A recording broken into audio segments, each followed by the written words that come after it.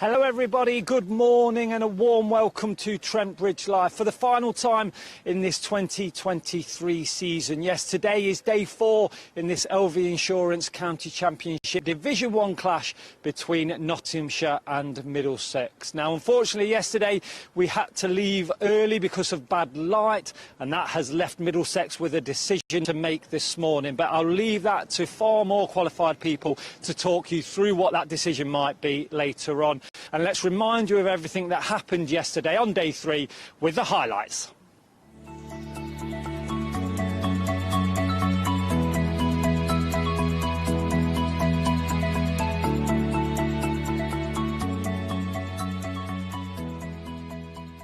Milestones around the corner though for Ben Slater, who's on 49 and now goes to his 50. Splendid innings from Ben Slater. At the other end, Joe Clark is on 25. First runs of the morning. Around the wicket now to Slater, and looks to bump him again. It's hooked in the air. Oh, and it's over Stoneman. That's his helm from the pavilion end. He's around the wicket and he's short and wide and punched away by Slater. Sent now, and Clark pulls it away out on the leg side. There is protection there, but he's not going to cut that off at mid-wicket 4 to Clark. Yadav bowls. A little short and he's cut hard. As Roland Jones is in, bowls, and this is hit in the air and wide of mid-on for 4. A flourish from Clark to bring up his 50. Really beautiful. Clark comes down the track, gets hold of this and bullies the ball down the ground towards us for 6. Bowls, bit of flight. Oh, up in the air, and 6. Is that going to be for Clark? He's got all of that, hasn't he? He has indeed, and long on just has a gentle stroll. Now, is it Clark on the pad and gone? Robson bowls to Montgomery and he drives handsomely through the offside. I think that's going to be 4. Last ball of the over. Bowls, and he's swept this one away for 4. Reverse sweep. De Carey's comes in, a slip and a short leg. He bowls and a reverse sweep. Away again from Montgomery. 4 more.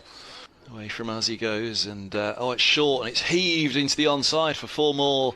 One shot of his half century, and he's going to get it now as he pushes this ball gently into the offside. Gets a generous applause here from this faithful crowd here at Trent Bridge. He's in now and bowls, and Montgomery's done and he's stumped. He's threatening to break through as he bowls and takes the edge. A flashing drive from Moores. He's gone for a 7th ball duck. Helm bowls to him and he's cut this away for 4. There we are. Bowls to Slater, and Slater gets back and cuts away for 4. It's a good shot. His Helm bowls short and Slater will take it on. He'll put it away on the leg side and he's already punching the air as he rushes down to the non-striker's end. Very well battered, Ben Slater. That has been an absolute triumph of concentration and dedication. Comes Yadav, light aeroplane going over the ground. Lyndon James is bowled. Maybe an inside edge onto the stumps. Gives Helm bowls full wide outside the off stump, and that is clattered through the covers for 4. Bowls, and this is worked down to deep backward square leg for 4. Lovely shot, beautiful timing by Harrison. Sheer determination of Ben Slater to get out there and score runs. There's another lovely shot from Calvin Harrison. Every delivery there seems to be a hold-up of sorts down the leg side, and has he got a wicket? He has! 3 around the bat as he bowls, and that's a glorious drive by Hutton. His first boundary, I'm sure. In bowls, a lot of flight and heaved up in the air and over long on for 6. Roland Jones is past the umpire, still around the wicket. He bowls short and it's hooked. It's a brilliant shot. As Yadav bowls to Hutton, and it's driven beautifully through the offside for 4.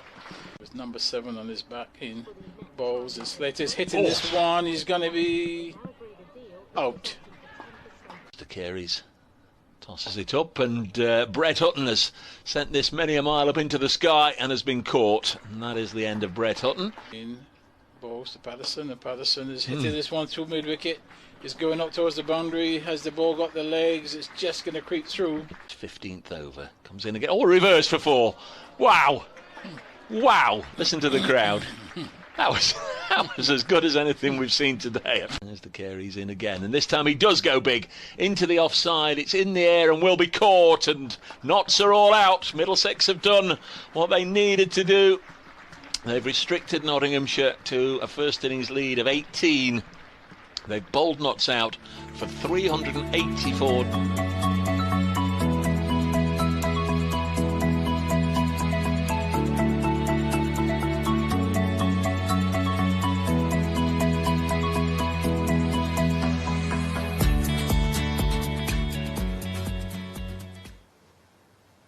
So that was the main action from day 3 yesterday. A fabulous 100 for the opener, Ben Slater. And let's not forget, on Tuesday night, he was struggling to walk because he got hit on the thigh and he was in a lot of pain, but a fabulous 100 from Ben Slater there yesterday. His family were in the ground and he obviously popped his bat over to his family. That was for them. But let's hear what he had to say at the end of day 3 as he caught up with the Trent Bridge media team.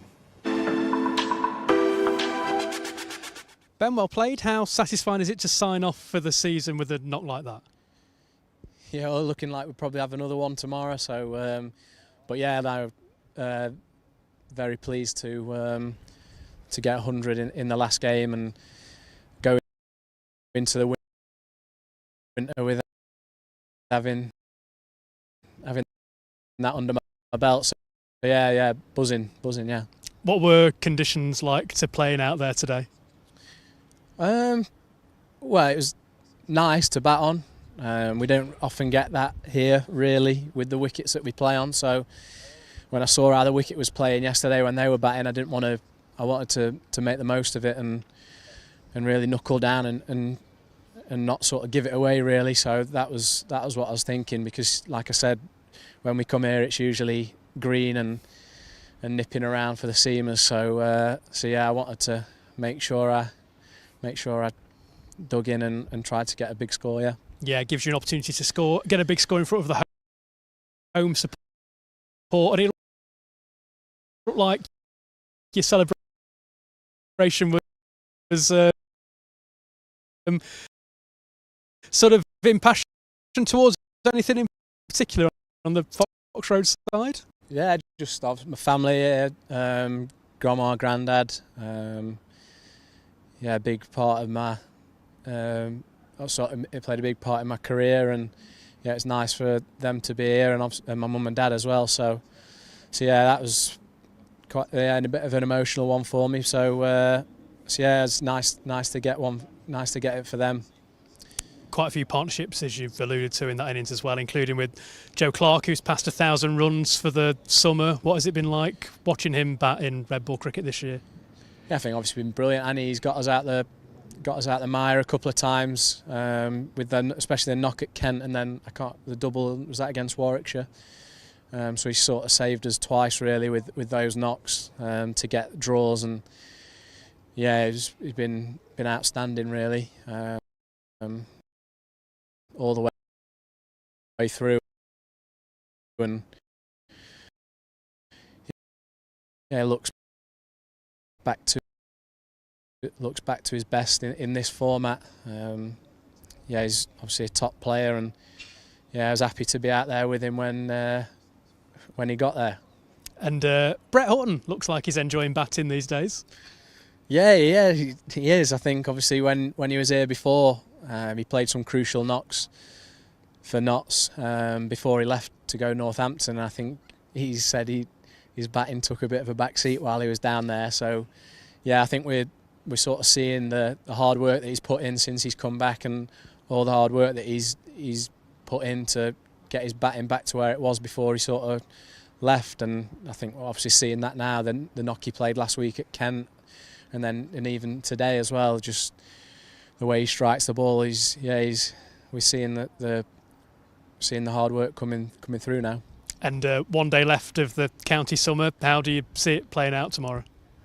I don't know. I think we'll have to see. I think obviously we've put ourselves in a position to try and put them under pressure in the morning. Obviously it's a good wicket. Didn't really seem to be doing that much with the new ball when we were out there. So I think obviously it depends what they want to do really. Whether they're going to come out hard and set us something for us to chase. But yeah, I think we've just got to see what happens. See what happens in the morning.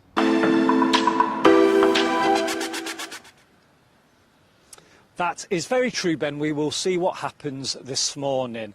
Thank you very much for Ben joining us last night. Now, we are literally just a few minutes away from the start of play. The bell has just rang, so the players and the umpires will be making their way out into the middle very, very shortly. But it just gives me a few minutes just to say a few thank yous. Thank you to everybody that's been part of Trent Bridge Live this year, to all the crew, whether that's camera operators, people that have been in the gallery, replay, graphic designers, everybody. Obviously, you are a massive part of what happens here at Trent Bridge and obviously the production of Trent Bridge Live. A massive thank you to all of you, all the viewers out there that have joined us over the 2023 season. Without you joining us, watching the lads do their best out there in the middle, then really there's no point in us being here. So thank you very much for your continued support this season, all the messages that we've received throughout the season and over the last few days. They don't go unnoticed and they are very much appreciated. Thank you very much for the brownies and the cookies as well. The winter diet starts on Monday. And then finally, really, before I hand over to them, it's time to say thank you to all the commentators. Obviously, they bring the pictures to life with their sometimes humour, I'm going to say.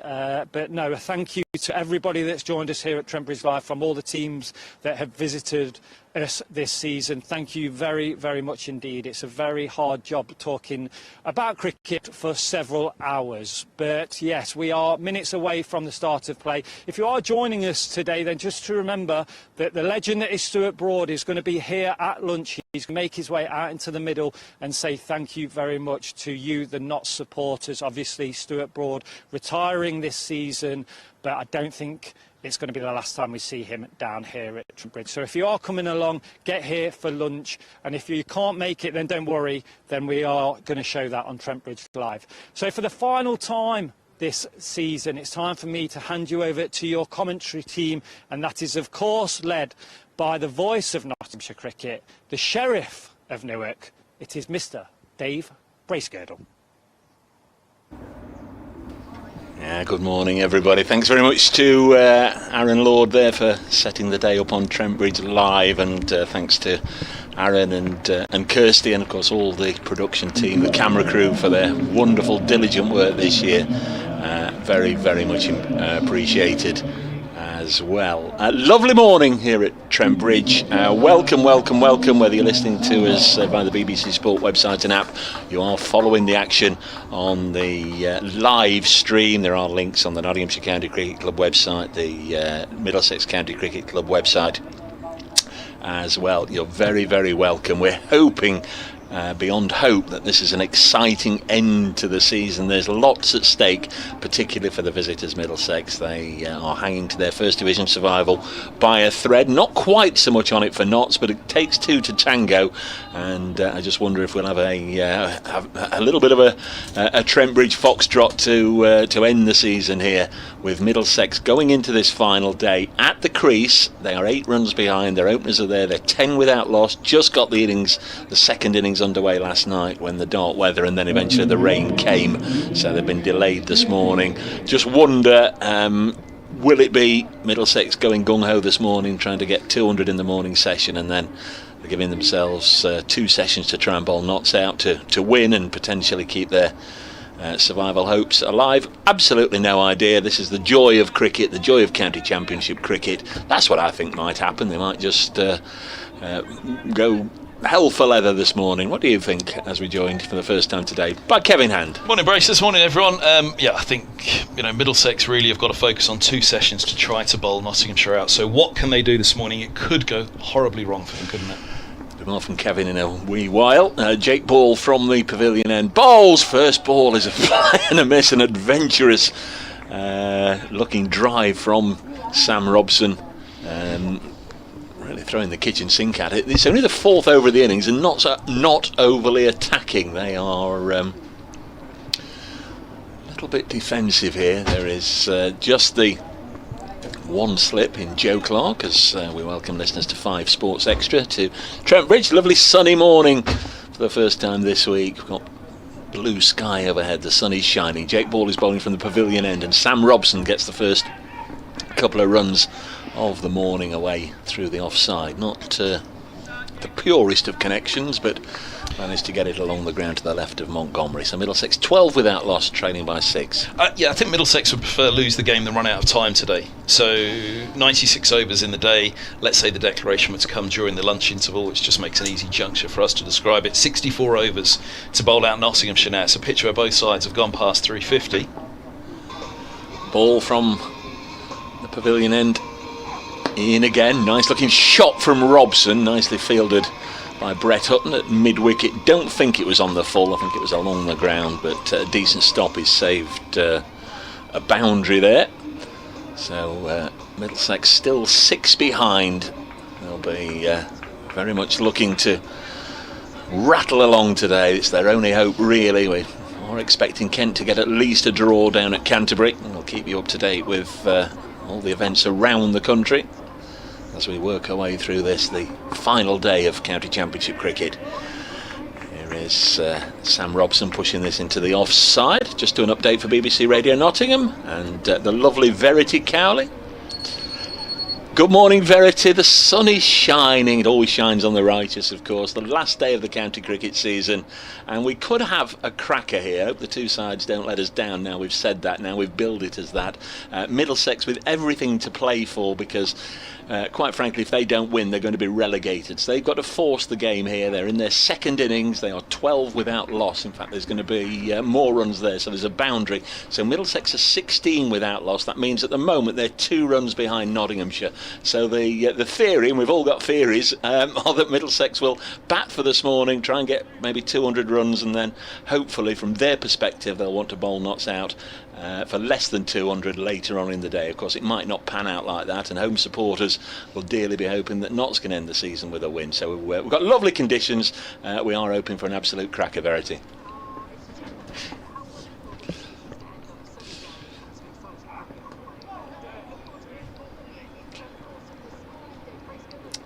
Thanks to Verity Cowley then on the morning show on BBC Radio Nottingham. A single was taken from the last ball, so quite a profitable first over of the day, bowled by Jake Ball. His farewell, of course, 17 without loss, so 7 from that over. Sam Robson then joined himself, he's on 15. Mark Stoneman's on 2, and Brett Hutton will bowl the second over of the morning from this, the Radcliffe Road end, 2 overs, none for 8. I'm going to make way for Roland Butcher to take you through the next half an hour with your braces. But yeah, exactly everything you've said there. I think Middlesex with the mindset. I mean, their numbers 3 and 4 are 100 batters. Their numbers 5 and 6 were in the 100 last year. They didn't make this year's edition of the 100. I think the key man could be Mark Stoneman. He hasn't had his best year, but if he gets in, he scores quickly, doesn't he? And if he hangs around for a wee while this morning, and well, Middlesex would hope the majority of the session, then Middlesex could have that 200, 220 he talks about. Well, from Kevin before too long, here's Brett Hutton running away from us, past umpire Ben Debenham. There's a really good delivery which just jags back. I'm not sure where the ball's gone. In fact, I think it's been stuck between the legs of Sam Robson, nipped back into him, maybe an inside edge, and then it just sort of wedged between his 2 pads, and Sam Robson was backing away, but very careful that the ball didn't run out and roll back towards the stumps. Would have been a little bit of an embarrassing moment for him. Robson's made a bright start. He's on 15. Here's Hutton. 60 wickets in the championship this season. Bowls to Robson. He's caressed this into the offside, not particularly forcefully. He'll get a couple of runs out towards the Fox Road side of the ground, 2 runs, and that will mean that Middlesex lead. They lead by 1. Roland, very good morning, former England Test batter, former Middlesex man, Middlesex at heart. Roland Butcher's with us. Dave, good morning to you, and what a glorious day to finish the season. If anything to be remembered this day, it's perfect weather, and I'm sure the players will enjoy being out there today. Poor old pile of sawdust had just been trampled over by Brett Hutton. He was backing away, didn't see where it was, flattened it, bowls to Robson. Again, he's worked it on the leg side. He'll get a single this time. He's been busy this morning, Robson, and I guess they've got to be, Roland. Do you sort of agree with my thinking? Of course, it might not pan out like that, but it's the only way, isn't it? They've got to win to have a chance of staying up, and they've got to bowl Notts out. So to get into that position, they need to score as many runs as quickly as they can. Yeah, they've got to do all the pushing in this game, and not just pushing with the bat. Then they've got to do the job with the ball. I mean, Notts don't really have to push very hard, as you can see. Very defensive field. You know, the ball is still new, and there's just one slip in place, so they'll set their stall out in terms of what they're going to do, just try and keep the runs down. 4 out on the fence, 2 on either side as Hutton bowls to Mark Stoneman. His first ball is biffed back past the bowler, past the stumps, and very, very straight indeed. First ball he's faced this morning, I think, Mark Stoneman, and he's walloped it away for 4. What a lovely straight drive. It was, and there's a nice friendly half volley to get first up with a field spread. As a batsman, that's what you would like to get first ball. A nice juicy half volley, no pace whatsoever, just floated nicely up there, and Stoneman made no mistake and with that the solitary slips removed. Yep, got 10 balls this morning, 14 runs. So the tempo has very quickly been laid down by Middlesex. Hutton bowls again, Stoneman once again drives, but this time straight to Calvin Harrison, wearing the white floppy sun hat at extra cover. Really like the cut of his jib, young Calvin Harrison. He's a leg spinner, he's a lower order batter. He got some useful runs yesterday, didn't he? Played some very nice shots, but he's an excellent fielder and catcher as well.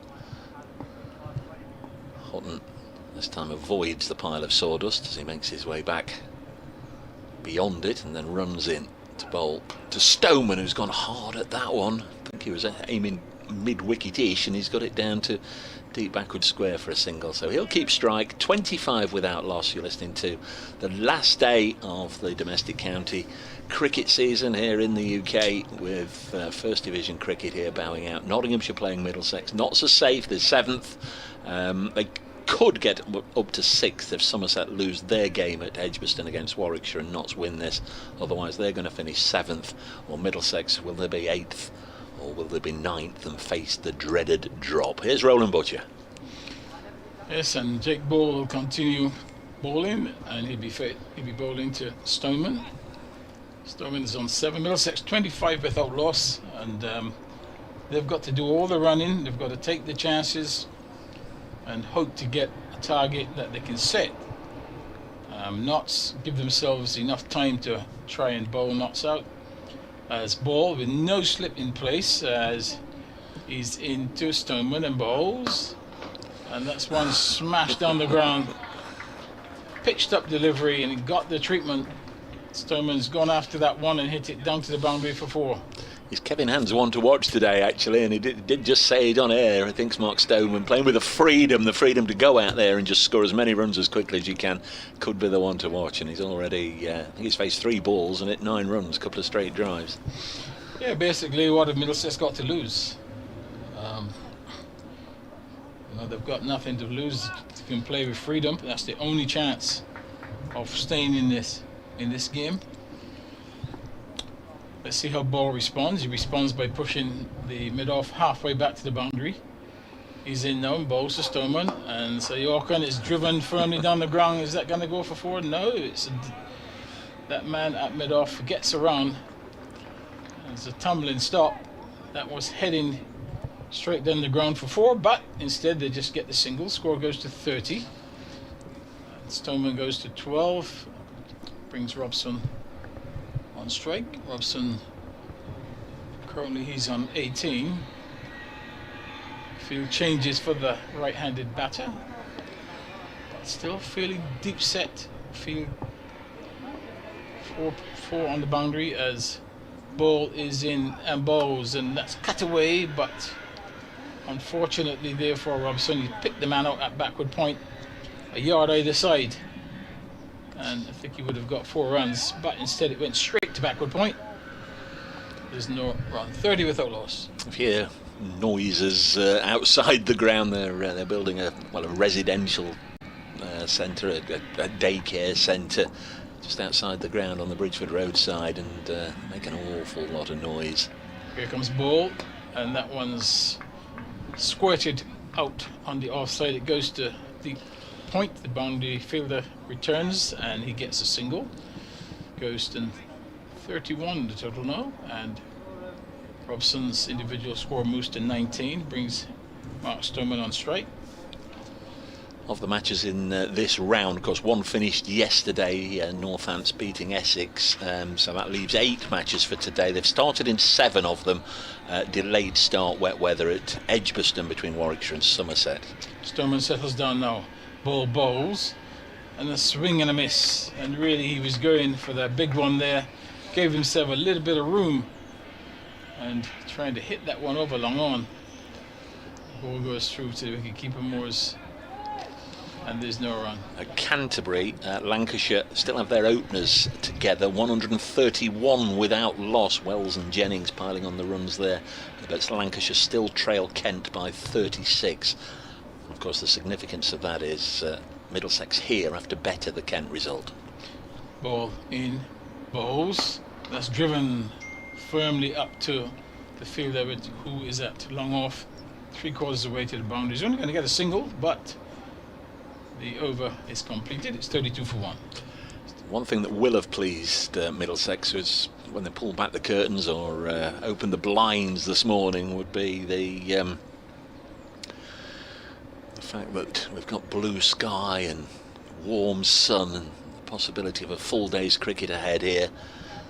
A lot of plans could have been put in place by Middlesex, and that would have all been snuffed out had there been the dark conditions or wet weather that we've had on the other days of this match. But very, very pleasant this morning, so every possibility of a full day's cricket here, which can only aid Middlesex and what they're trying to do. Here's Hutton, a straight approach. Balls again to Stoneman, and once more he's not held back. It was outside the off stump. Went vigorously at it. The ball might have kept a whisker low. I don't know if Brett Hutton took a fraction of pace off it, but the ball under the bat and bounced again before reaching Tom Moores. No slips at all, so not very much aware of what Middlesex are trying to do this morning, and obviously doing everything they can to make it hard for them. Hutton in again to Stoneman, and again he's had a flash at this one and gets nothing on it. It goes through to Moores. Stephen Mullaney, the captain, found himself on the long off fence, I beg your pardon, and has just asked Calvin Harrison to swap positions with him. So Harrison disappears down below us. Just trying to see him as we reach over the top of the TV gantry, and Mullaney's gone in at extra cover.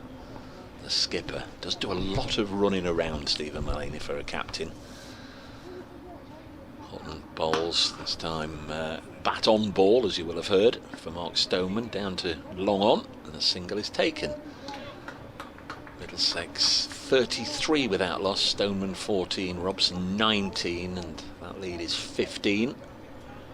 Just really need a good 2 hours with the bat, don't they? Yes, and Stoneman throwing the bat at every ball. So Middlesex moving along nicely at 33 without loss. Robson's on strike. Brett Hutton just holding a little bit. Calvin Harrison had walked in from long on to mid on. He's sent him back out again. Hutton bowls, and it's played in that general direction and fielded by Harrison, but they did take the single. 34 without loss, the lead 16. There were 18 runs between the two sides on first innings. Middlesex made 366, a century from Ryan Higgins, and it was Ben Slater with a 3-figure score for Nottinghamshire as they yesterday were bowled out for 384. We lost a good chunk of cricket in this game, only 40 overs or so on the first day.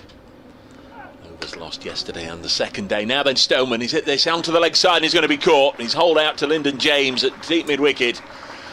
Took the aerial route, understandably looking to get on with it quickly, but Stoneman has fallen, and Brett Hutton goes to 61 wickets for the county championship season, and right now he's tied at the top with Simon Harmer. Harmer of Essex, his season is finished. His last match finished yesterday. Ben Rain is threateningly close to the pair of them, but a couple of wickets behind as we speak. But Brett Hutton goes to 61 for the season. Mark Stoneman caught Lyndon James, comfortable catch in the deep from the bowling of Hutton for 14.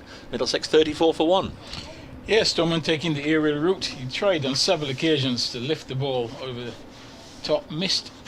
On this occasion he made a decent contact, but not good enough to beat James, who's on the deep mid-wicket boundary. Took a comfortable catch inside the boundary, and Middlesex have lost their first wicket. And Max Holden comes to the crease.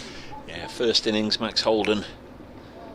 What an absolute beauty of a ball from Lyndon James. It was Lyndon James' first ball of the match, round the wicket to the left-hander on the angle, and he just demolished his middle stump, didn't he?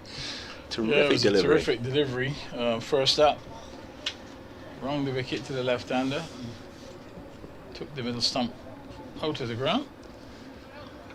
So there's one ball left in this hot and over. Once again, he's struck early, as he has done throughout the season. He's had a fabulous, fabulous campaign. They didn't play him in the first match of the season. Notts went down there with pretty much a 5 or 6 options. Ollie Stone was available. Luke Fletcher was playing then. Dane Patterson. Obviously, the likes of Lyndon James and Stephen Mullaney, they offer a bit of medium pace as well in the all-rounders role, so they had lots of options, and Brett Hutton was left out at the Ageas Bowl. Well, since then he's run through most sides as he's pushed into the offside to Mullaney. End of a successful over for Brett Hutton. 4 overs, no maidens, 1 for 18. 61 wickets for the season that he played down at Hampshire. Who knows, might have added a few more to it. 34 for 1 Middlesex on a lovely sunny morning in Nottingham. You can certainly say that again in terms of the playing conditions. Certainly perfect for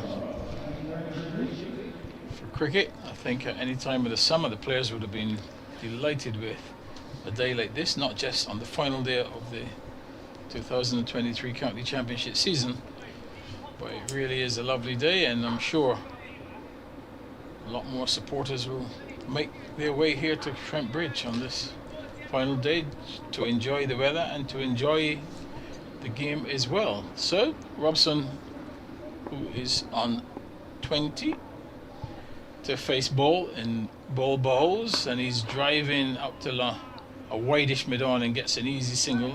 He's in the air for a while, but safe, nowhere near the mid-wicket. Mid-on halfway to the boundary, so he had to move 15 metres to his right. So he gets a single and goes to 21. It's 35 for 1, and Holden, he will face his first ball from ball. Field changes over for the left-handed Holden. Ball in bright sunshine, runs in to Holden and bowls outside the off stump, and no shot offered as Holden allows that one to go across the left-hander and taken there by the wicket-keeper Moores. At lunchtime today, Stuart Broad is going to be honoured by the Nottinghamshire County Cricket Club. Through this week, it's been a week of saying farewell to some of their stalwarts, Samit Patel and Jake Ball, leaving Nottinghamshire at the end of the season. Ball in and bowls, and Holden they're going to get a single here. It's going to be a bye. He's going to call it wide, actually. First of all, he's looking to ramp it and then try to cut it. In any event, Moores couldn't take it cleanly, and the scamper through for a bye, eventually call it wide as well. Very much 2023 cricket. The number 3 batter arrives at the middle before he's scored. He's playing a ramp. Didn't happen in your day, Butch. Not at all. It's a different game now, as Robson's waiting for ball bowls, and Robson cuts, and again another misfield there at backward point, and he gets a single. Who recovers, throws to the non-strikers, and hits the stumps, but Robson has made it ground, so it's 38 for 1. And the ball was cut straight to backward point, really. Yeah, Joe Clark throwing the stumps down eventually after his initial misfield. He threw the stumps down for about 40 yards. One of the highlights of the season was actually down at Taunton. Joe Clark ran out Tom Abel with a direct hit from the boundary. It was a wonderful bit of fielding. Ball to Holden. What's he going to do now? That's what he's going to do. He's going to drive firmly up to a deepish mid-off and gets a single. So he gets off the mark. Field changes over again for the right-handed batter, including the umpires who make their way from one side of the field to the other. It's 39 for 1 Middlesex, and the lead by some 19. They've got to do all the running today if they want to get something out of this game. As ball is in now and bowls, and that one's run away down to third man. It's going to get an easy single as fielder comes in and just returns to wicketkeeper Moores. So score goes to 40. I think already what we've seen this morning, Roland, is that you were right yesterday. I suspected it might go a little bit like this. Kevin Hand wondered if there'd be some collusion this morning, but you said, why would there be collusion? It's in their interest to make it hard for Middlesex here, because Middlesex might lose wickets trying to force the pace this morning. Of course. Ball to Helm, and this one is hit down the ground. I don't think he'll get a boundary there. It's well fielded there by It's Calvin Harrison down there. By Harrison. Not the tidiest piece of fielding, and slid across to his right coming from long on.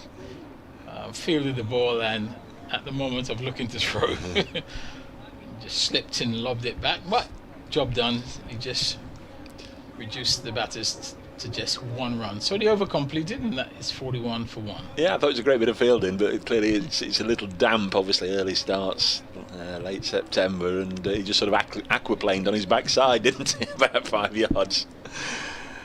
I think he was only the passenger there, wasn't he? He certainly wasn't in control in that little journey. And you look at, shall we say, his derriere, which is now smeared with Trent Bridge grass and mud stains. Kept them to 1. 41 for 1. Here's Hutton. Bowls, and this one is again scooped away by Holden.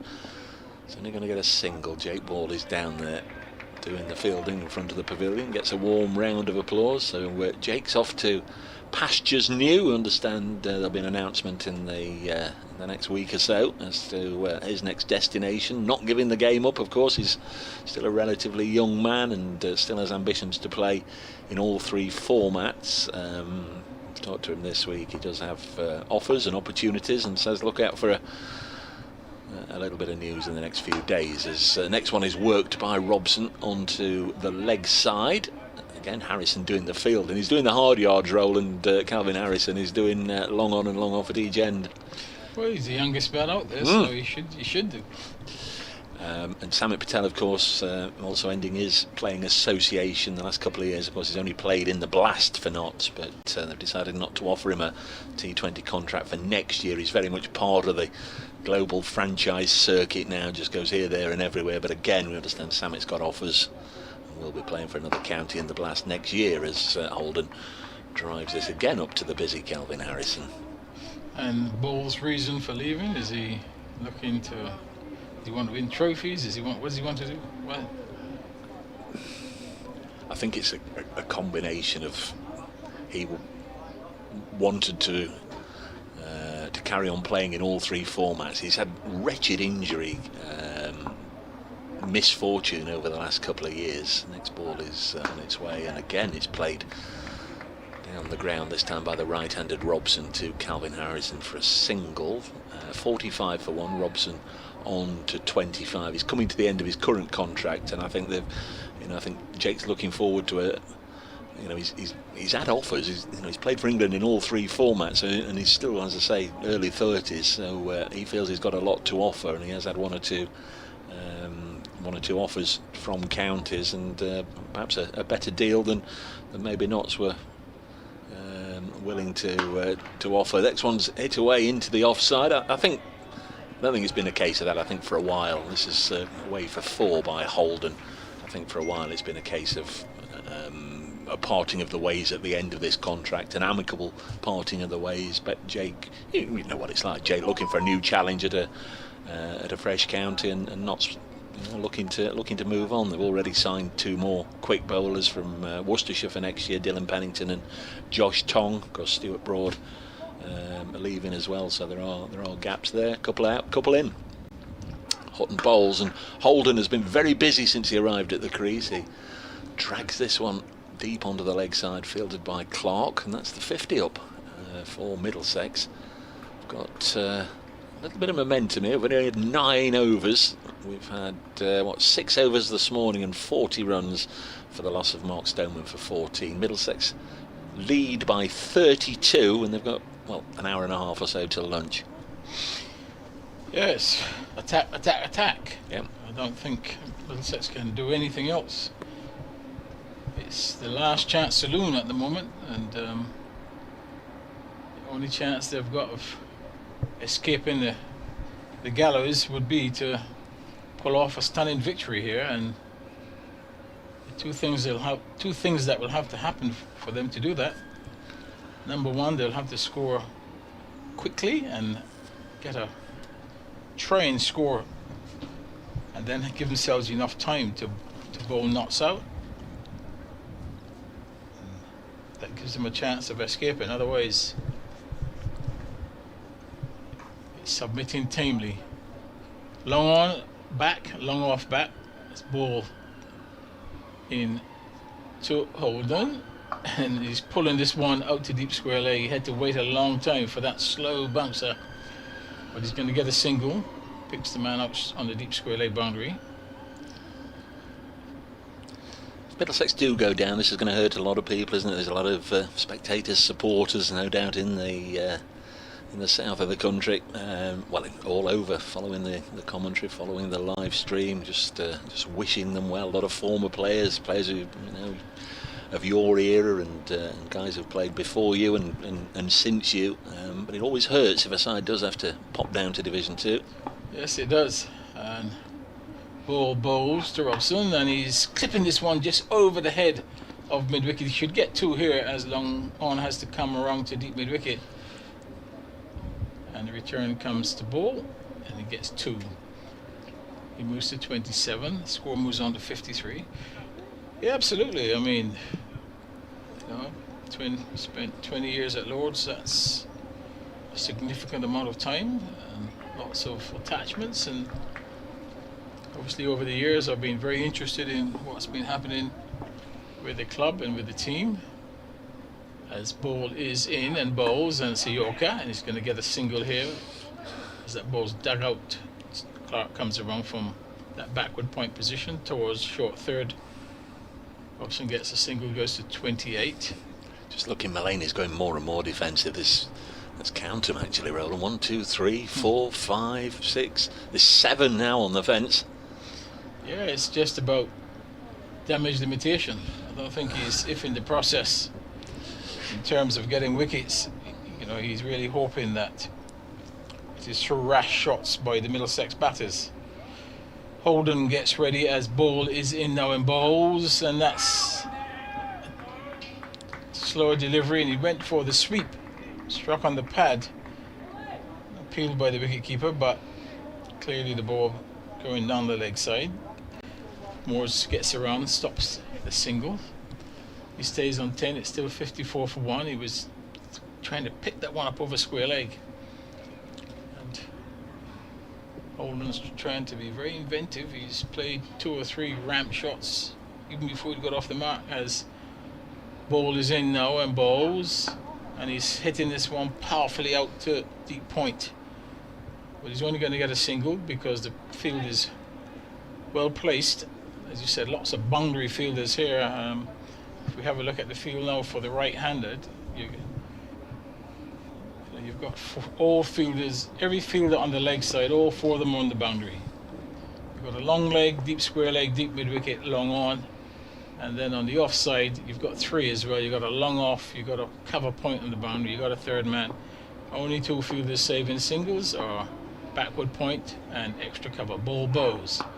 And this one is worked into the onside. He's initially looking for 2, but he won't get as the return comes in. So 1 more to the total. It's 56 now for the loss of 1, and that was the final delivery of balls over. So he did what he needed to there, was to prevent Middlesex from getting any boundaries. And apart, you haven't seen any boundaries for a couple of overs, so Notts have done a fairly good job in the last couple of overs. Yeah, gone very defensive. A number of messages coming in on the old Twittery thing at Brace Cricket. Nigel King, what time's lunch today, please, says Nigel. That's 12:30.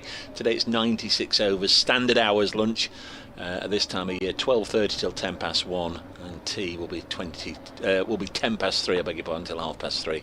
Is Hutton into the right-handed Robson, who drives through backward point. They've run the first one quickly. They should get back for 2 here. It's going to be a little debilitating. Keep pushing and trying to run 2 with all the fielders on the boundary, but might be the best course of action. The Sheffield outlaw, Dave, could you wish my son Joe a get well soon? Joe, what have you done? banged his head yesterday. He's off school today. The bonus is he can watch the live stream. Thanks for all the commentaries this season. Oh, Joe, take care, mate. Hope you feel well over the weekend. And to the Sheffield Outlaw, many thanks for all your contributions this season. Lovely to see you a time or two around the place, and we'll hopefully see you next year as a short pitch ball from Hutton is dragged out to Mulaney at deep mid-wicket. 59 for 1, wishing Joe well, sending best wishes to another of our regulars, Mark the Mod. Morning, gents, from sunny Sevenoaks in Kent, where I'm prepping my vinyl for tomorrow's Tunbridge Wells Record Fair. Many thanks to you, Dave, and all the BBC commentary team for bringing us the fun this summer, winter well, etc. Thanks, Mark, and as I say, it was nice to catch up with you at Canterbury, and thanks for all your contributions through the course of the season. Very much appreciated. As the next ball wide of the pegs, Holden down on one knee trying to drag it to leg. It was just too wide of the off stump, wasn't it, Roland? Yeah, he went after that one. It was a slower delivery deliberately by Hutton. Just took the pace off it, and Holden swinging to the leg side. Didn't make contact. Roland Butcher, former Middlesex and England Test batter. Kevin Hand will be with us hopefully before too long. He's bitten off his fingernails. He's Holden drives this in the air, and will he be caught? He will! Jake Ball, a wonderful catch! A wonderful catch! You hope he's got one or two more Trent Bridge memories in the locker, but if that's his last meaningful act, it was a wonderful one. Holden has sliced this ball in the air, high down towards the batman board at third man, and Jake Ball rushing in, flung himself full length forward, and you always know it's a good one when the teammates, just wherever they are in the field, just suddenly throw their arms up and start running towards him. They knew that was a good one. Holden caught ball, bowled Hutton for 11. Or their surprise. But it was an excellent catch. Pitched up and wide, and Holden went after it, got a thick edge, went down towards third man. Just do an update for BBC Radio catch. Nottingham, Roland, and then we'll bring you back in.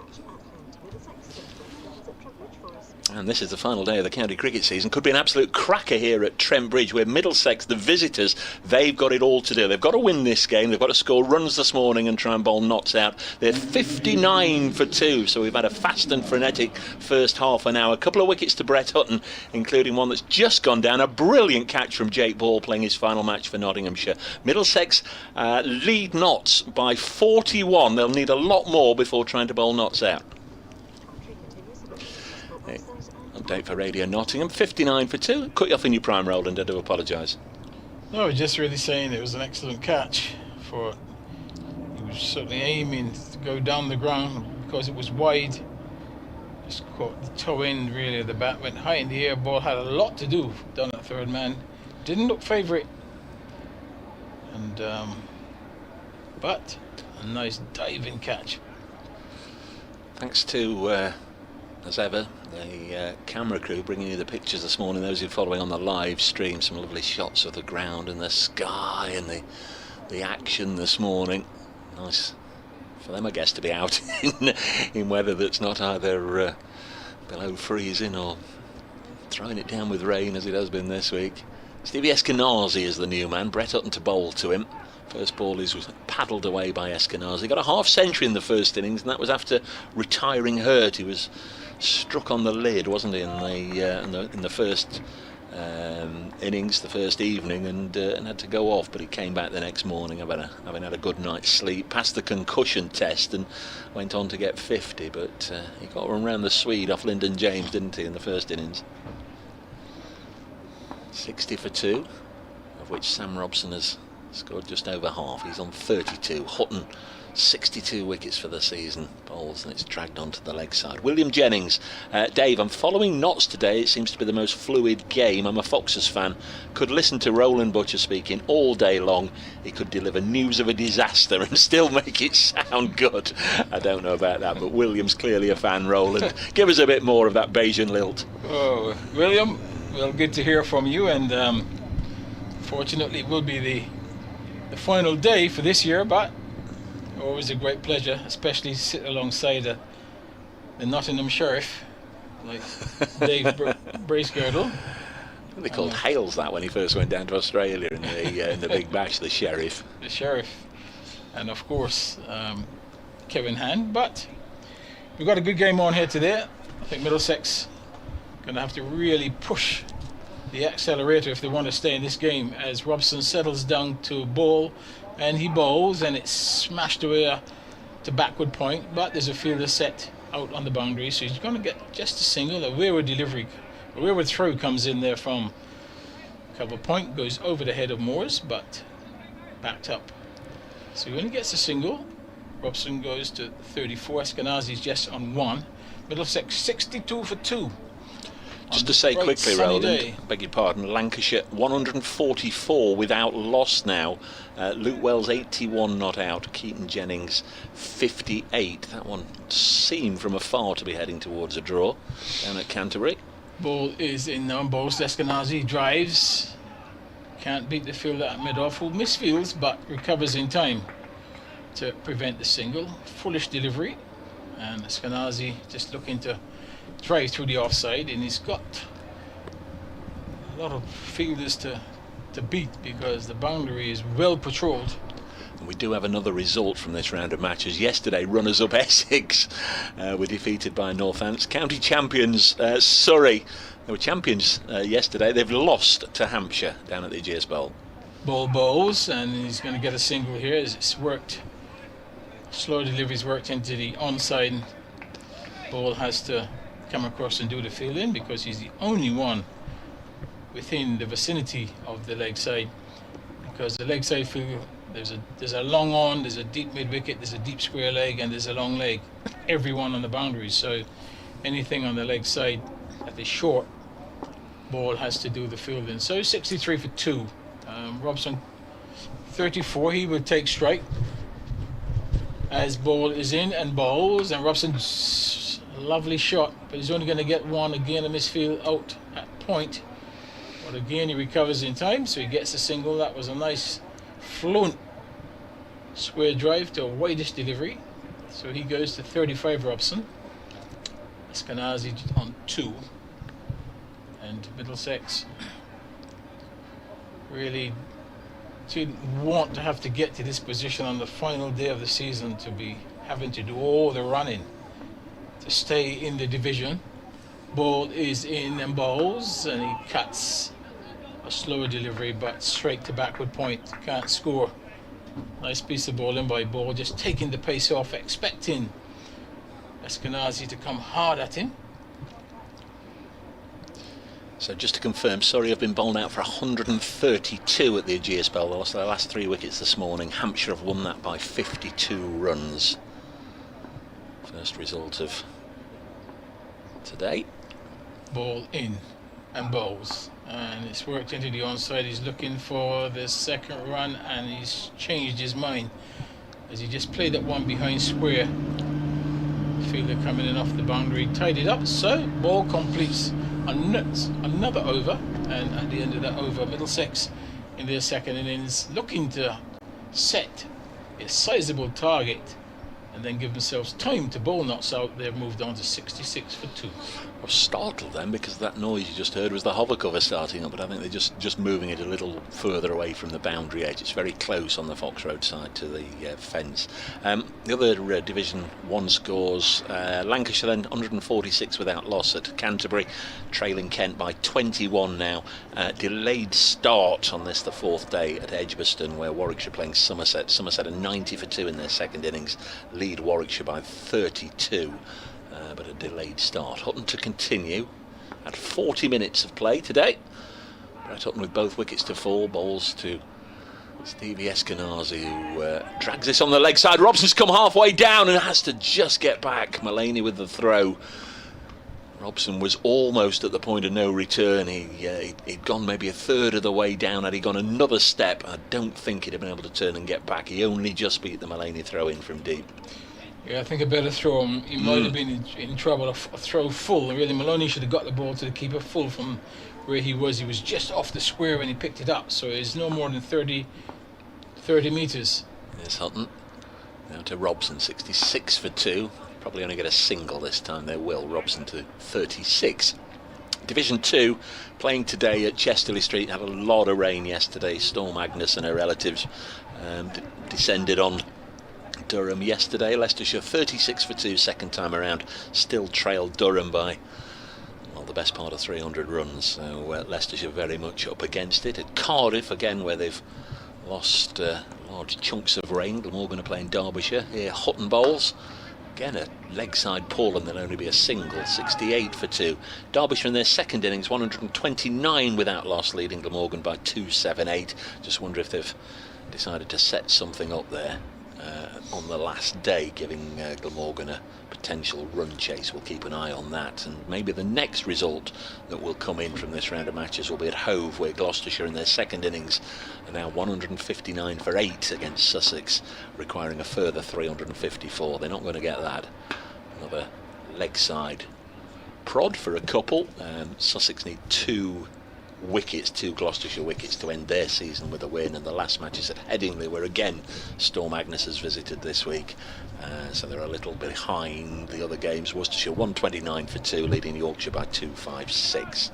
All the scores, all the updates, the text service on the BBC Sport website and app, and find the cricket page and away you go. Next ball short. Eskenazi, I think, threw the shot. Was there some bat on that, or did it strike him on the body? Umpire Debenham, yeah, seems that there was a graze on that one. 70 for 2. Middlesex lead by 52. They've still got an hour and 20 minutes of this session, but the momentum is with them. The force is with them at the moment. Notts protecting the boundaries, still with 7 out as Hutton coming to the end of his 7th over bowls. There'll be another one here. Again, Stephen Mullane is having to do the work. Is it good captaincy and that he's involved all the time, or bad captaincy and that he's doing the running about at 36 years of age when there's younger men out there? Well, it's where he's positioned himself. Yeah. So right now Middlesex dealing in singles. They would certainly like a few more boundaries, just but Notts doing a pretty good defensive job at the moment. Just keeping things tight, but field is fairly well set, so they've got a chance of cutting those boundaries off, particularly their leg side field. Graham Rowley, one of the regulars, good morning. Sadly I won't be able to stay with you today, folks. I've got to go out and earn a crust. I'd like to take this opportunity to thank you and your fellow commentators for a wonderful season. I hope you all winter well. Thank you, Graham. Robson will take the strike from Ball, who's in and bowls, and Robson's drive in square goes out to backward point, and just a single once more as fielder is positioned in that area, point on the boundary. One of 2 fielders on the 3 fielders on the boundary on the offside. There's that point, there's a long off, widest long off, and there's a 3rd man, and then obviously on the leg side, well protected by those 4 boundary riders, no one saving the single. Ball into Eskenazi, and he's down the wickets and hitting this one out to deep square leg. Again, is just a single as he picks out one of those men fielding on the square leg boundary. So again dealing in singles, so Middlesex not able to get the sort of momentum that they would like. They would like a flurry of boundaries. Yeah, they would. But at the moment, Ball and Hutton doing a pretty good job in terms of containment. Ball in and bowls. It's a bouncer and it's hooked out to deep mid wicket. Again, just a single. Good bit of teamwork there. Mid wicket coming around, sliding stop, tossing it to the fielder at deep square leg, who fires a strong return back to the wicketkeeper. In the meantime, yeah, it was Brett Hutton with the sliding stop, and he scooped it up for Lyndon James to fire in the return. Lovely bit of relay cricket, they call it, don't they? And Robson gets a single. Robson goes to 40. Eskenazi 7. He's on strike. Facing Ball. Ball bows, and Eskenazi's driving out towards that deep extra cover. Just 1 under his total. He goes to 8. That's 75. Brings Robson back on strike. So Robson has been going along quite nicely. He's faced 42 deliveries for his 40, so striking that over a runner ball, so he'd be quite happy.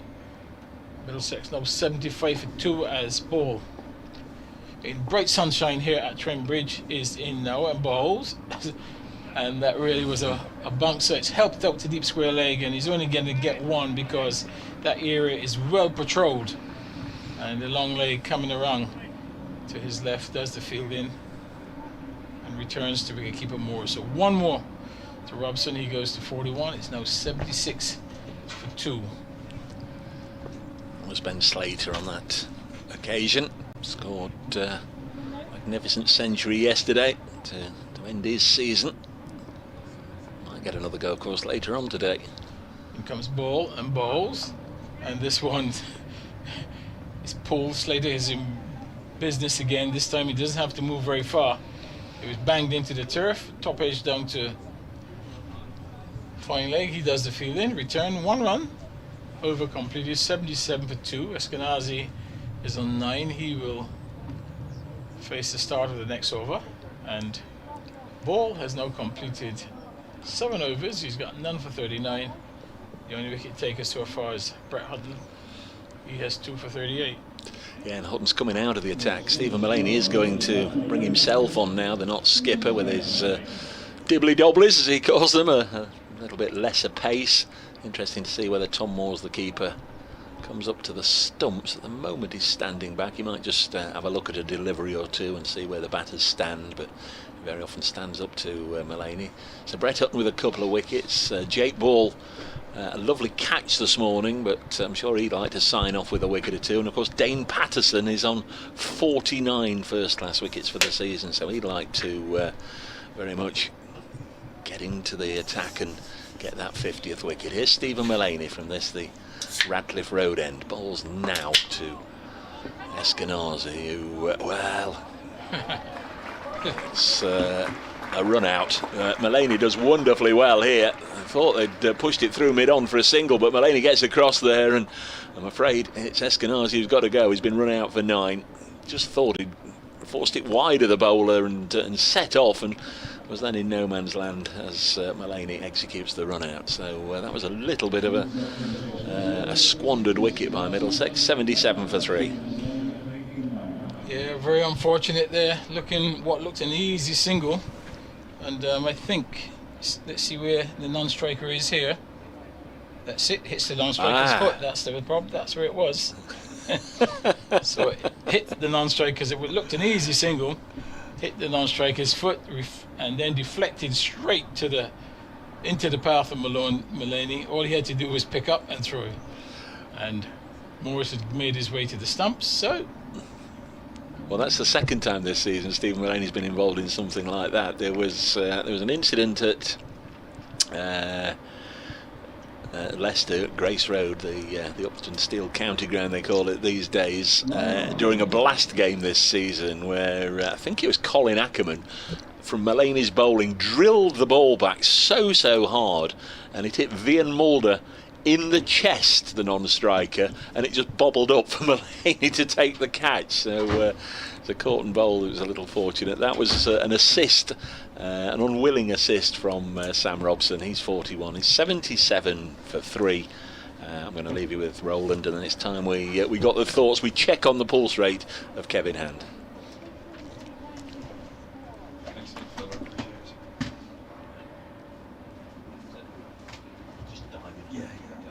Yeah.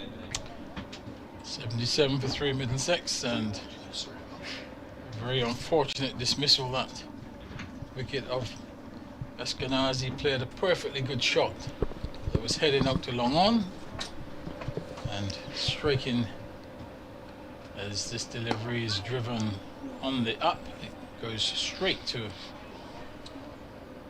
extra cover from Higgins, and once again just 2 fielders saving the single. On this occasion both of them on the offside. Mullaney with his gentle medium pace just pushes that delivery Higgins to extra cover, just protecting the short boundary on the leg side with those 4 fielders. Long leg, deep square, deep mid wicket. Mullaney bowls, and this one's driven out to mid-on, and he gets a single, gets off the mark, so the score moves now to 78 for 3, brings Robson back on strike. Robson's on 41. Say good morning for the first time to Kevin and this delivery is punched into the offside, just short of a length, and can't score. Goes straight to extra cover. Morning, Butch. I mean, look, the fear was they'd be 70 all out going for these runs. Middlesex this morning. Ball moves about a bit and it all goes horribly wrong, and there's no story at all. They're halfway towards at least having something, aren't they, on the board? Well, and he bowls, and he's going to get a single here as he comes across his stamp Robson and forces that one out to deep mid wicket. Good over that by Mulaney, just taking the pace off the deliveries, not allowing the batters to go after him. So over completed, 79 for 3. And what about this heat? This we haven't felt for 3 days. Haven't felt this since the first week of September. Actually, at Chelmsford, that was the week. Middlesex, Chelmsford that was the first week of September. It was glorious at that point. But the sun's belting through. We've been huddled up. We were cuddling each other yesterday to keep warm, weren't we? You know. No, today's a gorgeous day, and it's a reminder of what summer is all about. Aye, a nice day to end the cricket season overhead. How nice would it be underfoot for Middlesex? Well, as I say, 79 for 3. Kudos to Robson. My pick this morning was Mark Stoneman. I thought, look, if Stoneman gets in and sticks around, then Middlesex can really do something here. But well done, Sam Robson. Here's Patterson from the pavilion end. He bowls, and this is pulled away out to mid-wicket. They'll think about 2, but just a single there. He's 43 from 46 now. Higgins there, so they've lost Stoneman, they've lost the 200 stars. Holden and Eskenazi. Simpson, one of the biggest hitters, if not the biggest hitter, still to come. Josh de Carey's exciting young cricketer. Roland Jones, a massive hitter of the ball as well. But 80 for 3. They've got something at the moment, and well, it gives them a start. Here's Patterson, he bowls, and up there to Higgins. It's eased away into the offside, and he'll pick up a single just fine of the extra cover, which is Mulaney. I mean, look, 32 overs. If you go run a ball, you've virtually got 200 there, haven't you? So you don't need to go with the field set back at the moment. You don't need to go 2-man. Pick your moments. Higgins has got a moment to get in here, hasn't he? Yes, he has. But you've got to. The thing is, you've got to give yourself time if you're going to win this game, because at any time Notts can shut up. Robson awaits, Patterson bowls, it's bumped back to him. Oh, and it's it's come back off the inside of Patterson's foot, and it nearly allows them to get through for an unlikely single. No, I think they've got to have 64 overs, really, haven't they? They've got to declare at lunch, I think. As I said to Braces at the top of the show, losing will be painful, but running out of time will be more painful. I mean, obviously, you walk past somebody, don't you? You have a natter, and they know in their mind to win today they've got to bowl Nottinghamshire out for less than 200. That's their mindset. They've got to get out there at some point. They've got to bowl them out for less than 200. Now, in that though, as well as we've just discussed and said all the way through, is time. As here's Patterson bowls, and this is cut fine down to deep third for a single. Higgins moves to 3 from 5. At what point do they launch? Well, Robson.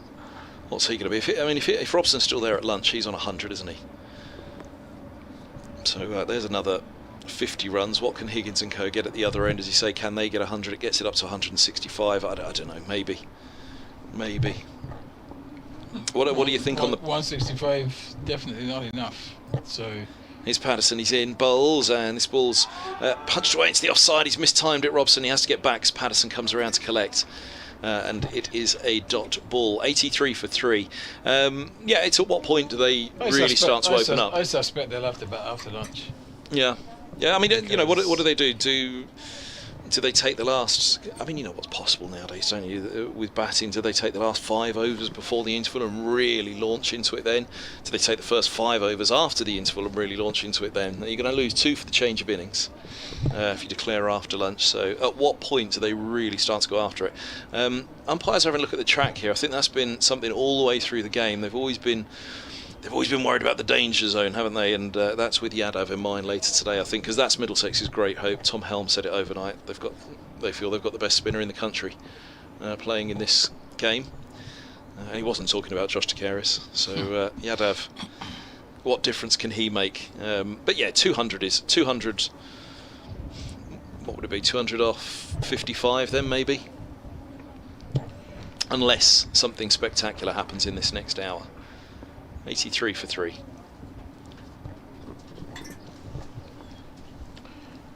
Mulaney into Higgins, balls, driven firmly out to long on, gets one as the fielder comes in off the boundary. So Higgins goes on to 4, brings Robson on strike. Robson's on 44.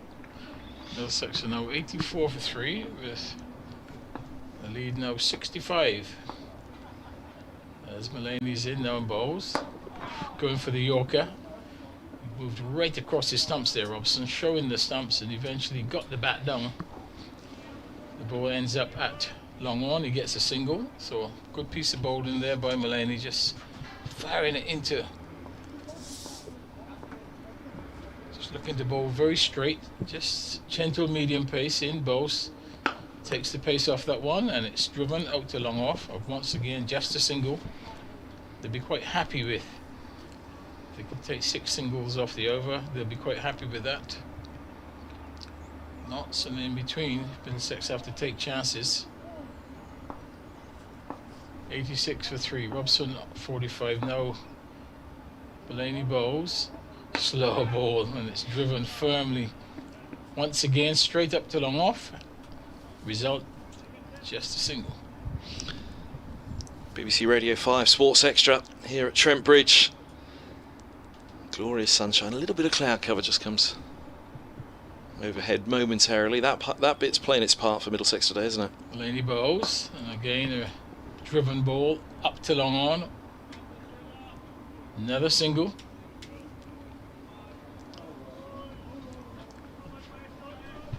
Now 88 for 3. Mulaney in his second over, he's got none for 7. 1 ball remaining, bowls, and again 1 off the final delivery, driven up to long off. He will take straight at the start of the next over. Middlesex now 89 for 3. It goes without saying as well, Butch, that overnight conversations took place. To what outcome, and what necessity, because for Mulaney, why does he need to?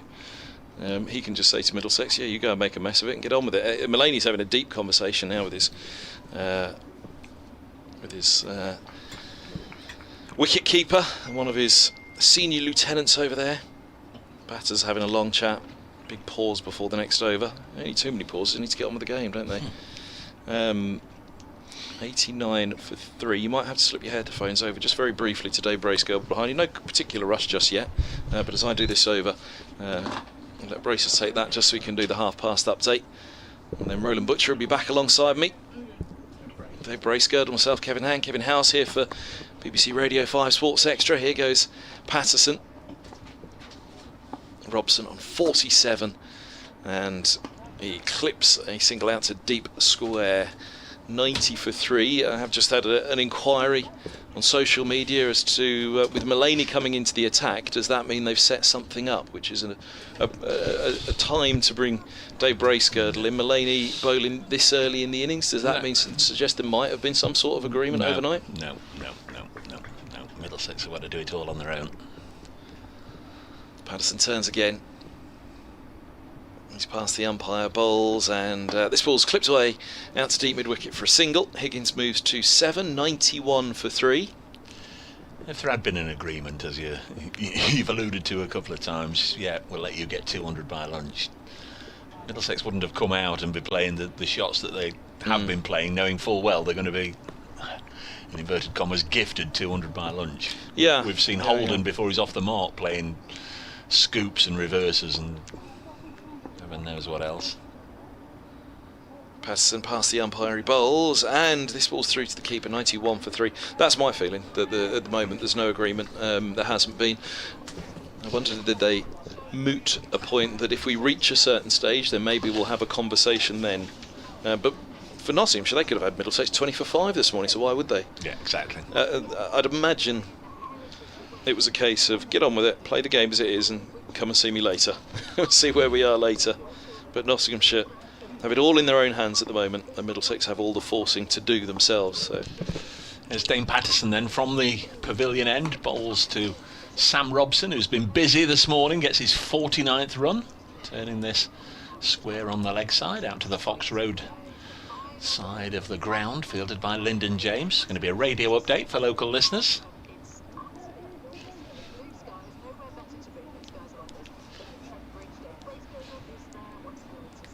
Yeah, it's just a shame we're not going to play through October, isn't it, if the weather's going to be like this.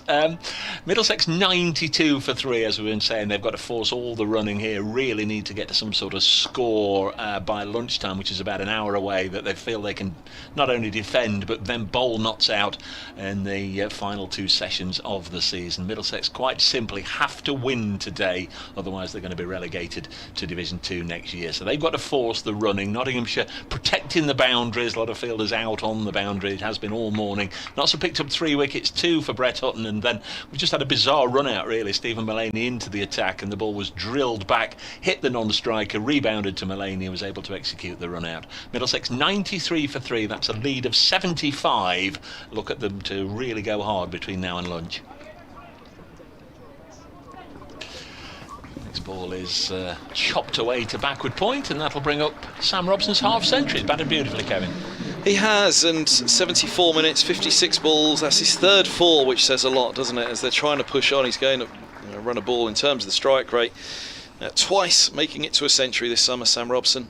And of the top order, he's the only one who can walk away and feel he's had a reasonable summer. And right now, at the last one, I picked Mark Stoneman this morning, didn't I? I thought if Stoneman hangs around for the morning session, things could really happen. But well done, Sam Robson. Told you earlier that we'd had a result at the Aegeus Bowl where Hampshire have defeated the newly crowned champion Surrey. The second result of today has come in the second division match at Hove, where Sussex have duly gone on to defeat Gloucestershire by 339 runs. Gloucestershire bowled out in the second innings for 173 there. Not been a great season really for either of them, and recently of course Sussex were docked a number of points for on-field misdemeanours, etc. So both will be playing their cricket in Division 2 next year, potentially welcoming Middlesex. Here's Mullaney, he's in, bowls, and this ball's eased away into the offside by Higgins. No run, 8 from 10. He's the absolute star of the show with the bat this year, Higgins, leading run scorer. Middlesex's star player. Century in the first innings as well here. Indeed, indeed. Only the second Middlesex batter to bring up 3 figures this year, behind Sam Robson, who's done it twice now. Inside edge of the bat from Higgins, down to deep backward square for a single. Higgins moves to 9, 98 for 3. The lead is 80. They've got to put very minimum 100 more on from here, haven't they? Well, Lancashire doing their bit. The openers are still there, 181 without loss. Luke Wells has reached his century. Keaton Jennings clearly playing second fiddle, is 67 not out. This ball's just full of length and it goes past the edge of Robson's bat. Mullaney offering it up outside the off stump, just a gentle dab. I can see Dane Patterson bowling from the pavilion end, and until he gets a wicket basically now. They all know he's on 49 for the season. It'd be a great achievement for him if he can get 50 again for the 3rd year running. It'll be the first Notts bowler since Andre Adams to do that. Mullaney bowls, and he's driven away out to deep cover for a single. Robson moves to 54, 99 for 3. 2010, the championship year, and then 11 and 12, Andre passing 50. Dane Patterson each of the last 2 years, and now on 49. Mullaney bowls. Oh, wrapped on the pad. Higgins must have been an inside edge on there. He was whipping that from just outside off, looking towards the onside. Actually, Patterson is, I was going to say, is the only one now not on the fence, and he's just been pushed back. He somehow found himself in sort of 2/3 of the way back at extra cover, and Mullaney said, out you go, go on. So they're all on the fence now. I was going to say, they're trying to whip it too hard. I mean, you just have to drop the ball for a single, don't you? And it's a run rather than not dot ball. As here's Mullaney bowls, and Higgins forward just drops the ball into the onside, down to long on for a single. Just a gentle turn, and Middlesex move to 100 for 3. They lead by 82. Higgins 10, Robson 54, and end of Mulaney's third over, none for 11. It is one way to make sure you only go at 6 and over, isn't it? Put all your fielders on the fence, just bowl for singles. Yeah. Yeah, well, as I say, if they'd gone 6 and over, 32 overs, well, you're up at 190 there in the session, aren't you? So, yeah, let's see what they do. Middlesex have to make all the running here, don't they? The lead is 82. Dane Patterson to continue. Notts a +1 on their over 8, so at the moment that's not a cause for concern either. There is Patterson then. Umpire Malinder at the far end, a scruffy inside edge now then. There's no fielders there. Down at long stop. The Snick bypassed the stumps and Tom Moore's. Dive to his left, couldn't get anything on it. Dane Patterson a little unlucky, but there'll be a rueful smile there from the South African, and also one from Ryan Higgins, who moves on to 14, and that's a little better for Middlesex, starting the over with a boundary. Yeah, every little helps. 104 for 3. The lead is 86. 3 wickets have gone down this morning. As Patterson bowls again, and Higgins will force this one square of the wicket on the offside. Out to Matthew Montgomery, who I thought played very nicely yesterday, a run a ball half century, and danced down the wicket once too often to Josh De Carey's and was stumped by John Simpson. But a nice positive innings from Matthew Montgomery, who I think pretty much played as many shots almost left-handed. He's eager to switch to reverse against the spinners. Patterson in once more. Robson will get this away, and again there'll be another run, so that's 8 from 3 balls in this over. No, it isn't, it's 6 from 3 balls in this over. 106 for 3. Well, that's the thing, isn't it? You know, talk about getting 200 on the board, Middlesex. In this day and age of cricket, it just takes one big over, doesn't it? And all of a sudden you're propelled to a position far ahead of where you were. Do they leave it for the last 5 overs before lunch and really try and go hard at it? Yes, Dane Patterson in, and oh, that's a wide. Crikey, he's apologising to. Has it been given? It's been given as a no ball rather than a wide. It didn't make the cut strip. Ben Debenham is being brought into this conversation. What are they saying here? Has he done this before? Has he had a warning before for anything? I don't think he has. Now then, what's going on here? They're just clarifying whether it is a wide or a no ball. It's clearly a no ball. It seems like Neil Mallinder's asking Ben Debenham. Oh no! No, changed it to wide. Well, it was. It was sent down on the strip next to the one they're playing on. It was that wide. Clearly came out of the hand. Not as Dane would have wanted. So it's a wide. So it's only 1 to the total, but the extra ball. This time, Patterson fields off his own bowling. No free hits, of course, in this form of the game. Richard Dawson, very kind of you, Richard, thank you. Another wonderful season of Championship cricket. It is still the best format. Enjoyed all the commentaries through the season and all the nattering. Thank you very much. Thanks to you, Richard, and to everybody that's sent in some kind words this morning. Really appreciated. Thank you very much. We only do it for the listeners, of course. As Patterson bowls, and again, Ryan Higgins can't get it away. Plays it back to the bowler. Very much enjoy bringing you the games across the competitions from April, start of April each year through to the end of September, and really never take it for granted how fortunate we are, but it is nice this time of the year when we often hear from people who've almost become close family friends through the course of the season. This is edged, and Moores will take that, and Patterson gets his 50th wicket and celebrates with a fist pump, and his teammates have enjoyed that as well. Stephen Mulaney first to him. Congratulations. A little bear hug from Stephen Mulaney for Dane Patterson, then Tom Moores, then Brett Hutton. What a season those two have had. Hutton and Patterson, more than 50 wickets apiece. Ryan Higgins a century in the first innings, this time just trying to fiddle outside the off stump, and only got a very fine edge on it, and it's been taken by Tom Moores, and that is the 4th wicket to go down. 107 for 4, Higgins out for 15. yeah, just trying a little dab, wasn't he? Fine edge through 2 Moores and a big wicket. Dangerous player, Ryan Higgins, so he departs 15 from 19, just the one boundary.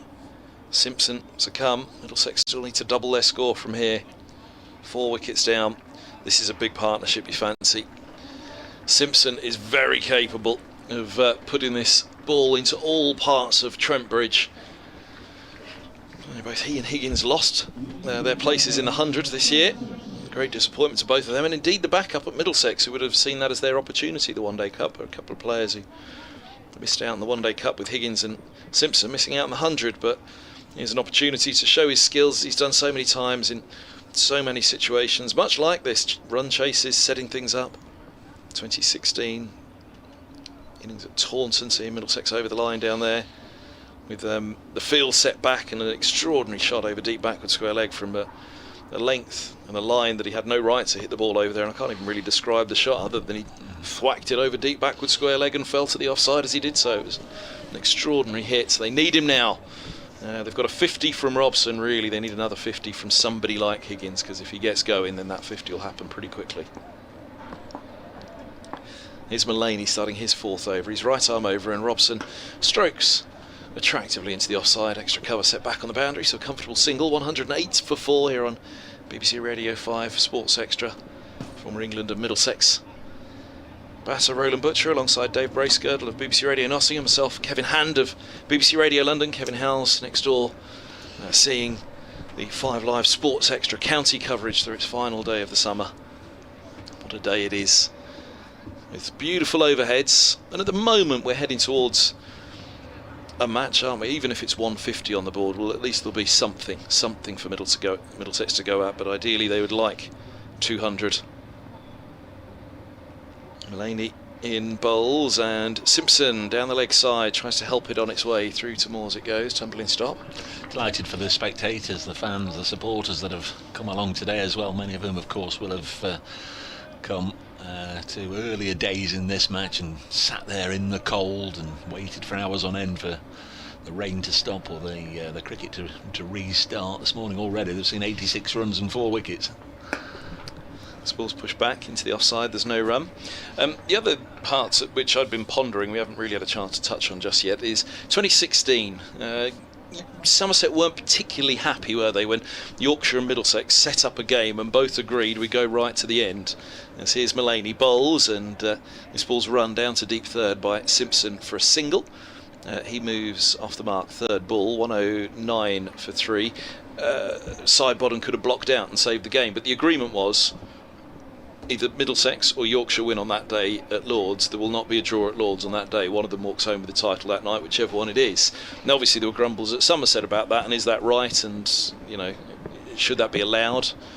Should there be rules and regs to prevent that? As here's Mullaney bowls, and this ball's run away down to deep third for a single. Robson moves to 57, 110 for 4. Now Nottinghamshire don't have anything riding on this particularly. They could climb above Warwickshire, couldn't they, depending on their match? Above Somerset, sorry, depending on their match against Warwickshire.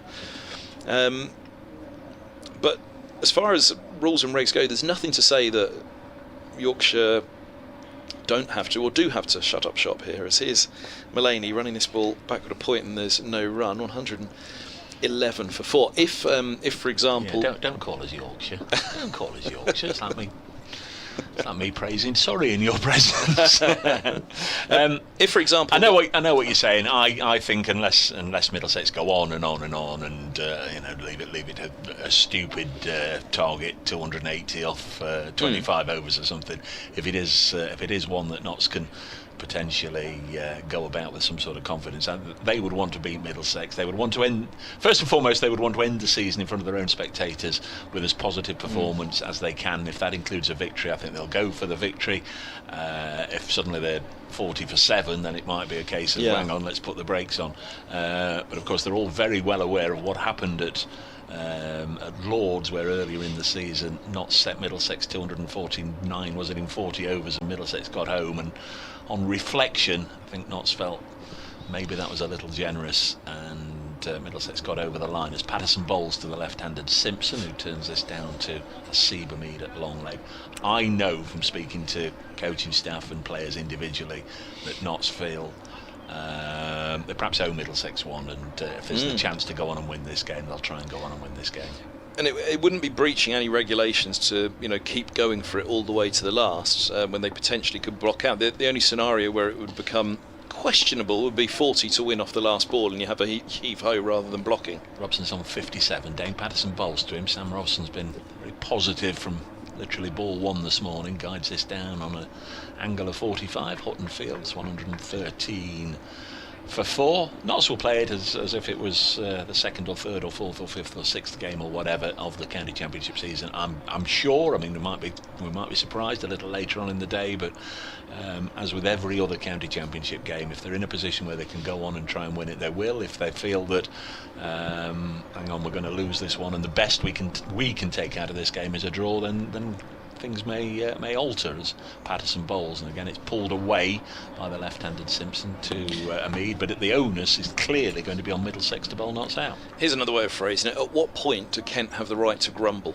And if Nottinghamshire are 9 down, requiring 40 off the last ball, and whoever's on strike has an almighty heave-ho in his bowls, Kent might say, well, hold on a minute, what's going on there? Was there an agreement like Yorkshire and Middlesex? It will go to, we will go at it until the very last ball. Neither of us know, but it's clear by what we've seen this morning. There's no agreement here. They're both playing cricket to get themselves into a position where they can think they can win this game. 114 for 4 becomes 115 for 4 with another single played on the leg side. That's it's not the end of the over, of course. We've got a right-hander and a left-hander, just everybody moving positions there. Swap over for the left-handed Simpson. Middlesex have got to do this themselves. They've got to get as many runs as quickly as they can, and then only they can decide when the time is right, when they feel we've either got enough runs or we've got enough time left now to have a go at bowling Notts out. As this is turned down to long leg, and at that point Notts will assess what they've been left and how long they've got left and the weather conditions, and I'm sure they will set the platform and then try and chase that down. But again, the beauty with county championship cricket, I know what you want me to say is they've come up with some sort of collusion no. here. I'll give you a nudge and a wink, Braces. I'm in conversation with somebody and just asking, is there a point where Kent could say, hold on, what's going on here? 116 for 4. The next ball is run away on the offside, and there's no run. Roland Butcher was with me at Canterbury a fortnight ago, where Kent were they weren't offered by Notts because they bowled Notts out, but I think it was 136 in 32 overs. They had the chance to beat Notts, and when they were 5 wickets down, they shut up shop. They sent out Ben Compton, who'd been lowered down the order, ahead of Joey Everson to block for the draw, rather than we all thought, well, they'll at least keep going whilst Joey Everson's got to come to the middle and see if they can get this over the line. If Kent by the end of today, if circumstances dictate, I think that Kent go down, they can only look at the table the same as we all can and say, well, we've played 14 matches and we were 9th best. The answer from the powers that be off the record, or unnamed powers that be, is the only grumble that Kent could possibly have is as Mullaney comes in, bowls, and this ball's clipped away out to deep mid-wicket for a single. Robson moves to 61, 118 for 4. Is that scenario that I just laid? If there was 40 to win off the last ball of the match, and the number 11 on strike is swinging for the town centre, then Kent at that point might be able to say, look, what's going on? Have you agreed to set up? Have you agreed to go something? That's the only possible scenario. Not that scenario may well play out, but better to be ahead of the game at this point, just in case we find ourselves later in the day, or indeed Kent find themselves later in the day asking the question, what's happening at Trent Bridge? As here's Mullaney bowls, and this is cut away out towards deep cover, 119 for 4. But for the benefit of those who might just be pondering scenarios and how the rules and regs work in cricket, that's the answer. There's no particular scenario here other than that where Kent could have any possible gripe. They can't have any possible gripe. If you finish 9th after 14 matches, that's where you deserve to finish.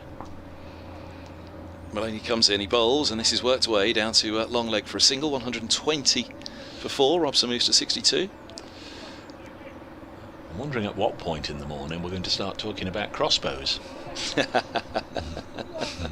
that the last round of matches? No, that was... it was the penultimate round of matches, wasn't it? And then you went to Taunton. No, that was a fair old way back, actually. I don't think it was... I don't think it was as late as that. As here's Mullaney bowls, and this is run away down... attempted to be run away. trickles through to the keeper, and there's no run. 120 for 4. So that was the last Middlesex relegation, wasn't it? Yeah, to Division 2017. 2, where you were playing at the Oval, and that match was halted due to, shall we say, outside interference. This is thwacked into the onside by Simpson. Just a single though to deep mid wicket. As I say, they're hitting it hard to the fielders, aren't they? It almost feels as though they're using an awful lot of energy just to hit singles when everybody's back on the boundary rope, where you could just drop on either side square of the wicket and there's a comfortable one. But they're using a lot of energy to hit the fielders at the moment. Maybe they are trying to hit outs already, but it's not working just yet. As Mullaney bowls, this is clipped down to long leg for a single. Robson 63 from 67, 1-2-2 for 4. Kyle says, congratulating Dane Patterson, as he says it. He's been a really terrific overseas signing, and I really hope we see him back at Trent Bridge next year and for the years to come. Thank you very much, Kyle. Thank you for your contributions. 122 for 4. Yes, if you're just joining us this morning, Middlesex resumed on 10 without loss. And that was 8 behind Nottinghamshire. They've come to the last day of the season with a scenario ahead of them where it looks almost certainly as if the game at Canterbury is going to be a draw. So in that case, Middlesex have to win here. Forget about the bonus points that have been accrued at both grounds. Middlesex, to stay up, are going to have to win this, and they're batting, and then they'll have to bowl knots out. So it is a case of getting as many runs as they can as quickly as they can before bowling. Middlesex lead by 104 as Dane Patterson from the pavilion end bowls to the effervescent Sam Robson. He's been busy, he's been workmanlike, he's got on with things this morning and guides this down to third for a single, and again fielded by Amid. 1-2-3-4-4. Middlesex lead by 105. They've got a couple of informed spinners, Giant Yadav and Josh De Caries. Is that the way they're going to be trying to get the 10 wickets later? Will it be the seamers as Simpson goes almost down on the ground but beats the count quickly as he bobs back up, having just scooped it away onto the leg side to Montgomery in the deep for another single. 124 for 4. 5 Sports Extra here at Trent Bridge on the last day of the 2023 County Championship season. Last year or two we've seen cricket played very, very late indeed, and obviously we've just dragged over into October once or twice as Robson takes the aerial route, but it will come to ground before reaching Lyndon James at deep mid-wicket. The behind closed doors summer of 2020, the COVID year where we didn't start until August. Of course, there was the Bob Willis Trophy final played at Lord's in October, and then Notts actually won the Blast on Sunday the 5th of October that year at a deserted Edgbaston, with piped songs being played over the talon. It's really bizarre. Nobody in the ground, with bursts of Sweet Caroline being boomed out down the leg side from Patterson. That might be called a wide. No, umpire Mallinders let him get away with it. 125 for 4. That really was the very definition of soulless cricket, I'm afraid. A gloomy, wet, damp Edgbaston. The finals day was held over to the Sunday after it rained all day Saturday, and then by the time, of course, they got to the final late in the day, a couple of teams had been knocked out, and the final, Notts v Surrey, played out. Nobody in the ground. Floodlights on, dark skies, and piped songs. There's a shot by Simpson that, as it left the bat, I thought was going for 4, but Amid made good ground down at long leg to his right to cut it off, and again it's only a single. 126 for 4. What have we got? No, just tidying up that is the case. Rules and regulations cannot come into it. That's the only grumble. Only grumble is the official powers that be letting us know. Dane Patterson comes in, bowls, and again just guided away by Sam Robson. Will get another single. That was the shot that Ryan Higgins was played, only he didn't execute it as well. He feathered it through to Moores. End of the 24th over of the innings. 73 overs. No, they don't. 75 overs remain in the day. Trying to do the maths when it's written up there for me on the board. We've had 21 overs this morning. 75 remain in the day. Right now, Notts would need 110 to win. Middlesex will want some more. BBC Radio 5 Sports Extra. Roland Butcher, Dave Bracegirdle, myself, Kevin Hand, and Stephen Mullaney has the ball in hand. He's about to bowl to Robson on 66. Everybody back, and Middlesex leading by 109 with 6 wickets standing. Here's Mullaney, bowls, that stroked away into the offside for a single. Robson moves to 67 from 71, and Simpson's back onto strike. Where can he look to try and clear the ropes? Been a flurry of wickets at Canterbury, where Lancashire are now 199 for 3. Luke Wells out for 117, Keaton Jennings out for 74, both to Jack Leaning, and Aaron Nijar has also removed George Bell. 199 for 3 there. Lancashire lead by 32. This is up in the air from Simpson. Moores comes around and takes the catch. Simpson looking to heave the ball away over deep mid-on, and he is caught by the keeper. 128 for 5. He departs for 9, and another attempt to go for a big shot ends in failure. I know there was a look between the two umpires, Ben Debenham walking towards Neil Malinder, and they made that gesture as if to say, was it above waist height? They'd have had a good old look at that had it been a white ball televised game, I'm sure, and I think that may be what Sam Robson is actually the umpires have gone to Robson. Umpires. Yeah, the umpires have pointed to Robson. I wonder, are they also talking about Middlesex running down the track here? 'Cause it has been something in the game. What do you think? Let's have a look. I think they were discussing that, because John Simpson just sort of paused by the umpires before being sent on his way. A wicket for Stephen Mullaney. Josh de Carey's will be the new man.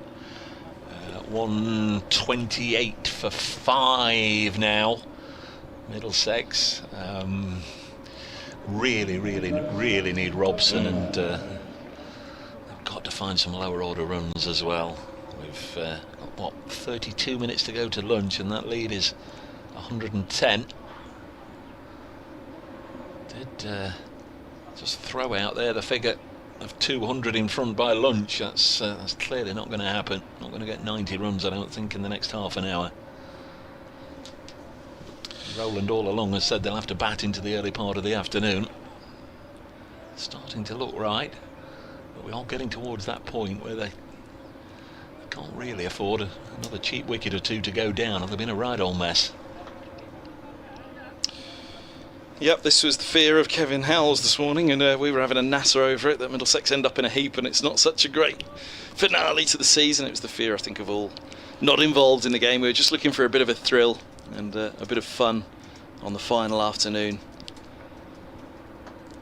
And so if they can get something around 160, 180, they've got something to bowl at. It shouldn't be enough, but they realistically know they've got, whatever happens, they've got to bowl Nottinghamshire out for fewer than 200 today. As his Mullaney pushed out to deep cover for a single. 129 for 5. That's the kind of mindset that they've got going into this. That the biggest thing is they need as many overs as they can.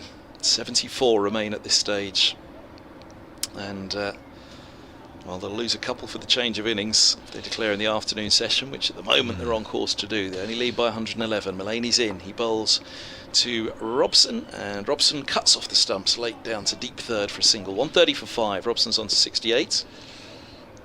Yeah, that's the thing with the lunchtime declaration. They wouldn't lose the 2 overs. But the other thing, you always talk about how many overs are left and whatever. There is nothing to stop you bowling more than the 64 overs or whatever the board says when the declaration comes, and especially if the 2 spinners are going hard at it. You can bowl 84 if you can get them all in.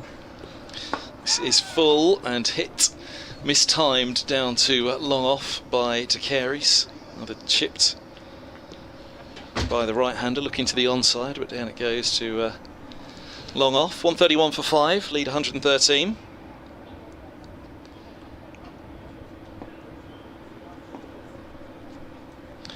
This is on the stumps again and dropped for a single into the offside by Robson, which, as I say, that kind of feels the more sensible approach at the moment. Just keep dropping the singles, going at a run of ball, and launch a little later. If not setting everybody back on the boundary rope, then 6 and over at this point, 6 and over from a 32 over session, well, you're nigh on 100, 200 in the lead, aren't you? If you're then asking Notts to bring the field up to stop these easy singles, and at which point you might be able to find a boundary or two as well. Trouble is, by now, what have we got? 8 overs left in the session, 6 8s are 48. So that would be a lead of 162 by lunch if that were what they were to achieve.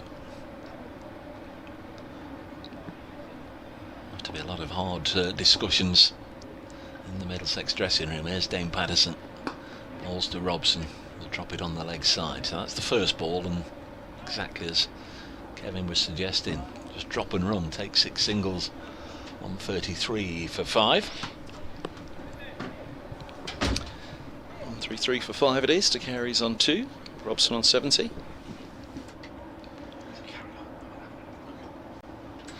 Here's Patterson turning again, 1 for 31 from 5.1, and in he goes. Past the umpire he bowls, and this is eased into the offside. Quick single.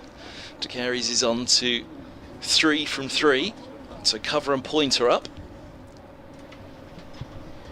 Robson back on strike on 70. Be extraordinary if he did back-to-back centuries before the season was out, given the season Middlesex have had with the bat. An update for BBC Radio Nottingham in a moment. Midday. So we're into the last afternoon of the County Championship season as Dane Patterson, South African former Test international, bowls to Sam Robson.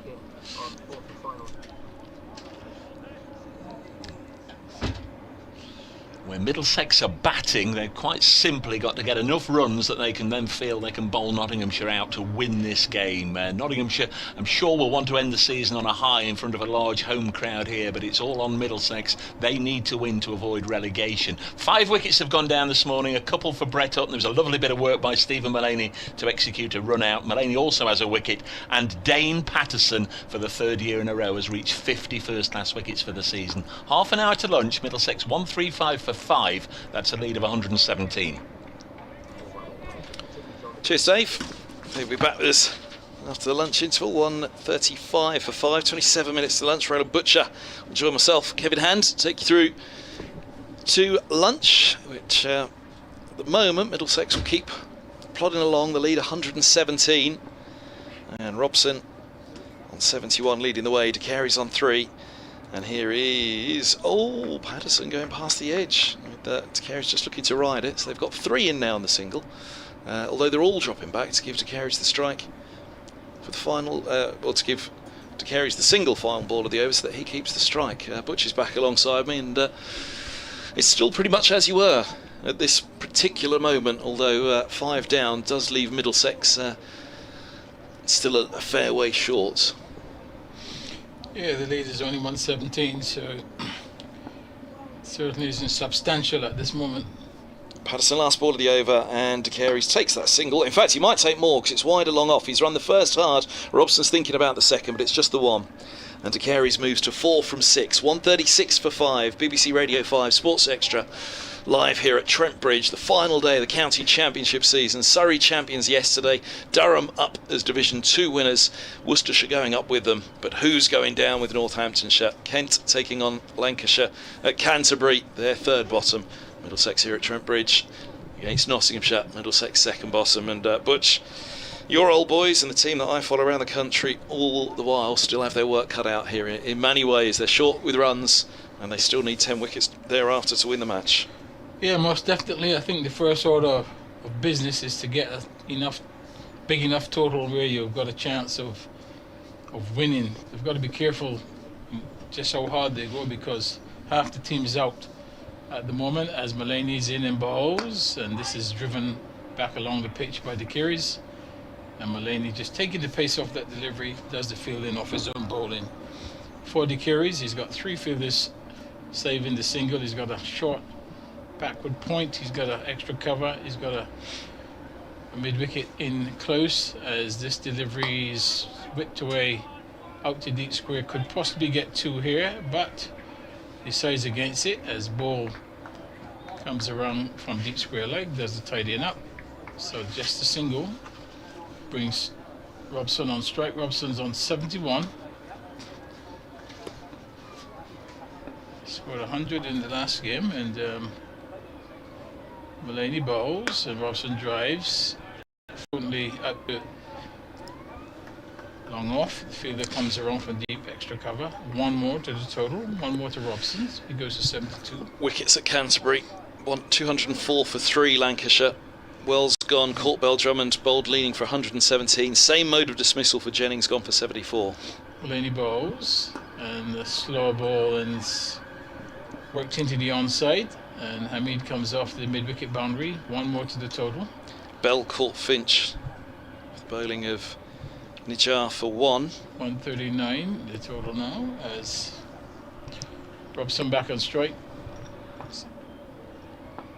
72 to his name. Mullaney in and bowls, slower ball, and Robson's dabbing this to backward point. He's looking for just 2, but he won't get it.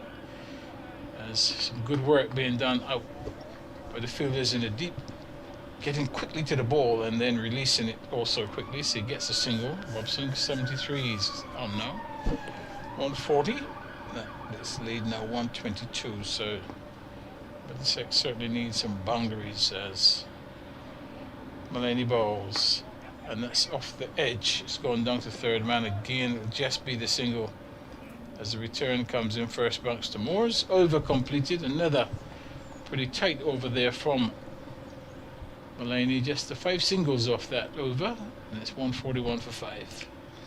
Yes, that lead down at Canterbury with those 3 wickets. They lead by just 37 runs, which could make everything here irrelevant. If Kent go through Lancashire and knock off those runs, then a Kent victory means they are safe and Middlesex go down no matter what happens here. So a strong start from Lancashire. 204 for 3, Wells and Jennings, but with Bell gone, Croft and Balderson, there's still a lot of work to do, and a rebuild now for that partnership. Try and get some runs on the board. And again, you know, come tea time there, Kent could be going out to chase runs. Here is the start of a new over from Patterson, and it's a leg stump half volley, but just a single because deep square is set back, only 3 up on the single.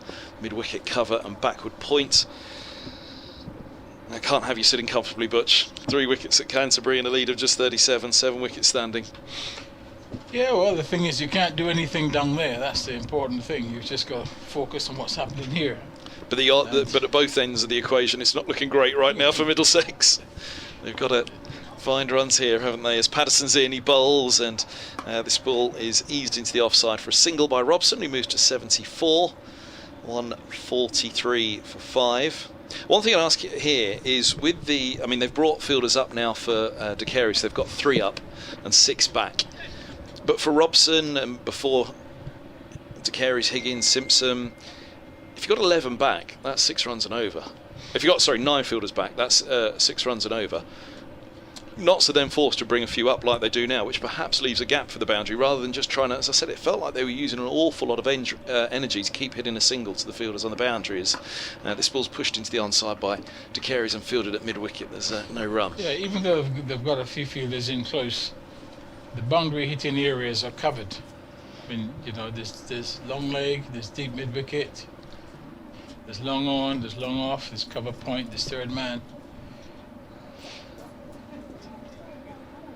So they're really covering the good areas.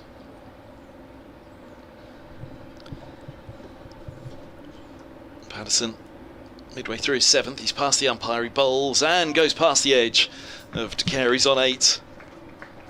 It's pushing into the offside. Field drops back to give him a single for the, what have we got, 2 balls left of Patterson's 7th over. In 21 minutes to lunch, a lead of 125, they need another 80. 75, 80 runs. Got 5 wickets. But time is running out. 71 overs to bowl. What do they take? Another 12 overs or so. Here's a foolish ball from Patterson. It's pushed back by there's no run. Take 12 overs, take it down to 62 for the change of innings. Leaves 57, 58. Let's try and bowl them out. What can you get in those 12 overs? Can you get up to the 200? At some point they're going to have to really try to start hitting big. They've lost a lot of big names already though. But they have something on the board. 143 for 5. Could have all gone in a heap for Middlesex. It might still, but they have something at least on the board. Not enough just yet. Patterson's in, bowls, and forward goes to Carey's driving down to long off, single taken. Of course, Yadav got a... I was going through the list of batters to come. I forgot Yadav, he got a 50 in the first innings. Signed as off-spinning all-rounder to try and help spin Middlesex through Chelmsford, Old Trafford, Lords, and now Trent Bridge. Can his finest hour with the ball come at the end of this round of matches at the end of the season for Middlesex? 144 for 5 Middlesex. They lead by 126. Roland Butcher. Yeah, still a lot to do. That lead not in any way substantial. I mean, to try and score another 100 runs takes a lot of time out of the game. And they're going to have to be very careful in terms of the target set, because Middlesex have reached 144 and there's a number of overs to go, and that's 28 overs. 28 overs gone, yeah. And that's driven firmly out to a long off. He gets a single from that Mulaney delivery, so De Curious gets one more. It goes to 10. Brings Robson on strike. Robson is on 74. 145 for 5. The field spread once more. Nobody saving a single now. Everybody on the boundary, and you can understand. As Mulaney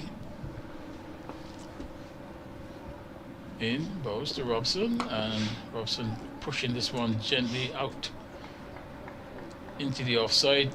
Extra cover comes off the boundary. Does the fielding. Quite happy not to give up the singles. Lunch at Edgbaston, Butch. There must be a bit of rain around over in Birmingham. Somerset are 90 for 2, leading Warwickshire by 32 runs. Field comes in, and that's driven out to long on. Single again.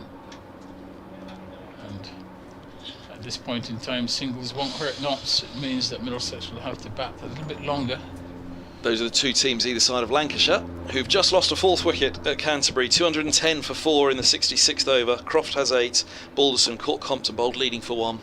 Mulaney bowls, and that's flicked off the pads, and the result of that will be just another single.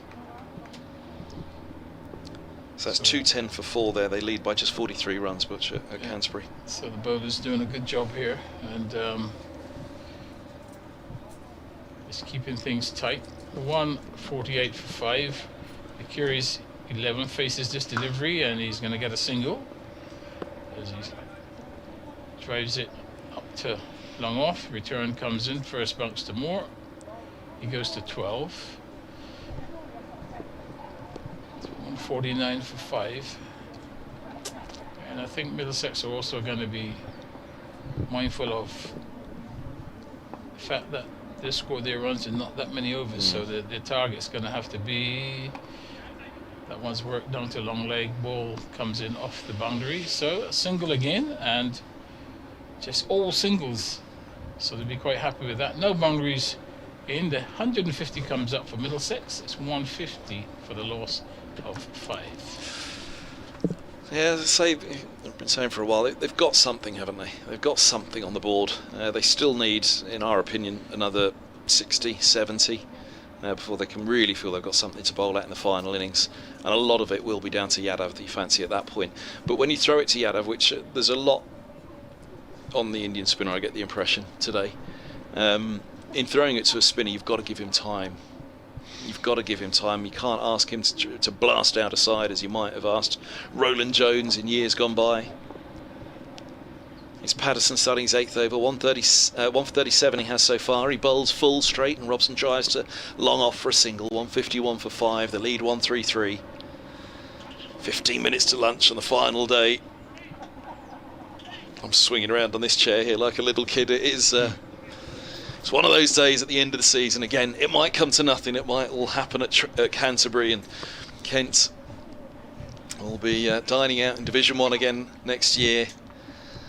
Will Nottingham should be having their Lord's lunch in NW8 next year, or will it be down to Division 2 and Middlesex straight back down having been promoted in second spot behind Notts last year. Patterson's in, he bowls, it's full, it's clipped out to deep mid-wicket, and there's a chase on here. It's a nice shot from De Carey's, a slide will hold them to 2.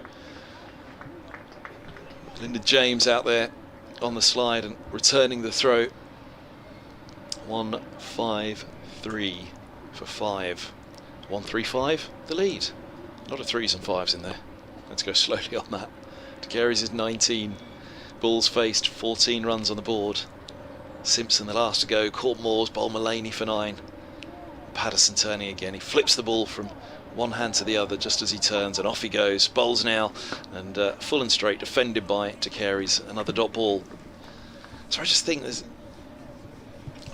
we're saying they've used an awful lot of energy to hit the ball as hard as they can for a single to the fielder, and then played out a lot of dot balls. It feels like they've used an awful lot of energy at the wrong time. And if they're not really opening up at the moment, then just take the singles and ask Notts to bring the field up then. Well, Notts are not going to bring the field up. They'd be Well, quite then take the singles then. They'd be quite happy to concede the singles. Yeah, take 6 and over, but they're not going at that at the moment, are they? So here's Patterson bowls, and there you go, a little tickle through square leg. And think about 2. And there again, with the field back, you know, if you do get it right, you can think about 2. If you find a particular gap, although the playing surface isn't as big as, mind you, it's quite central here, isn't it? But yeah, you don't particularly look around and think, oh, there's 2 there. Maybe out to a wide long on. Everywhere else is pretty well knitted, somewhere in between deep mid-wicket and deep square. Here goes Patterson, he bowls, a bumper, that's going to be too short, surely, no ball called. 156 for 5, lead 138, a few more extras, they'll take those. Only 7 for the innings so far, we're in the 30th innings of the 30th over of the 3rd innings of the match. Oh, it doesn't feel like the season should be ending glorious weather like this, Birch. Feels like it should be going on for a few more weeks yet. Probably a few cricketers out there as well who wish it was going on for a few more weeks. Quite the number of runs they would have wanted, a number of games, number of chances, opportunities this year as this ball's short. Cut away, out to deep backward point, and they'll pick up just a single. Robson moves to 79. 157 for 5. I can think of a good number at Middlesex who are ruining a lack of opportunities this year, but just 14 championship games. It's ruthless in the top tier of English cricket now. You have to take your opportunity when it comes. There won't be that many passed around. A few opportunities, of course, in the one-day cup. And some of the senior players go off to the 100. Here's last ball of the 30th. It's Patterson in bowl short, hooked hard by De Carey's, and that's a good tumbling stop again by James. Just a single, he holds them to. That's outstanding fielding. Saved a boundary earlier in the over. He's saved a boundary again there, and not only that, on this occasion he holds them to 1. 158 for 5 here on BBC Radio 5 Sports Extra, live at Trent Bridge for the final day of the county championship season. All that's up for grabs now is a place in Division 1 next year for either Kent or Middlesex. One of them's going down, and Robson has 79, De Carey's has 16, and Middlesex have a lead of 140. Yes, and lovely first session in terms of weather. I think the batting also has been quite positive. Runs scored this morning. I think Middlesex started, what was the score yesterday, 10? Yep. So trailed by 8. So, 148 in the morning session is, and really you cannot say that they have just thrashed the ball all over the park. So that tells you just how easy batting is on this pitch at the moment. 148 in the morning session. I just had a message from Jed Scott, one of the fine folk of the BBC Live tech service. Do a great job on that page throughout the summer. Just mentioning, it must have really lashed it down overnight in Birmingham. The ball's worked off the pads out to deep mid-wicket. Fielder comes in off the boundary, so just a single. Yeah, he says, I don't want to be, what did he say? No idea why they're not playing. Must have really lashed it down last night at Edgbaston. A beautiful day in Brum, he says. He's just sent me a picture of the ground. Ball stroked into the offside, and the result again is just 1 run as James comes off the point boundary. So 80 now to Robson. The carries 17. Mulaney doing a good little job for his team here, just conceding singles in balls. And there's going to be one more there as that one's punched off the back foot. Goes out to deep extra cover. Batsman literally walks a single. So 181. So it's got 161 for 5. Robson 80. He'd be looking for another 100 here as Mulaney bowls, and he's getting back and cutting this one. But again, the field is well set. If you look at the offside field, there's 4 fielders on the boundary on the offside, so not a lot of gaps on the offside. That ball is wide outside the off stump, cut to backward point. So there's a third man, there's a backward point, there's a cover on the boundary, there's an extra cover on the boundary, there's a long off. Very difficult to pierce unless you can get across to the off and find the onside. But then again, you've got 4 fielders patrolling the leg side boundary, so it's not easy. He's going to get one more as that's flicked out to deep mid wicket. Hamid does the fielding, so he gets one more. It goes to 81. It's now 163 for 5. Still 4 down at Canterbury. Excuse me, the lead's past 50 for Lancashire in their second innings, 55. And coming the final ball of this over, all 10 outfielders, well, 9 outfielders plus the bowler, 9 on the boundary as Mulaney bowls and Vikiri drives, and the result of that is another single. So plan keeps going. Singles being held, no boundaries coming here. Middlesex now lead by 146, and most definitely will have to bat after lunch. Yeah, I mean, they're nudging their way there, aren't they? 146 from 164 is the score from 31 overs, so going on at 5.29. I guess, you know, if they were 3 down at this stage, maybe they'd have started a launch by this point.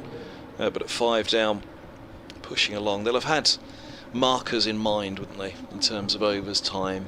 They'll have discussed it this morning. If this happens, if that happens, this is what we need to be close to, or this is what we need to readjust our mind to.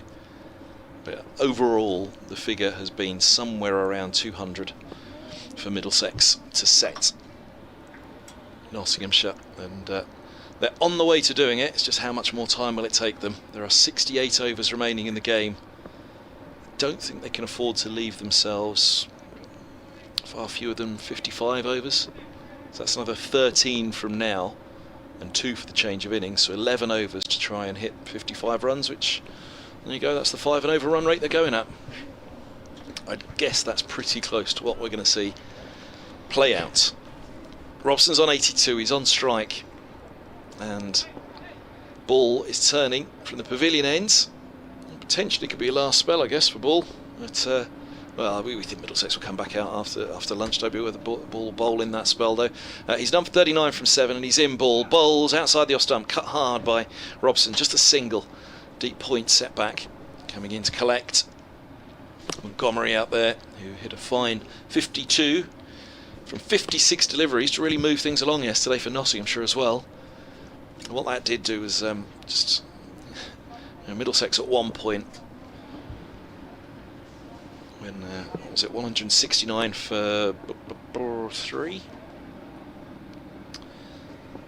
At that point, I think Middlesex, you know, would have had hopes of a decent enough first innings advantage. They ended up trailing. Here's a length ball outside the off stump and slapping hard at it to Carey. He's not timed, out to deep cover. He has a single, 166 for 5.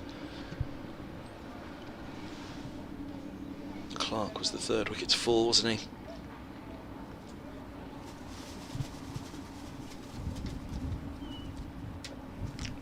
Look at the scorecard down below me here. Yeah, at that point it was around 200, but it was Montgomery's 50 that really pushed things along at a rate after Clark scored 70 off 150. Slater on 140 off 284, but a runnable 50 for Montgomery. Here's ball short, slow ball bouncer, and from outside the off stump, that's pulled hard by Robson. They'll think two again here. Back they come to Carey's. Well run. There always should have been two. That was what we were talking about, wasn't it? Just finding a particular gap somewhere in between two of those on the rope, and you can turn one into two. Easier said than done, of course, but slower ball bouncer. It was a real long hop that from Ball, wasn't it? Yeah, and Ball just really trying to bowl the ball into the pitch. Looking to give it as much width as possible. Once they force the cut, they can always reduce the batter to a single because there was 4 or 5 fielders on the offside. The lead is 150 now. It's Ball bowls to Robson, and Shaw, he drags him out to the same spot, but too close to long on this occasion, so they won't get two. Robson's on to 86 from 90 deliveries, 169 for 5, 151 the leads. And obviously the ploy now for Middlesex is to attack the leg side because the 5 fielders are on the offside. So they're looking to take the ball from off the leg, so there's a little bit more space on the onside than on the off. Called off for the day at Edgbaston. Extraordinary, says Jed Scott, who's updating me from the live text page on the BBC Sport website. This ball's full outside the off stump and driven away by De Carey's out to deep cover. He moves to 21, 170 for 5. Really damp outfield at Edgbaston then. So that means, what does that mean? Can Nottinghamshire win and go above Somerset? Let's have a look and see.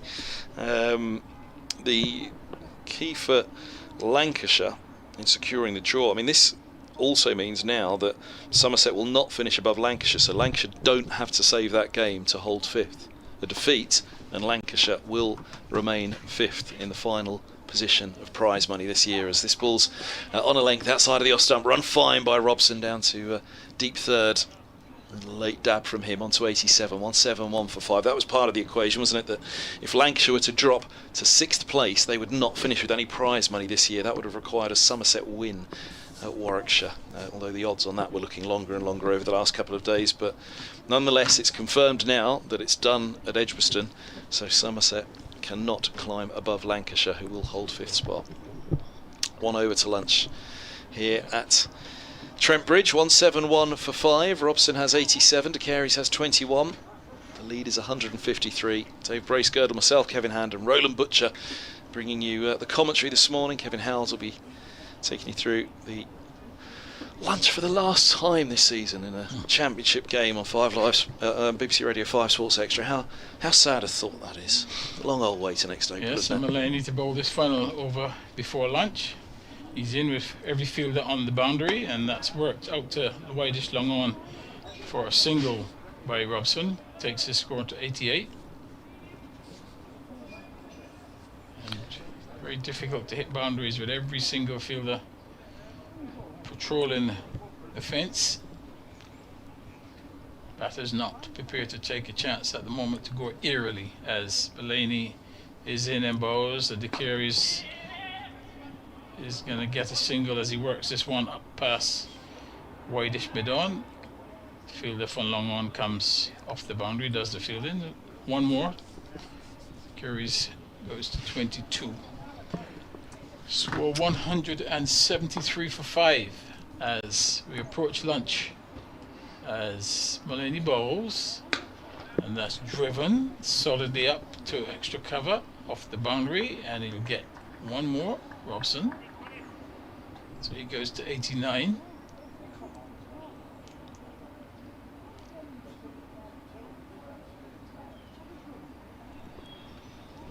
It's 174 for 5. Just 3 balls before lunch. Mulaney's in. Bowls. And worked up to bid on. One more.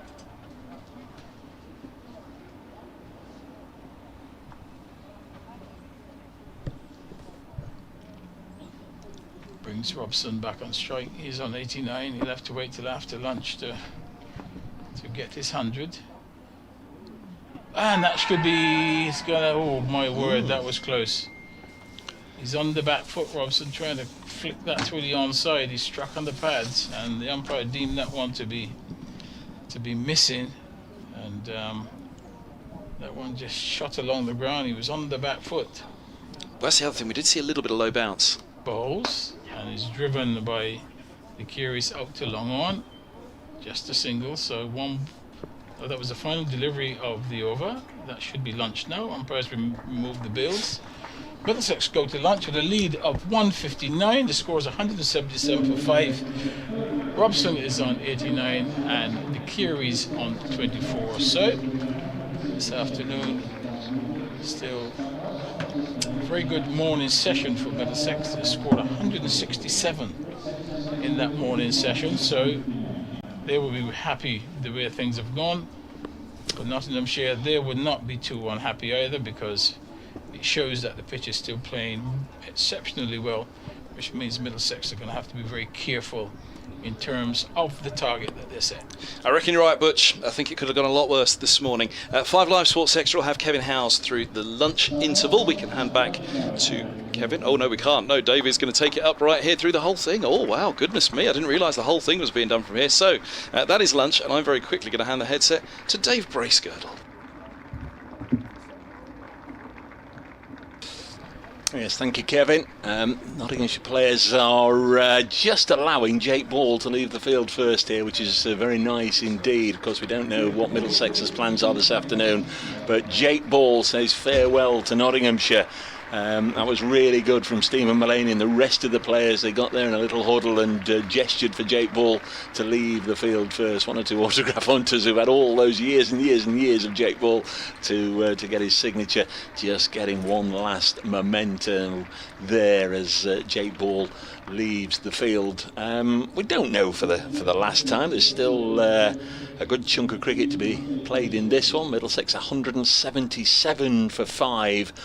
At lunch, they lead by 159. The suspicion is that it's not enough, is it? It's not enough. But unless Stephen Mullany and his side have heard a word from the Middlesex players, and that's why they made that gesture to Jake to go on to lead them off. But it would seem a little bit charitable by Middlesex, setting Nottinghamshire 160 to win. We're just hanging on here because we understand there will be a presentation on the field in the next minute or two for a great Nottinghamshire servant, a great England servant, and of course a great servant of the game, Stuart Broad, who announced he will be leaving Trent Bridge, will be retiring from the game indeed. At the end of the season. Well, that announcement came at the end of the Ashes, didn't it? And he's become already a familiar voice in the commentary boxes. We understand Stuart Broad will be honoured during the lunch session. The Nottinghamshire players have just hung around on the boundary edge there, and now they've just been whisked away inside the pavilion. Matt Freeman from the club's media department out on the field, suited and booted today with the microphone, and I think he has just announced Stuart Broad to the crowd. Not seen him here for a while, obviously. Last played before the Ashes began here against Essex, and a lovely ovation for Stuart Broad. Makes his way out onto the outfield to have a little chat with Matt Freeman.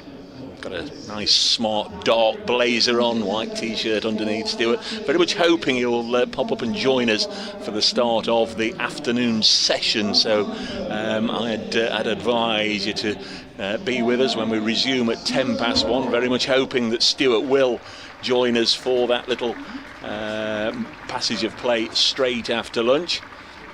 Now then, what we understand is that there are big things afoot at the far end of the ground, the pavilion end.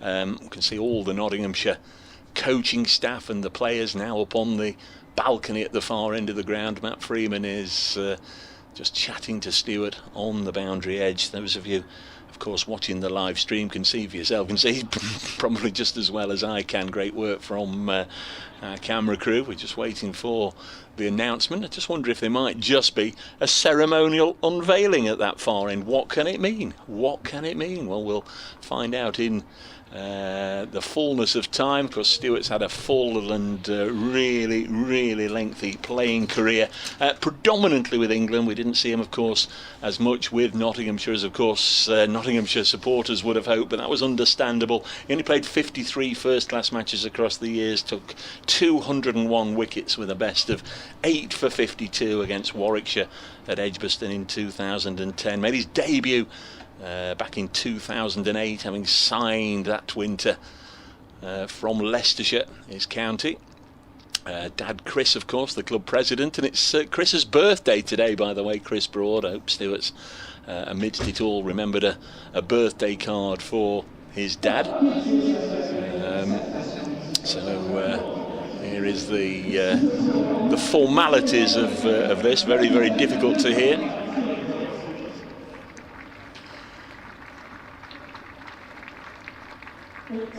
So Stewart is just saying a few words to Matt Freeman. A lot of Nottinghamshire supporters with their cameras, with their phones. Just getting one last shot of Stewart. Lovely to see.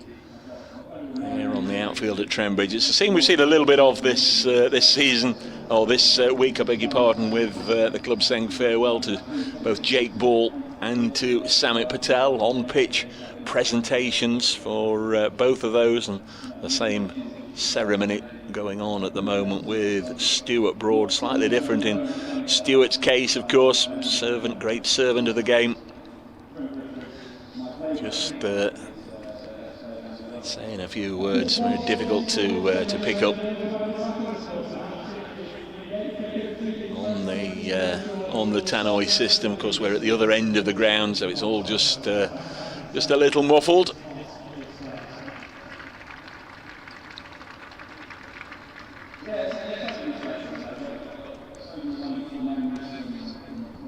Stewart, of course, I'm sure will have enjoyed that little session of play this morning where Nottinghamshire have done their level best to make things hard for Middlesex.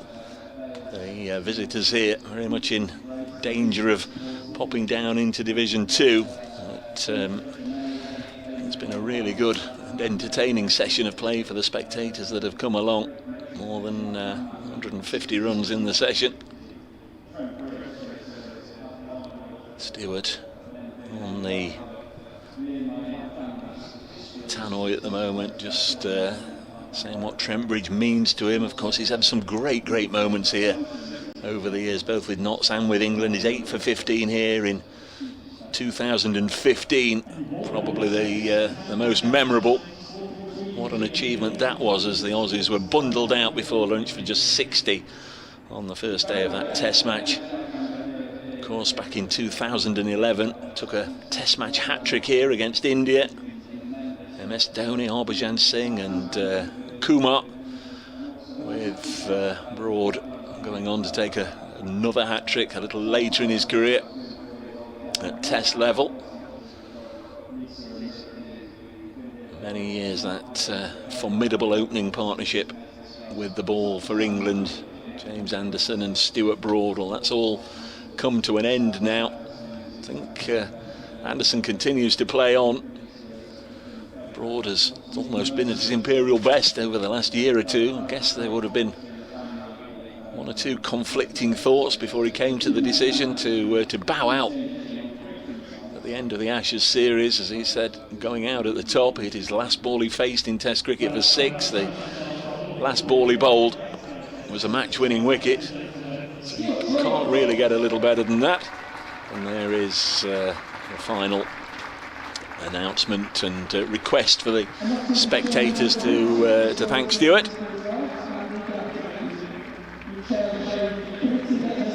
Chairman out on the field now. I'm sure there'll be some presentations that will be conducted.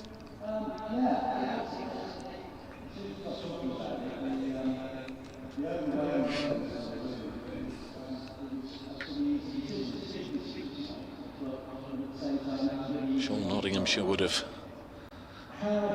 very much enjoyed having Stewart in their ranks for another year or two, but understand that Stewart, having decided to step down from the Test arena, has made the announcement just to step away fully from cricket. Of course, we've already become used to hearing him in the Sky commentary boxes. I'd imagine that's where he's going to spend a good chunk of his time. Wouldn't be at all surprised if we see him on 1 or 2 television shows as well over the years. Been an absolute honour and a pleasure to watch his performances. Always gives 100% whenever he pulls on the Nottinghamshire jersey.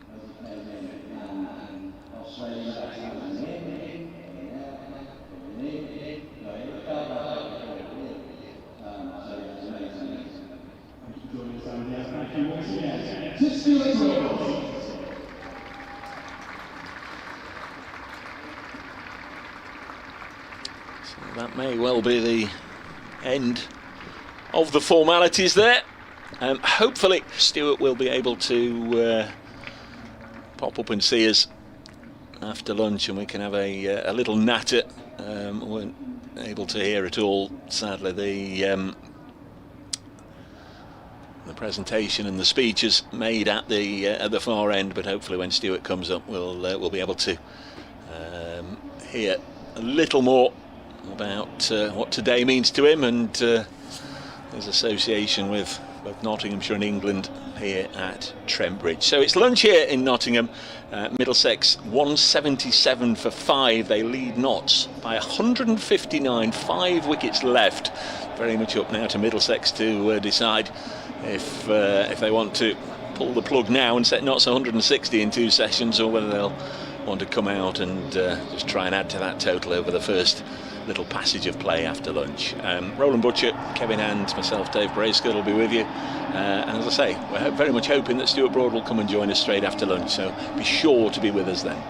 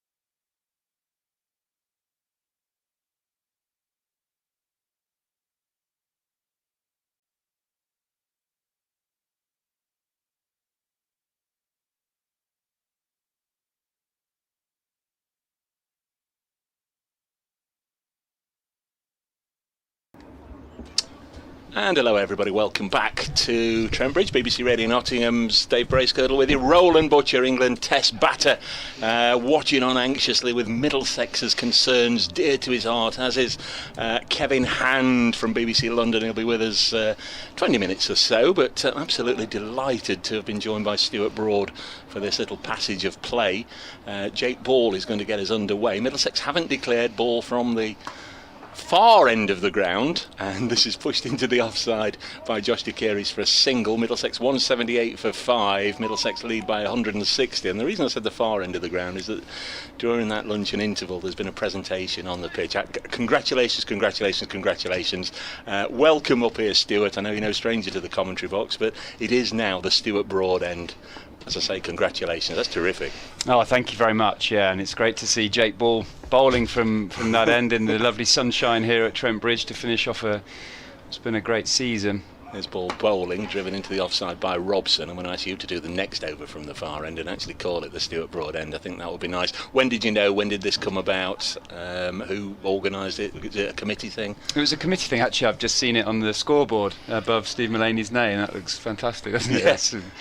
It's quite a strange moment for me, but so Mick Newell and Lisa Pershouse called me last Thursday afternoon and said there'd been a committee meeting. Ball bowls and heaved away by De Keries. He's taken the aerial route and catch, says Stewart. It's gone over, is that Dane Patterson in front of the Hound Road stand, just bounced inside the rope for 4. Middlesex clearly looking to get on with it. And they called me and said they had a committee meeting on the Monday. A few of the members had discussed the option and the committee discussed it and wondered what my thoughts would be if I'd be willing to sort of accept that sort of honour, really. So it was a hugely special phone call and something that Trent Bridge means so much to me, has done since I've been born, really, with my dad playing here in the late 80s. This ball in again, bowls, and once again Josh De Keries helps it out onto the leg side for a single. We'll talk more specifically about the match in a moment, but whilst we've got a few moments with Stuart, we'll make the most of it. 184 for 5, and of course here it was always going to be that end, wasn't it, where you've had so many memories. Yeah, I loved bowling that end, and ultimately it came through. So in the test matches, Jimmy Anderson always preferred the Radcliffe Road end, so I bowled a lot of overs that end, and Luke Fletcher's always preferred the Radcliffe Road end. So when I've taken a new ball with him, which I have done for many years. Ball bowls now, and Sam Robson inching towards a century. He'll get one here, moves to 91.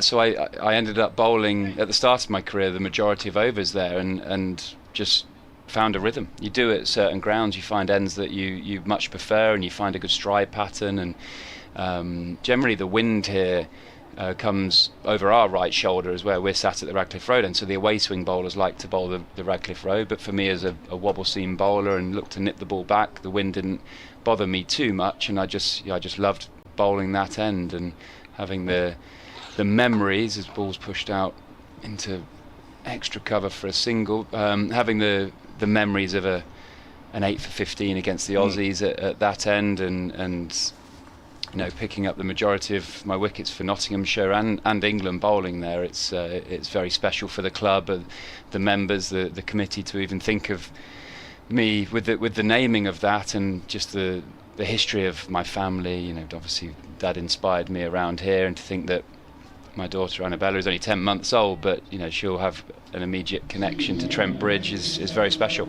Just mentioning your dad, I hope you've remembered a birthday card today. Well, I was going to say, he's actually in Dubai at the ICC sort of conferences, but I do want to wish him a very happy birthday. He's sat in classrooms talking about all sorts, whatever the ICC talk about, but hopefully he does have a fantastic day. President of the club here, isn't he? So it's I won't get to see him on his birthday, but I will get to catch up with him very shortly. There's Mullaney from this end. I'll take care of this over, and then we'll ask Stuart, because he is very much, as I say, no stranger to the commentary box these days, to do the next end from the Stuart Broad end. It's 187 for 5. Interesting you mentioned your 8 for 15, understandably ahead of your hat-trick, because I always think, gosh, a test hat-trick, that is fantastic to have on the CV. I know 8 for 15 isn't in the Ashes, but a Test hat-trick as well on your home ground. So it's interesting that you went to that first at 188 for 5. That would be your most significant career-defining highlight, would it, the 8 for 15? I think so, because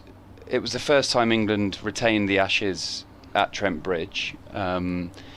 It was celebrating on that Saturday morning when we only had 50 minutes of play. I remember being on the team bus coming into the ground, and the players were like, "Oh, do you think the crowd will be empty today? Do you think anyone will come for 45 minutes or an hour's play?" And I remember saying, "Look, this is Nottingham. The people love the sport here. They support the football. They support the cricket, the ice hockey, everything." It's Milanian again. Last ball was a dot ball. This one will be a single. 189 for 5. A lead of 171 for Middlesex. And the atmosphere that morning was just outstanding, and Mark Wood finishing it with a Yorker to Nathan Lyon, and we sort of celebrated with the whole stadium for hours after. And I think building that atmosphere on top of the 8:15 is probably why it makes it my most special memory here.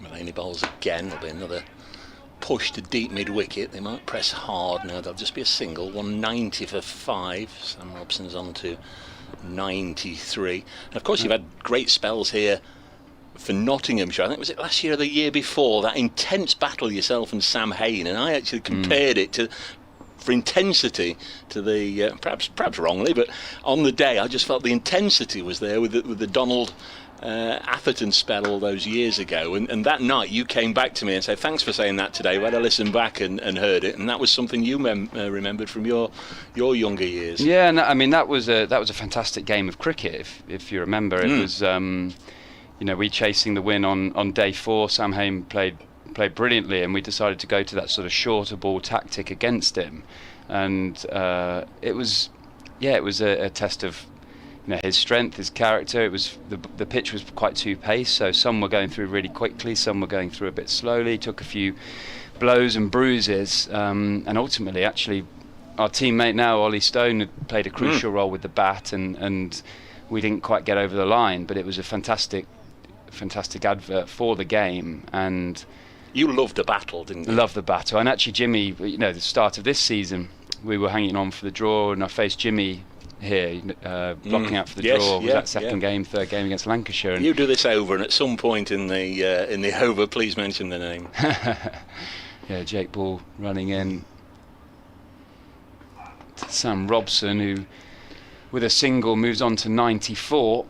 It's a pretty crucial moment of the game, and certainly in Middlesex's season, they have to push for the win. Is this the immediate future? The commentary box, have you got winter plans lined up with Sky? No, I haven't got any winter plans, to be honest. I've got a book coming out in early November, which we're doing quite a bit of movement around book signings and a couple of theatre events, which will be really fun. So that's going to keep me quite busy at the end of October and early November. Middlesex intent of trying to find the boundary, but it's always very difficult in this situation when Nottinghamshire, they have every fielder on the boundary, knowing that Middlesex will be desperate to add to the 176 runs they lead by. It's Middlesex need to leave themselves enough time to feel like they can get 10 wickets. There's no point in them leaving 45 overs and tough to bowl a side running out here out on the last day, isn't it? It can be, but there's dryness to this pitch. The footholes has got a bit of roughness to them, so the spinners, you feel, could do the damage. Jake Ball using his one-day skills with a slow ball wide outside off stump. It's just difficult for Middlesex to find the boundary when you have all the scouts on the field, but they can't waste too much time here. They can't bat for an hour. I know if I was a bowler in their changing room, and Toby Rowland Jones would be thinking the same, they need to leave themselves 55, 57 overs. You have to, because someone will get a partnership at some stage. Heaved away over square leg, and it's gone into the stands. Superb shot. It's Justy Carey's helping that one away into the Fox Road stand for 6. That brings the 200 up, 201 for 5. I saw your tweet, was it yesterday? This book is so far untitled? Yeah. What title should I say? What would you put out there? Home Truths from Abroad. That's Home a great Truths title. from Abroad. Yeah, that was that's been done, hasn't it? That was my dad in '87. Yeah, actually, I've got that book in my locker. Actually, that. It's a great title. That is. Yeah, Whoever came up with that. It was. I know exactly who it was. It was Paul Monk, who was one of Bob Willis's great friends. And Paul Monk, I think it was Pat Murphy, maybe around that time. And so come on, give me the end name this time. This ball. I think I might save it for the last ball. Right, Jake okay. Ball's over. This is 9.4. Middlesex have crept on to 183 run lead. I would have thought they'll be hovering around the 200 mark. They'll want to, if they could get a 220, knowing that then they can try and take wickets with the new ball and put Nottinghamshire under pressure, but there's no doubt Nottinghamshire will go for the win. I'm going to say this tongue in cheek. Is 249 in 40 overs a reasonable target? that was at Lord's earlier in the season, yes, wasn't it? That was a bit generous, I think, as Jake Ball turns at the Stuart Broad end and runs in. Bowls a slow ball, was big slog sweep aimed towards the leg side. It's missed. Jake Ball turns and gets his cap. It's been a week of farewells, hasn't it? Samet Oh, popped in to say hello and farewell, and no doubt helped himself to a lunch or two. Jake has well, they're trying everything they can to get him one final wicket here, aren't they? Helped with a really good catch earlier this morning, but it's a changing of the guard, isn't it? Yeah, I had a cup of tea with Luke Fletcher this morning, and you know, it's our era that are moving away from Trent Bridge a lot of the time. You know, it's Samet Patel's been here my whole Nottinghamshire career. Jake Ball, the majority, if not all. You know, there's we're talking about one of our favourite seasons being that 2017 season where we won the one-day trophy, the T20 trophy, and got promotion. And a lot of that team has moved on, as professional sport does, as Steve Mullaney trots in from the Ratcliffe Road end. 63 overs remain now. This is pushed into the offside by Robson. He'll move on to 96, because a lot of those guys were around when you made your debut, 2008. I have had a look, but do you remember where and who your first wicket was? Oh gosh, are we thinking county championship? Well, it was first class was against the uni, wasn't it? Oxford Uni. That's it, at the Parks. Will Jefferson off your bowling caught Peter Young. It was the same day, the same match that Fletch made his debut. This one's dragged away behind square. 15 years ago. 202 for 5. And your last one was just before the Ashes started this year. Tom Wesley, we've got caught by Joe Clark, who had the gloves on. Yes, so it was a good ball, I think, from memory. It was a slow good balls, pitch. weren't they? Slow pitch. Alistair Cook got 99, didn't he? He did. Next delivery is outside the off stump and driven away into the offside. Sir Alistair, yes. Does he and Jimmy yet know about this? Have you had time over the last day or two since you knew to text Jimmy and say you're not the only one? Well, I did text Jimmy last night, I think it was. I took my 600th Test wicket from the James Anderson end at Old Trafford, so I texted him with quite a simple message. There's Mullaney bowling. This one's driven down the ground. Should be cut off down below us by Calvin Harrison. I text him saying it might be written in the stars. I got my 600th from the James Anderson end at Old Trafford. Maybe you'll get your 700th from the Stuart Broad end at Trent Bridge in the Test match that's here in July. I think it's July, isn't it? So, you know, I think he's 692 from memory. Like so that, he'd have to have a quietish tour of India. There's Mullaney to bowl to Josh De Carey, who's played very nicely for 48, now 49. He's really got on with it since lunch. In case you weren't aware, I know we've had listeners joining us all the time on 5 Sports Extra. I'm sure you'll recognise the voice of Stuart Broad, who this lunchtime has had the pavilion end here at Trent Bridge named after him. Really, thanks Stuart for popping up to say hello, and I'm aware that there's others waiting to speak to Stuart as this is pushed into the offside by Robson. Moves to 97. He said he wanted to go out at the top. You've been bowling to my mind, to my uneducated, un-cricket mind, but to my mind, you've been bowling as well as ever the last year or two. Was there one devil on one shoulder and one on the other? It was really difficult. You know, I think any time you step away from something you genuinely love, I think it's a really difficult decision. And I think, ultimately, I remember saying to Molly, my partner, I wish I was bowling worse, because I think it makes the decision a bit easier if you feel like you can't deliver anymore. Yeah. But I felt fit. I felt like I was bowling at good pace. So I played 6 tests in a row this summer, which I never dreamt I was going to do or be physically good enough to You weren't getting up with creaky knees or hips? No, I felt great. But I ultimately I did have a career goal at finishing. There's Ball just bowling from the Stuart Broad end. Robson on 97. This goes through to the keeper. Yeah, finishing at the top, and ultimately for me, England versus Australia is the pinnacle, especially with my family history, with Dad having played in the Ashes, and I suppose that question that I kept asking myself is, what's my next Everest? I knew the Ashes was an Everest for me, and I tried to get as fit as possible and try and deliver and be in a good technical position.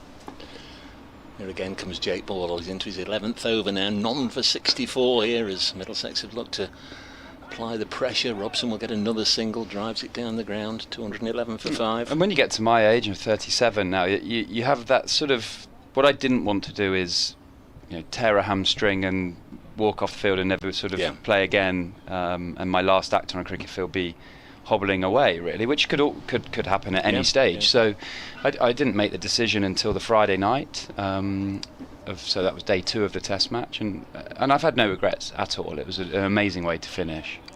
There's Ball in, bowls. This one's driven away into the offside by De Carey's. He's not going to get a half century. There's a good catch there by the skipper. Takes it low down, and Jake Ball's got his wicket. We don't know yet if that'll be his last wicket at Trent Bridge, but congratulations to Jake.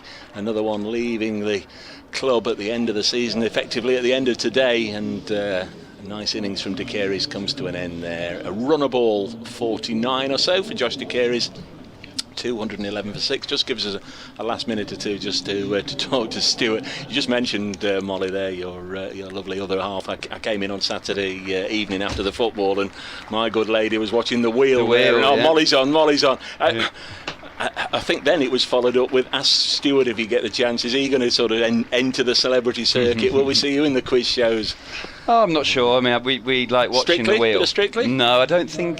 Certainly not at the moment. Obviously, the series has started, hasn't it? But I didn't.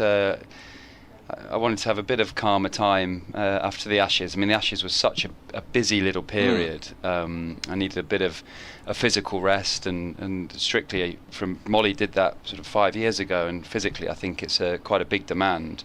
So I'm not 100% sure what my plans are for the winter. Ultimately, I know that I want to spend more time with Molly and Annabella. Annabella's 10 months now, so growing up really quickly, and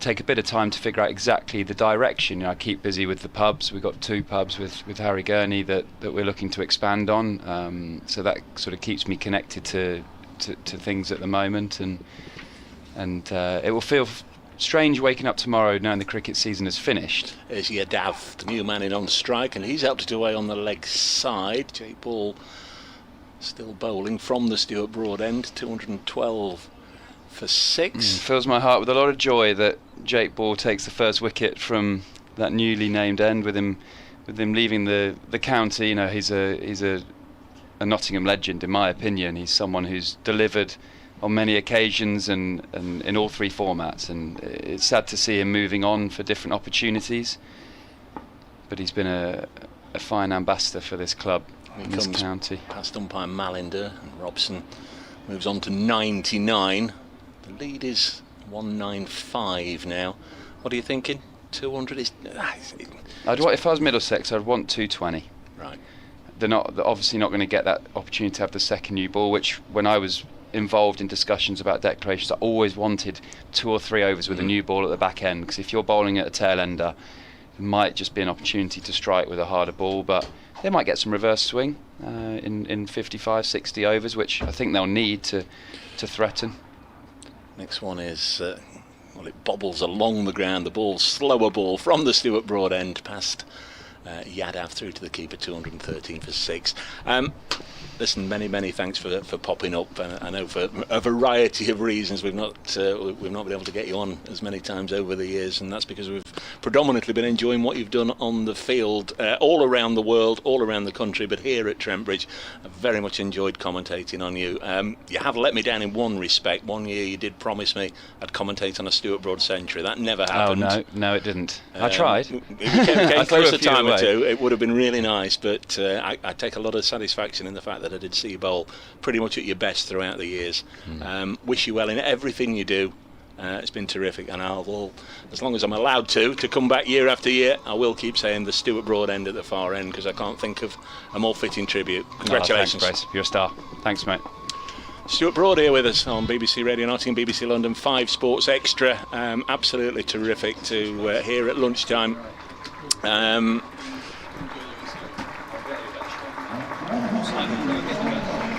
There is the century for Sam Robson as he gets a single down the ground. Moves on to 101 as he comes back for 2. Bring Kevin in just a second, but BBC Radio Nottingham are now going to want an update. The Middlesex lead just about 200. Next delivery is slammed down the ground for a single. 250. Kevin House just wants you to say hello. 216 for 6. There is that update.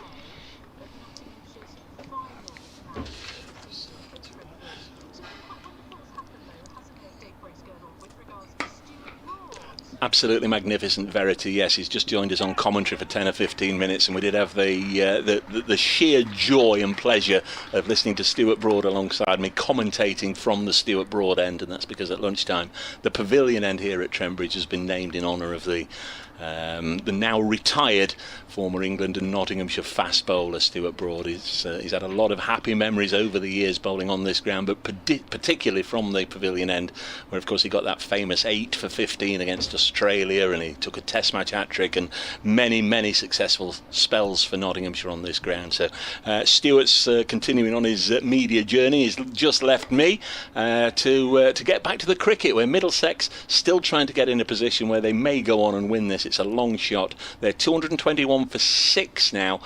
Middlesex lead overall by 203 runs, and the last wicket to go down, also leaving the club, Jake Ball, and he's taken the first wicket from the newly named Stuart Broad end. 221 for 6.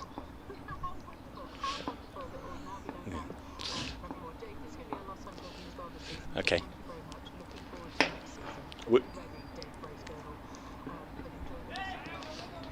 Thank you, Verity.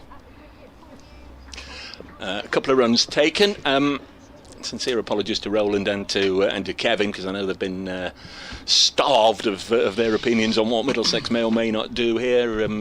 Thanks for giving up a few minutes whilst we just enjoyed hearing from Stuart. He, as I said, for a variety of reasons, wasn't always able to pop up and spend much time with us, but lovely to hear from him. No, not at all. Nothing to be sorry about. Wonderful, that, wasn't it? Is that a declaration? It is. They're off. Robson and Yadav. Robson's got a century. Or is it? No, is Yadav after something? No, they're all going. No, they are going. Robson's not running as quickly. Is Yadav opening the bowling then? He may well be. 224 for 6 then, Middlesex. 206 the lead. And to bowl 68 overs. So, 58 overs. So, that's not far off what we've been teeing up all morning, really. Could they have got to 200 and had 64 overs to bowl? If they'd have gone a little bit quicker this morning, well, I'm not sure they were able to. 6. Yeah. Well, as I say, they kind of hit it really hard at the fielders a lot of the time, didn't they? There goes Robson, 77 ones and 8 twos and 3 fours, which pretty much sums it up there, doesn't it? That he got to a century with 3 fours when they were pushing on Middlesex. They had to do it in singles, didn't they? But yeah, we didn't quite see the ball carted around Trent Bridge as we thought we might at one stage, but they've got a lead of 206, so 207 to win off 58 for Nottinghamshire. But the big problem really is Canterbury for Middlesex, where at the moment Lancashire do not have enough runs on the board to fill Middlesex with any confidence against Kent there. So yeah, it's pretty clear, the equation here now, and it's all eyes on Canterbury as well. 2-3-5 for 6 now. Lancashire lead Kent by 86 runs with 4 wickets remaining. Still there, Bohannon on 18. Hartley's with him now on 14. Indeed, that they came together with a score on 227 for 6. I'm glad I didn't look at that point and got distracted by Stuart Broad instead. Yeah, Lancashire, well, again, they need another 100 runs there before that becomes interesting, because Kent will be coming out chasing down whatever that is, and then no matter what Middlesex do here, it doesn't matter. Jake Bull is leaving the field, Dave Bracegirdle. He is. There's his child on the live stream, and I think that's his mum Deb as well, just waiting for Jake to leave the field. What a great servant he's been for Nottinghamshire. So he's had his last bowl, and it was nice of Stuart to instantly pick up on the first wicket taken from the newly named Stuart Broad end, was taken by Jake Ball. So his work is done. That innings ending on 224 for 6 declared. Sam Robson 105 not out. Josh Carey's got on with things, didn't he? Run a ball 49. Brett Hutton a couple of wickets, so he's finished with 61 for the season. We'll have to have a little look and see later on if that is enough to see him finish as the leading wicket taker. Dane Patterson with a wicket as well, so he'll be absolutely delighted to reach an even 50. Certainly enough time in the game here for plenty of things to happen. Nottinghamshire, they certainly won't be shy about a target of 207 in 58 overs. But if Middlesex can get amongst them early on, who knows yet how this day may end. Might well be one that Middlesex can pull a rabbit from the hat. It's Lancashire have got to pull the rabbit for the hat for me. That doesn't look enough down there, does it? 90-run lead with 4 wickets remaining. Kent win that game and they stay up, no matter what happens here. That's unless there's a big partnership there for Lancashire lower down the order, where they've got nothing to play for. It's fifth place. Kent made it right. Horlicks are trying to chase 113, whatever it was, 32 against Notts, and were on the brink themselves of turning, well, almost certain victory into a potential defeat. As I had to put it for BBC Radio London overnight when doing the interviews yesterday evening in the sports show, or being interviewed, indeed being grilled in the sports show about the state of Middlesex cricket on the midweek sports show. If you had to place money one way or the other last night, it would have been on Kent staying up and Middlesex going down, and that remains the position now. If you had to put money on one of the two outcomes, it's Kent up and Middlesex down. But in all Hollywood movies, there's a twist. Exactly. Exactly. If only this was a Hollywood movie, or indeed one of our soaps that we watch religiously, or many people watch religiously, week after week after week. Great of Stuart to pop up, and be nice when we actually get a sign at the far end. I guess couldn't really have got a sign up there today, or it would have given the game away a little bit, let everybody know in advance. But that was a nice touch from the club. Of course, you would know at Middlesex, I mean, all the stands there pretty much named after famous and celebrated cricketers of the dim and distant and not so distant past. It is nice to honour the greats of the game. Well, absolutely. I mean, as you say, the Warner and the Edrich, the stands, the Allen. Compton, of course, is the name that perhaps grabs the attention the most. Dennis Compton. The stand, well, they sit either side of the media centre, don't they? Edrich and Compton. A lovely poem written about that, wasn't there, about the two of those? But yeah, it's the Grace Gates. So yeah, there's a few landmarks around Lords, isn't there? The great and the good, but it's wonderful, and that's the great thing. I always say, going to Somerset, when you go down there and you see a big, massive picture of Joel Garner on the wall, it's just wonderful, isn't it? The Garner Gates, isn't it? Yeah. The Garner Gates. There's the Caddick Pavilion, the Trescothic Pavilion, is it the James Hildreth stand now, the old Trescothic stand? Is it? Yeah. They do like a pavilion down there, don't they? Yeah, they do. Yeah, I think they need to build another one, don't they? Well, they need to build another one for the media now, don't they? There's the Saviv stand, Saviv picture down there as well, and there's Harold Gimlet as well. And you walk past, as well, his records, as he was dubbed Gimlet by Harold by Peter Trigo, when it was a Middlesex match actually, when I think Trescothic was either just about to reach some landmark to match Gimlet, and that was it. He was dubbed Harold for the remainder of the game by Trigo, and all the press interviews But you know, it's wonderful. It's absolutely, you can't beat it when you go around these grounds and you just see the greats. Let's say Somerset's the one that grabs me for some reason. I don't know why. That Joel Garner, when you walk around the ground, there's a big picture of Joel Garner there. Yeah, they do it well. They do it well at Surrey as well. To be fair, the concourse there absolutely jam-packed, full of pictures of the good and the great that have represented Surrey over the years. You went this morning on Mark Stoneman, and it turned out to be Sam Robson, who's going to get your wickets. Who's going to be the 6 for 30 man, and forever a Middlesex hero. Middlesex. I'll leave you with those thoughts, and then we'll bring Roland in. Middlesex are desperately hoping it's going to be Yadav, and the turn that's been there will just have a little bit more. And it's been a slow pitch, so it's been slow for the seamer, slow for the for all the bowlers, but slow for the spinner as well. If he can just find a little bit more rip in this final innings, whether it's the pitch breaks up a little bit. We've seen the bounce, haven't we? There was the one that kept low to get Clark LBW to Yadav for 70. That was the one. Of all the wickets, that was the one where you looked at the bounce and said, yeah, he was a little unlucky there, kept a fraction low, and he was pinned on the back foot, backing up into the stumps. So Yadav for me is the man. He's got to do it, really. I mean, De Carey's got 3 for in that first innings, didn't he? He picked up Hutton and Ball at the end, having picked up Montgomery, stumped by Simpson, charging down the track.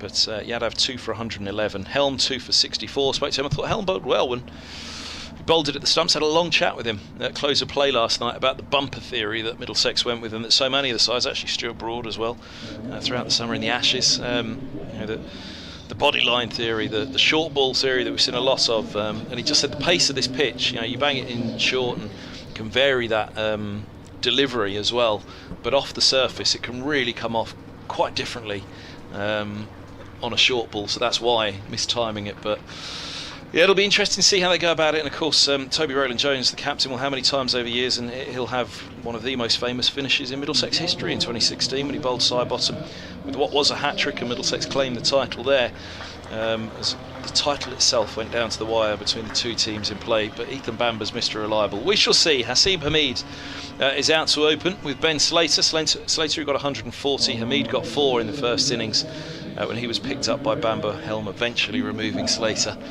Roland Butcher's alongside me. Butch, I can't really put it any simpler than that. If you had to put money on one of them, at the moment you put the money on Kent staying up and Middlesex going down, if you really were forced to make a choice.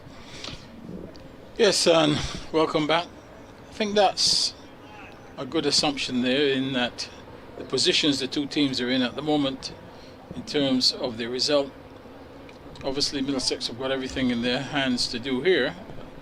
They've obviously set a target, that one they've got to try and defend. And as I say that, Butch, 7th wicket's just gone at Canterbury. 2, 5, 9 for 7. Lancashire lead by just 92 runs at Kent. 3 more wickets. Bohannon's still there on 20. Bailey's with him now. Hartley's gone. Court Compton, Bol Chahal. It's they're up against it now, Lancashire, to save that game, which means Middlesex, well, they're not up against it. They are facing Division 2 next year, unless Lancashire can really pull something out of the bag. No matter what happens here, they're down. But Middlesex must try their best. 2 slips in a gully, and here's Bamber. He's right arm over. He bowls to Slater. 40 goes, pushing 2 point, and Yadav, and there's no run. Yeah, they need a good start here. It's a gettable target, so they've given themselves, they had to dangle a carrot really to Notts. Had to give Notts enough time to get it as well, otherwise a draw would be no good to Middlesex. So still a good pitch, but they need a good start.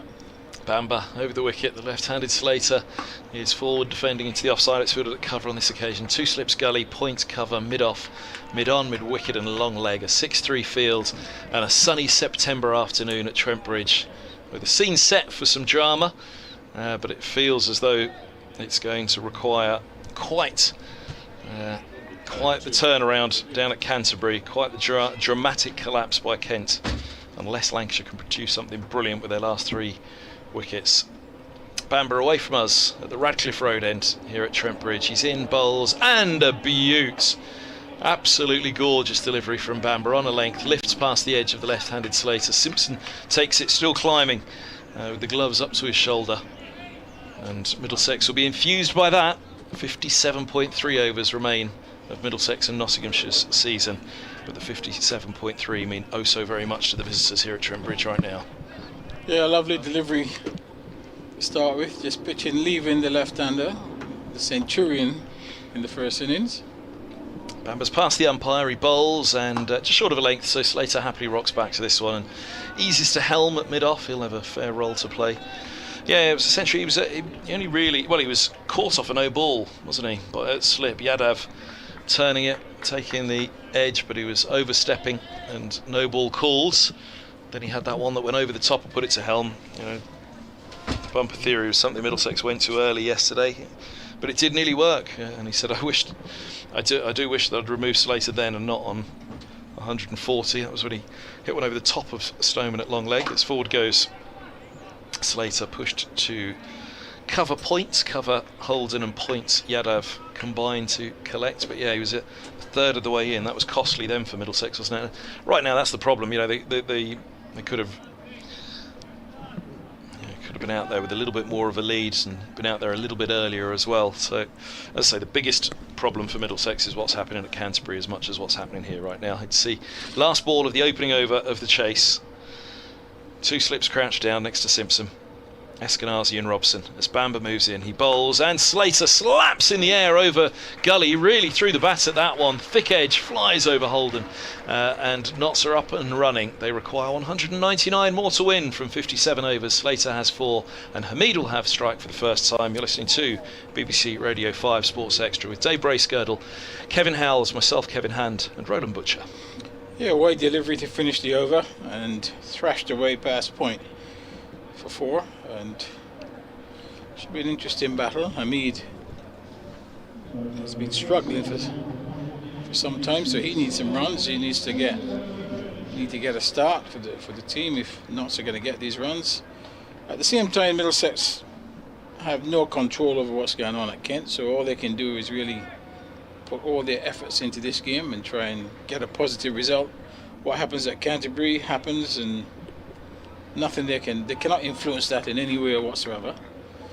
So Roland Jones will start from the Stuart Broad end, and he's going to bowl to Hamid with 2 slips in the gully in place.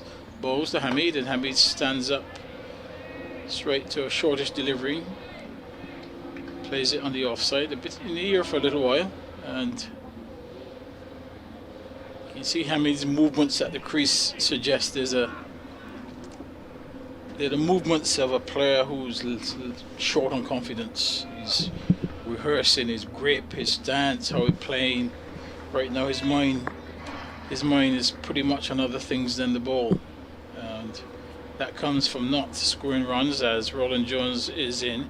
Bowls to Hamid, and he's going to get runs here, could even get 4. It's going down to the fine leg boundary, and that should be 4. Signal for diving effort down there at fine leg, but all in vain.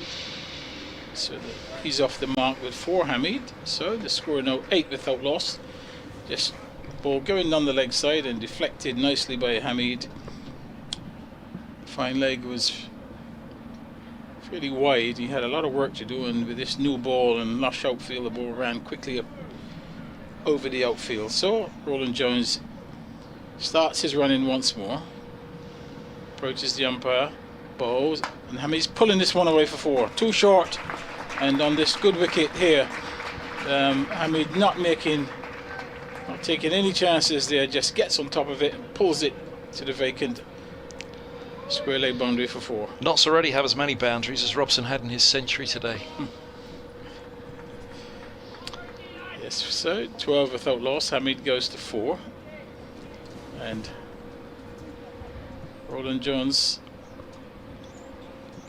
comes in once more, bowls to Hamid and beats him outside the off stump. Hamid groping at a delivery just outside the off stump and going past the edge and through to wicketkeeper Simpson. So 12 without loss, 195. The requirement has been reduced to already. Current run rate 7.2. That'll come down, of course. Roland Jones once more bowls to Hamid, and Hamid flicks this one away. I think that's going to be another boundary. It's running out towards the boundary. The chase is on. It's going to be tight. The ball wins the race, as he's using his wrist there, Hamid, and working that one through mid-wicket. Big effort by the fielder there chasing out to mid-wicket, but the ball wins the race. Hamid gets his third boundary in the over. He goes to 12, and that's also forced a Middlesex fielding change as the gully's been removed. He goes to short mid-wicket, and mid-wicket has been dispatched out to the square leg boundary. Roland Jones is in, bowls to Hamid, and Hamid is across and covers up a good length delivery, plays it into the extra cover region where Yadaf does the field, and that was the final delivery of Roland Jones's first over. At the end of the over, Nottinghamshire have had a steady start. They've gone 16 without loss. So more boundaries within 2 overs than Robson managed in his century. Now obviously that's a reflection of the field placing this morning, but also that's just taken a big chunk out of the 207, or a sizable enough chunk out of the 207 that Middlesex laboured hard to post as a lead in this innings.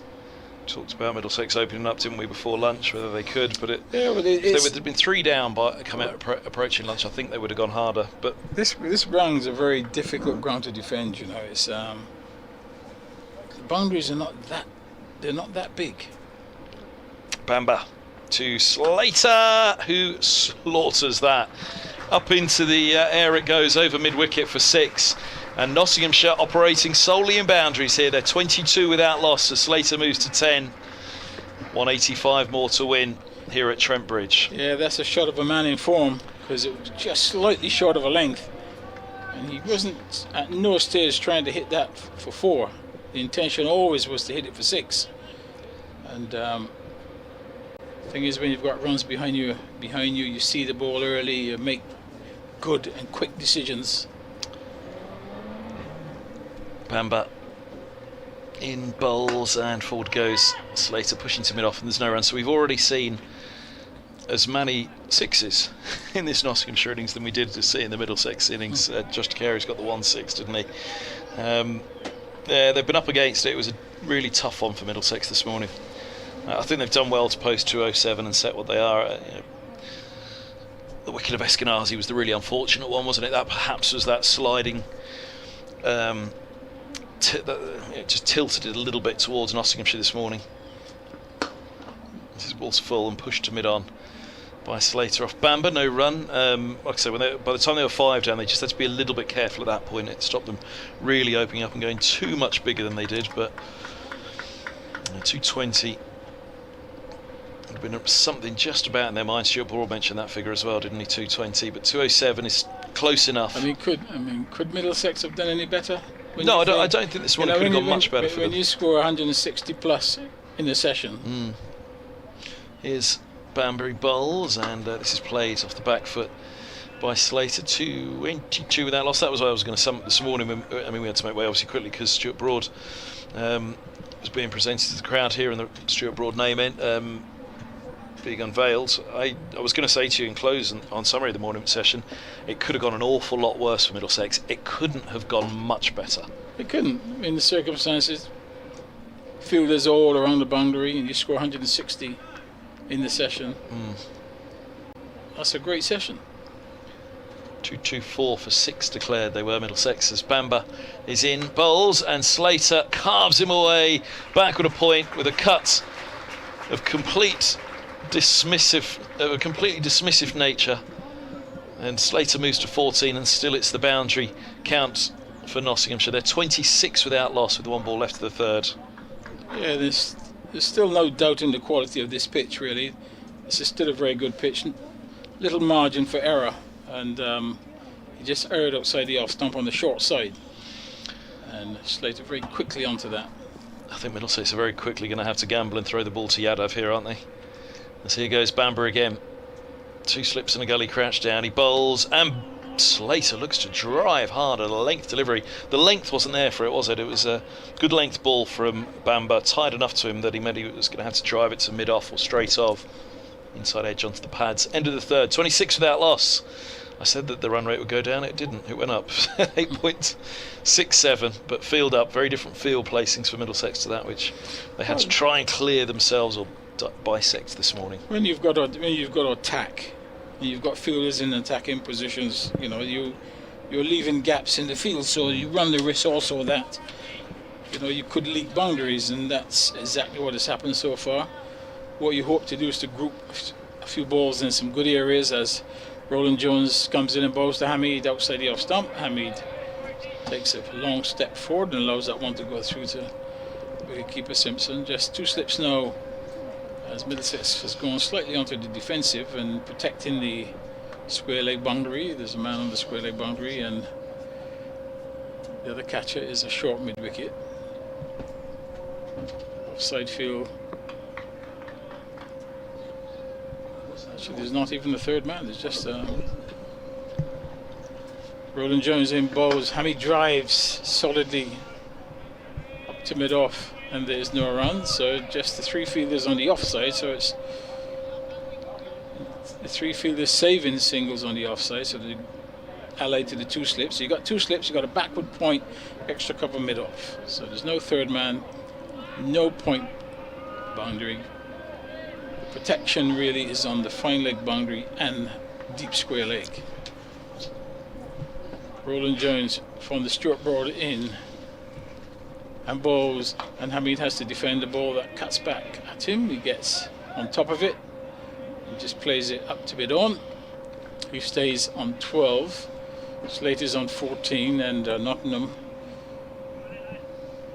Nottinghamshire, they're now 26 without loss. Bright sunshine here on this final day of the 2023 season, and a lot hanging on this game really. Middlesex fighting to avoid relegation. They'll do the best they can as Roland Jones bowls to Hamid, and he allows it to go through, and the ball dies off the pitch, reaches Simpson on the first bounce. Extraordinary whirring noise around the ground, some sort of mechanical sound, some work machinery, I guess, somewhere, either ground staff maybe, gearing up for the winter already. It sounds like it's one of those mechanical lifts or something. 26 without loss. Roland Jones in his second over into Hamid now, and bowls, and Hamid defends a ball just back of a length on the front foot. Yeah, that fat extra cover does the fielding, and there is no run. So far in this over, he's really been able to keep Hamid very quiet. Haven't conceded a run off the over yet. That's what you need to do, just group some balls in an area, stop the batsman from scoring. Hamid is on 12 as Roland Jones with a final delivery of his second over in bowls outside the off stump. Hamid plays no shot. Maiden over completed by Roland Jones. That would make him feel a lot happier. Also, it will make the Middlesex captain feel happier, and the fact that they've been able to stop the batter from getting any runs, and of course any boundaries as well. So 26 without loss, Middlesex. Nottinghamshire really chasing this total handed to them by Middlesex, who had to make a very generous declaration because they have got everything to gain, nothing to lose. So they've had to make it attractive for Nottinghamshire. Lancashire 2-7, 2 for 7. They lead by 105 at Canterbury now. Bohannon 24. Bailey has 9. Here's Bamber. 2 slips. Deep point for Bamber now as he bowls to Slater, who defends to cover. Holden comes around. Slater 14. Hamid 12. 2 slips. Gully. Deep point cover. Mid off. Mid on. Mid wicket. Long leg. A 6-3 field. And a wing and a prayer for Middlesex for their Division 1 status right now. They need a huge, huge favour done down at Canterbury by, well, at present, Bohannon and Bailey. But then with the ball as well, Lancashire aren't going to bat out the day, surely, so they'll have to defend. It's a paltry lead at the moment as here's Banbury bowls short, and that goes up in the air again over mid-wicket. This one is 4. It wasn't as high as I thought, actually. He played it uppishly, didn't he? But it was fine of the mid-wicket Stoneman. I'm not sure for how long in the air, but it rolls away over the rope. And it's another boundary. They're yet to score anything but a boundary in this innings. Yes. Third fall for Slater with a 6 to his name as well. He's on 18 and Notts 30 without loss. Yes, they'd have picked the length very well there. It's like watching you back in the heyday, Butch. Just slightly short of a length, and he was onto it in a flash.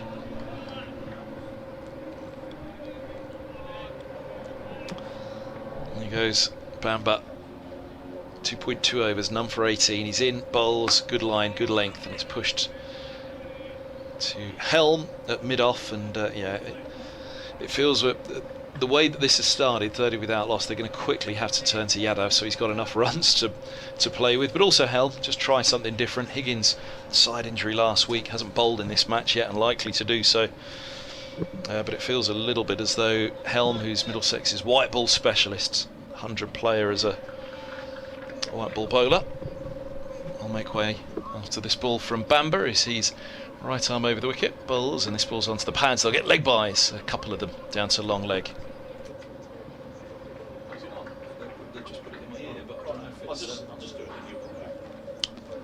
Score goes 32 without loss. Just leapt in alongside you, Roland, because BBC Radio Nottingham will be coming in a moment or two for an update. I tell you what, you relieved, or you spared some of that noise whilst you've got headphones on. Yes, Bamba. Really, really loud noise from the building side across the road as this is punched through the offside by Slater. Another boundary. Looks in good touch, doesn't he? Yeah, and so he should. He's got 100 in the first innings, and he certainly looks a lot more positive in this second innings. That was a beautifully executed shot. Just a push drive, perfect timing. And with this new ball, quick outfield, placement also very good. So he gets another boundary, and score moves to 36 without loss. Got to go to spin sooner rather than later, haven't they? Bamba has one ball left in this. It's only the 5th over, but Notts already have got 36.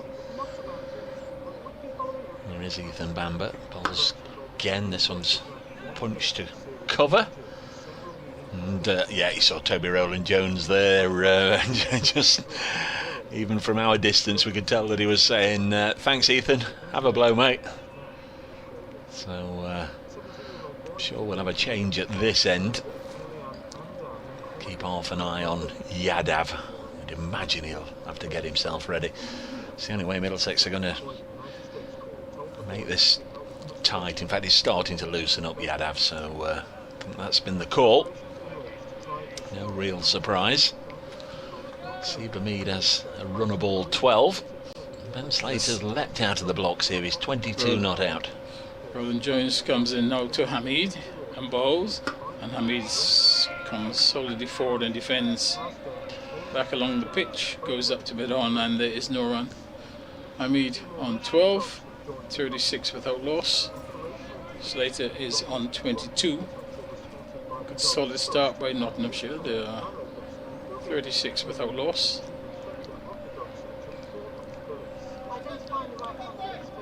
Two slips. Short mid wicket as Rowland-Jones from the Stuart brought in now and bowls to Hamid, and Hamid is getting an inside edge. He's going to get a single though as it goes out past the square leg umpire. Bit of a stifle appeal by the bowler, so he gets one, goes to 13. It's now 37 without loss. Brings the left-handed Slater to face his first ball of this innings from. Been update for BBC Radio Nottingham listeners. Here it comes in just a moment. Where Notts have been set to score 207 from a minimum of 58 overs. It seems a little generous perhaps, Middlesex having to declare they quite frankly need to win this game, otherwise they face relegation. So once they'd reached 224 for 6 with a century from Sam Robson, they pulled the plug. Notts have got off to a good start there, 37 without loss on the day that Stuart Broad has had the pavilion end here at Trent Bridge named after him. Notts 37 without loss. Rowland-Jones will continue now. He's going to go around the wicket to the left-handed Slater. He's in past the umpire now and bowls, and Slater's drive in.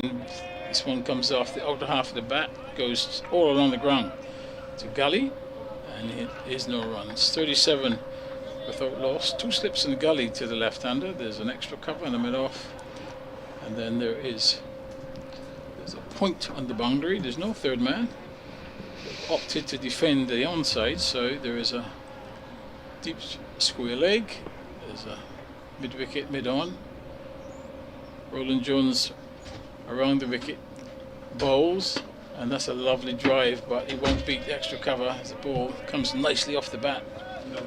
Goes out to extra cover, it's fielded, and there's no run.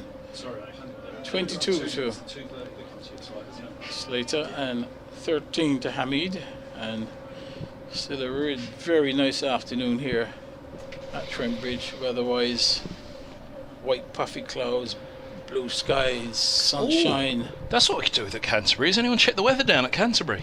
And you're hoping against hope here, Kevin, as Roland Jones comes in now and bowls for Slater, and Slater drives fluently on the onside. It goes straight to mid-on, it's fielded, but that was a nice fluent shot coming forward, and you could see the confidence at the moment in Slater, and that confidence would have come from batting for 6-7 hours in the first innings. Really played a different sort of innings.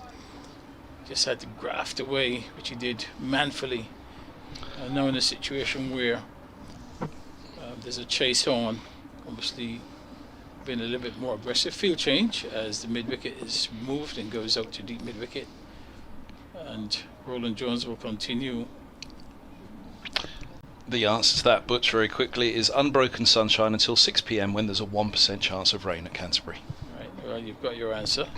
As Roland Jones is in and bowls, and that's flicked to the onside, is gone for 1, could easily be 2 here. There will be 2, as that fielder, which is Yadav, who's out on the mid-wicket boundary, has to run around towards whitish mid-on, does the fielding. In the meantime, the batter crossed for 2.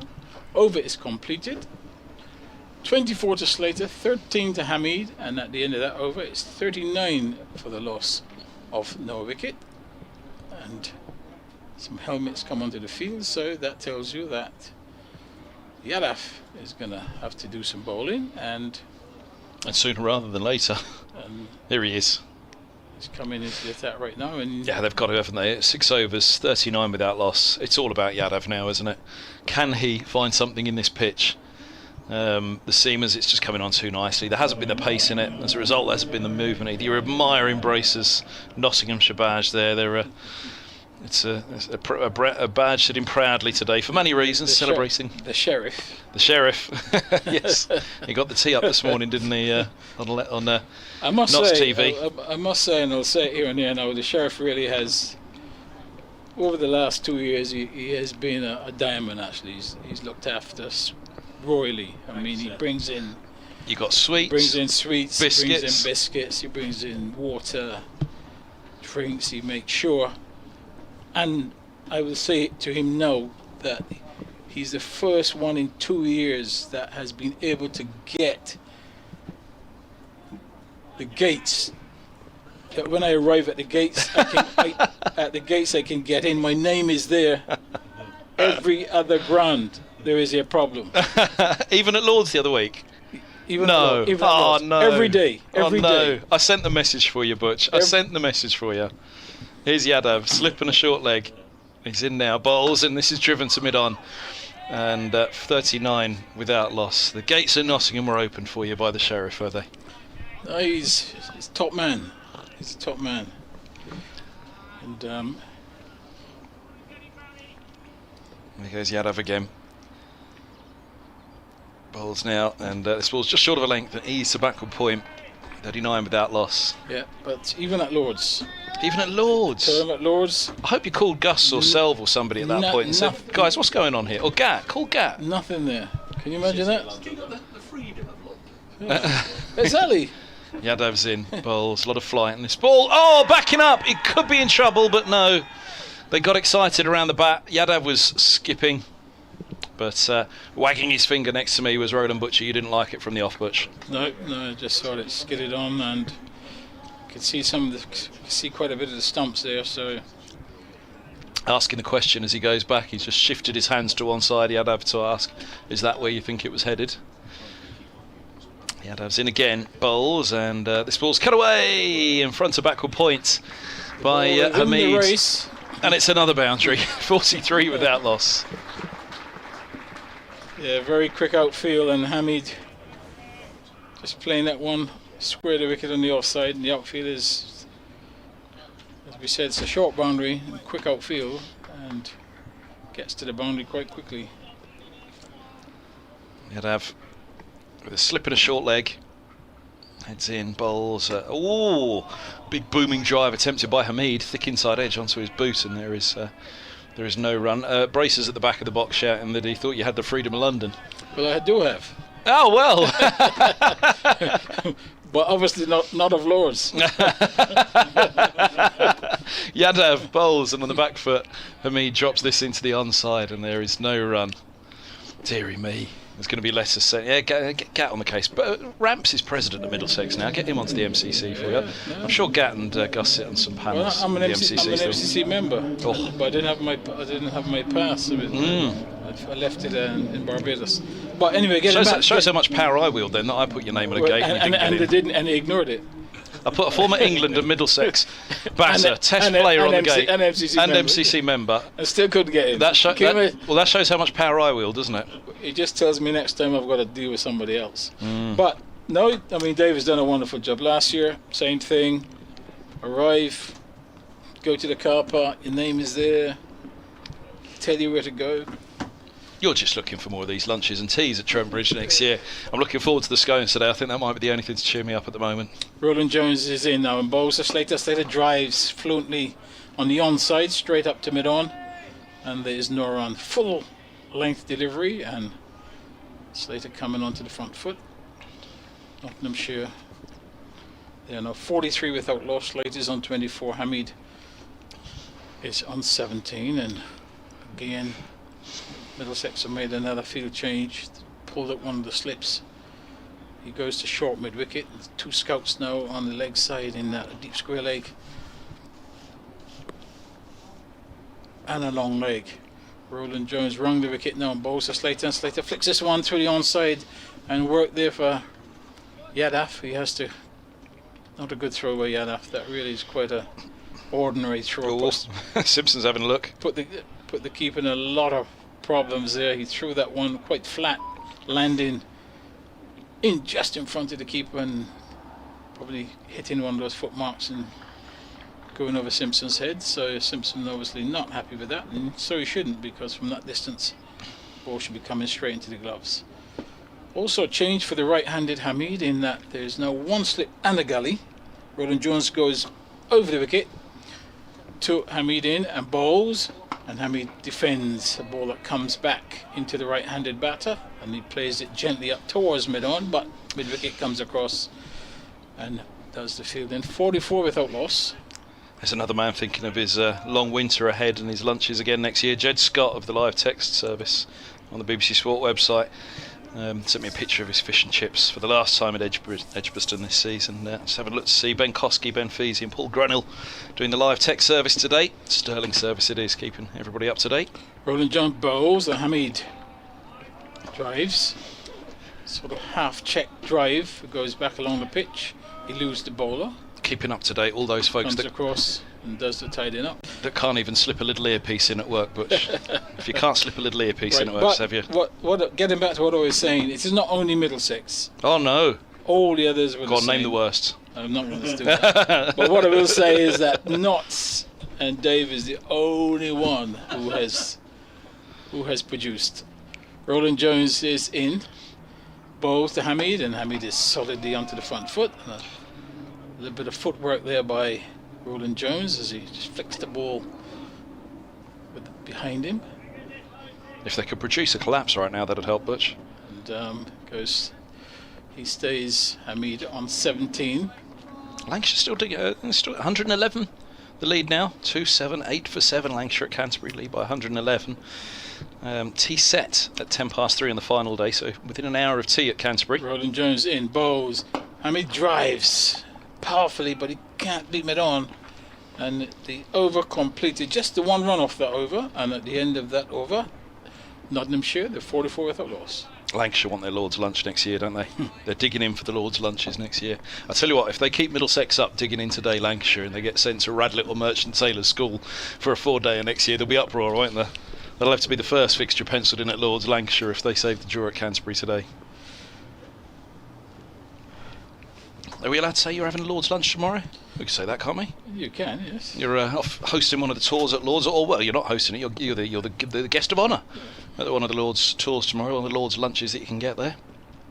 A few of the England and Middlesex greats going around doing that one. Is that all winter long? I guess you're only here for a little while longer, so. I think I'm pretty sure they do at least once a month. Where is the lunch for you tomorrow? It can't be in the Players' Dining Room tomorrow. Is it Dining Room. really? Yeah. So you get on the tour with Roland Butcher, Mike Gattin, Gus Fraser. They do a discount for that one, and you get your Lord's lunch in the Players' Dining Room. Here's Yadav around the wicket. He bowls, and this is driven out to deep cover for a single. Slater's on to 26. Is that right? Yeah. Goodness me. I'm gonna have to get my name down to host one of these tours, aren't I?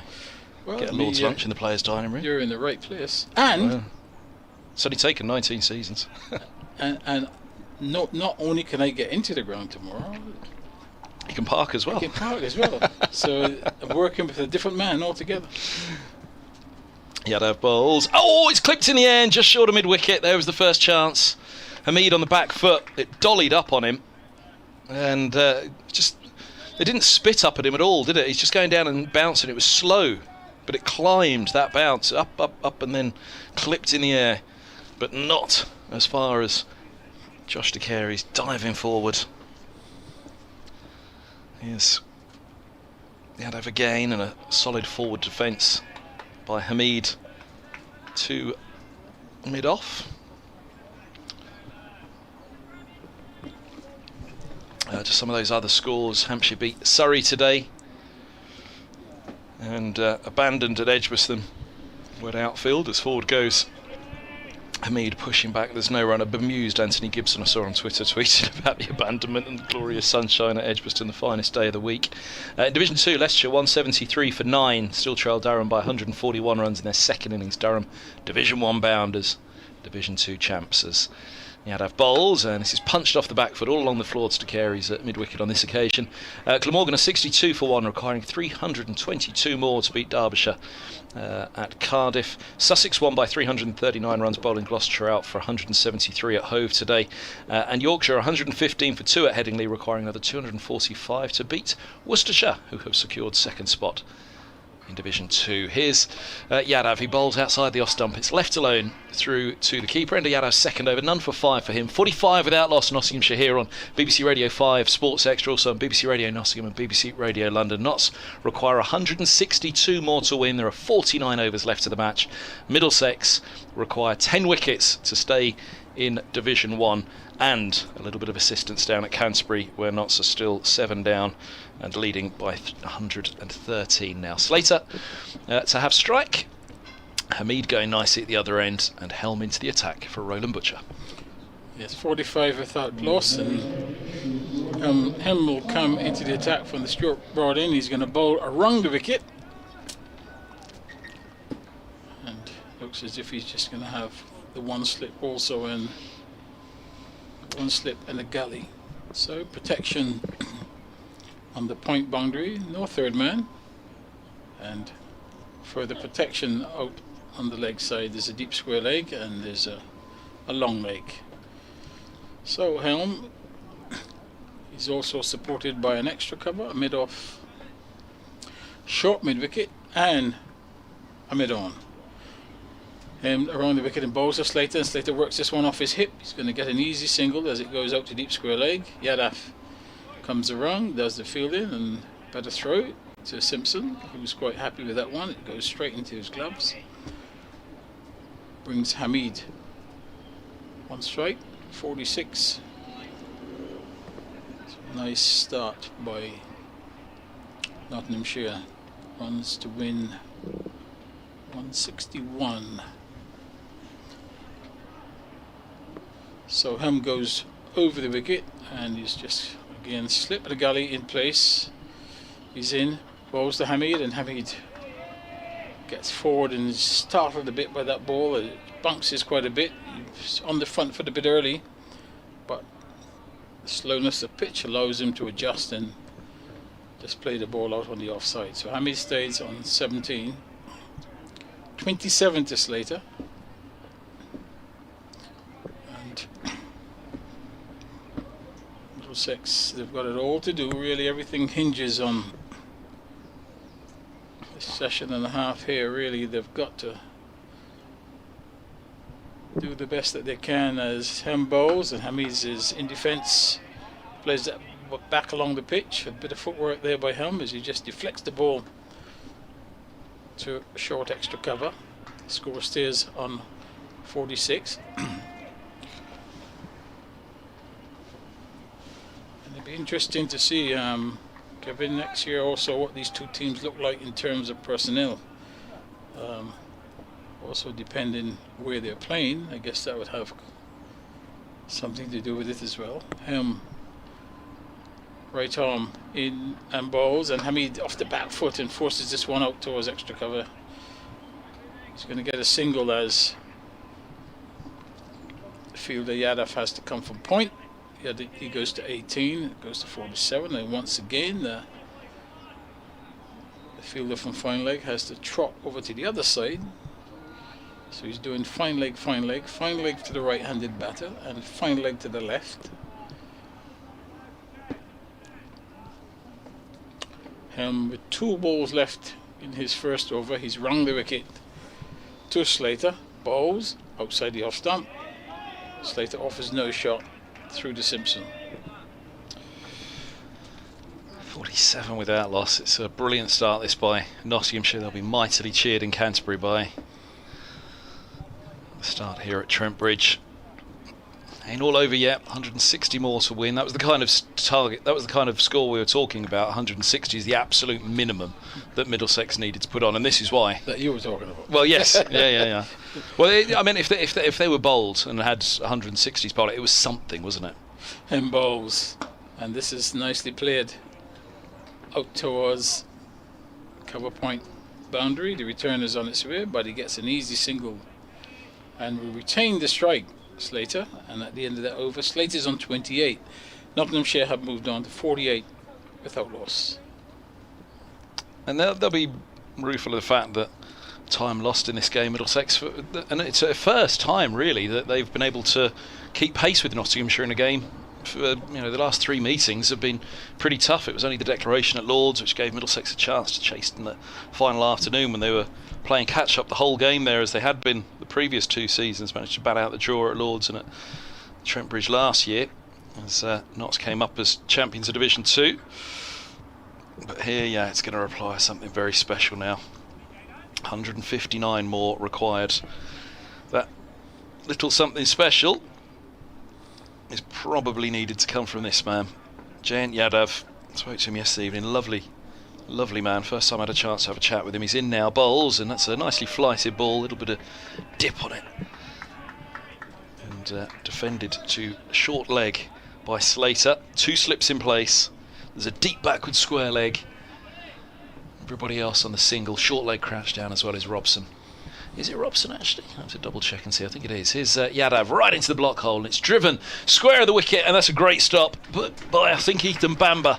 It is Ethan Bamber at cover, an unlikely position for Bamber, which is why I hesitated for a moment. And he gets up with a big, dirty cable knit sweater all across his chest and his belly now, after diving across one of the used tracks. Well, he certainly saved that ball from getting to the boundary, because once it got on those used wickets, he was running away, so it took a desperate dive.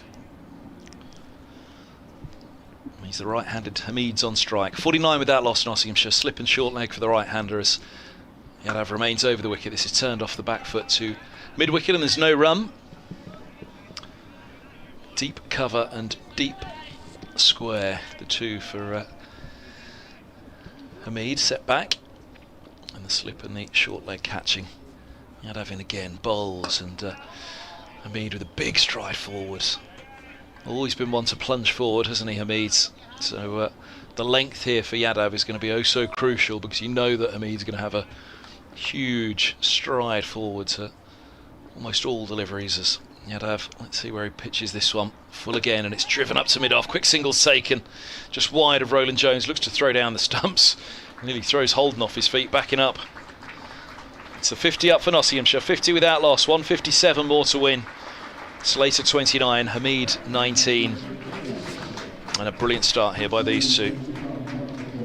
Yeah, nicely judged single there by Hamid. It struck, pushed quite firmly, but able to get home quite easily.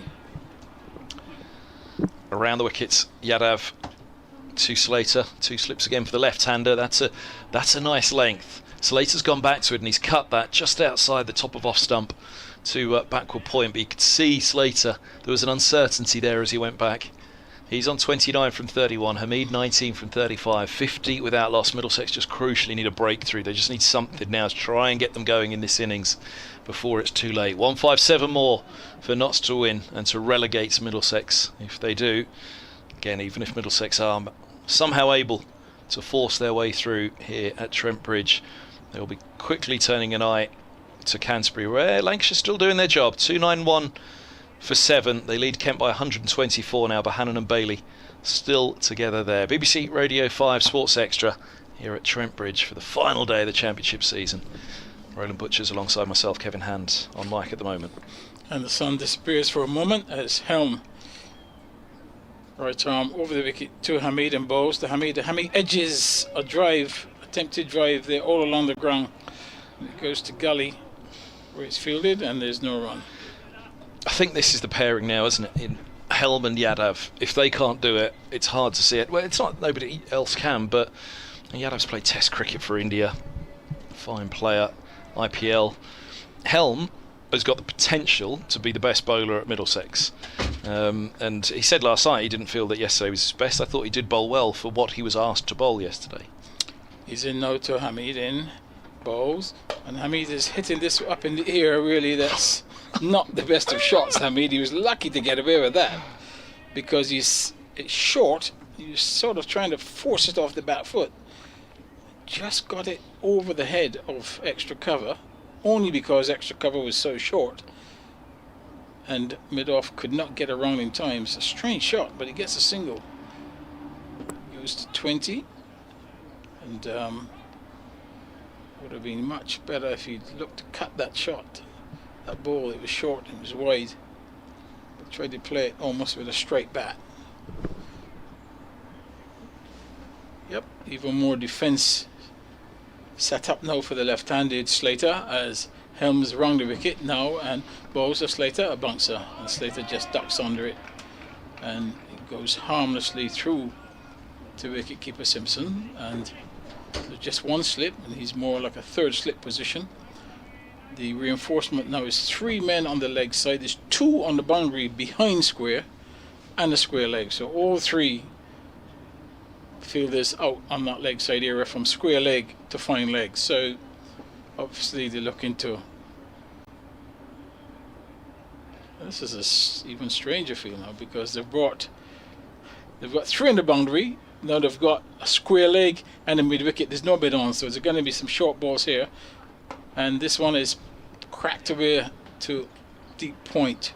There's a field at backward point and he gets a single, and really with this field it means that Hem really cannot look to pitch the ball up, because with no mid on, no cover, there's a backward point on the boundary, it limits the areas.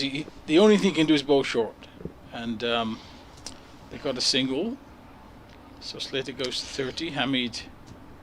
This is what I was talking about though. In the first innings it was the same, wasn't it? He's had 10 deliveries, Helm, and he's being sent to the short ball theory before he's been given a chance to settle on a length. I mean, that's not going to help Helm become the kind of bowler that he'd like to be and England would like him to be. And they've now taken away a fielder from the leg side, from the offside, so again they might be short at Hamid as well.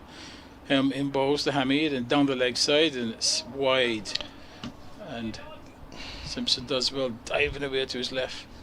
I mean, that doesn't take it cleanly, but saves certainly a bye. That's betraying slightly a frustration that a lot of us have shared this summer with the amount of short ball bowling you see, because of course Hamid has always had that over him, doesn't he? He doesn't play the short ball well, so if you're going to get somebody to come in and bump him, then it'll be Helm. Roland Jones tried to do it early and it didn't work. He's got to get the line right because there's no third man, and Hamid could easily uppercut him if he gets the right side of it. Him into Hamid now. Bowls and a bouncer, and Hamid just ducks under it and allows it to go through to the keeper. Over completed at the end of the over. 52 without loss, Nottingham. Butch, do you want a break? And Braces can slip in and do his update there. I was going to make way for Braces, but I was just thinking you might want a break up until tea, which is 40 minutes away now. One last set of scones to select from for the season, Braces. Go for it, mate. You've resisted all game long. Yeah. That's because Rachel's kept us well fed. I haven't had any of the Battenberg yet today. Been a busy day today. I had a chance to tuck in. It was a slow couple of days, the last few days, really, wasn't it? As Bat was on top of the ball for the most part. Today, well, the weather was on top of bat and ball, wasn't it, for a good chunk of this game. Here's Yadav from our end of the ground, the Radcliffe Road end. Balls to Slater, and he defends. Crikey, but I get used to calling it the Stuart Broad end now, the far end of the ground. Thanks to everybody that sent messages in congratulating Stuart and copying me, and it's a great moment for him, clearly. This ball is sent down by Yadav, pushed into the offside, and there is no run. It's been one of those sorts of matches, of course, where we've said farewell to Samit Patel. We've had Paul Johnson up to see us reminiscing about his playing days. We've had Paul Franks reminiscing about his playing days. This one's pushed into the offside. There's no run. We've just had Stuart Broad up reminiscing about his playing days. And one thing that Stuart Broad said, I thought there was going to be a tear there when he said, I was just so pleased that the first wicket to be taken at the newly named Stuart Broad end was taken by Jake Ball. And a fella carrying an Everton mug has just walked into the commentary box. This is cut away onto the offside, and there will be at least one. They'll come back for 254 without loss. That was a clumsy way of introducing Jake Ball to the commentary box. Hopefully not the last time. Hopefully we'll see him here playing again, but maybe the last time in Nottinghamshire colours. Popped up to say hello. Thank you so much. Worries, congratulations on a great career here at Notts. Great to see you out there today, and thank you for coming up. No worries at all, mate. No worries at all. With the Everton mug. You don't With need to the leave it Everton at the mug. back, you know. Well, there's nothing in it. You had to have bowls, and this is popped down on the leg side. Come to you in a moment. Of course, it's difficult when the spinner is bowling, but I'm sure you guys were all aware about the Stuart Broad, the unveiling and whatever. Yeah. But Broady was here and actually commentated on your wicket, so that was a nice little thing for him, and obviously a nice little thing for you as Yadav defends this one. Yeah, it was nice. I mean, Mull said just as I was walking out, he's like, one thing that they can't take away from your ball in the first ball at the Stuart Broad end, and then obviously to take the first wicket at the Stuart Broad end is something quite special. He's a good friend, and he's had an amazing career and thoroughly deserves his end here at Trent Bridge. And I actually said I think if his script writing is right, then he'll probably I'll get a wicket with my first ball, but not to be. But luckily I did manage to get one wicket. You did get a wicket. You've had quite a good match in the field as well. There was a run out off your own bowling in the first innings. And what about that catch this morning? As Jake can hear, Radio Nottingham's in my ears. I think we might just have to do a quick update in a moment or two. So I don't want to sort of start a conversation and then have to break off. Andy Whittaker with the afternoon show. It's 54 without loss. Asib Hamid has 20. Ben Slater has 32. It is going to be Tom Helm from the Stuart Broad end. Lead. Where Nottinghamshire seemingly are on course for a victory. This has been a strange old end towards the county championship season for Nottinghamshire and for Middlesex. Nottinghamshire save 7th. If they win this game, they'll finish 6th. But it's the visitors Middlesex got to win.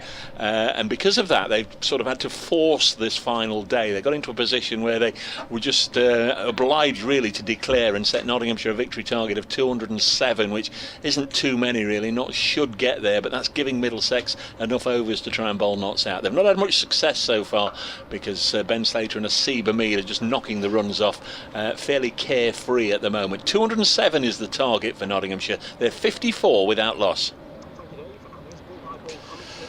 So there's a quick update for BBC Radio Nottingham. I'm Dave Bracegirdle. We're on 5 Sports Extra as well. Jake Ball, the England and former Nottinghamshire bowler, alongside me.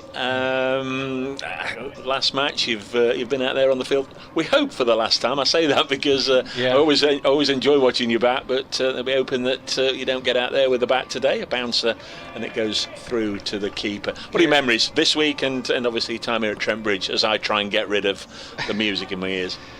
I got so many good memories here.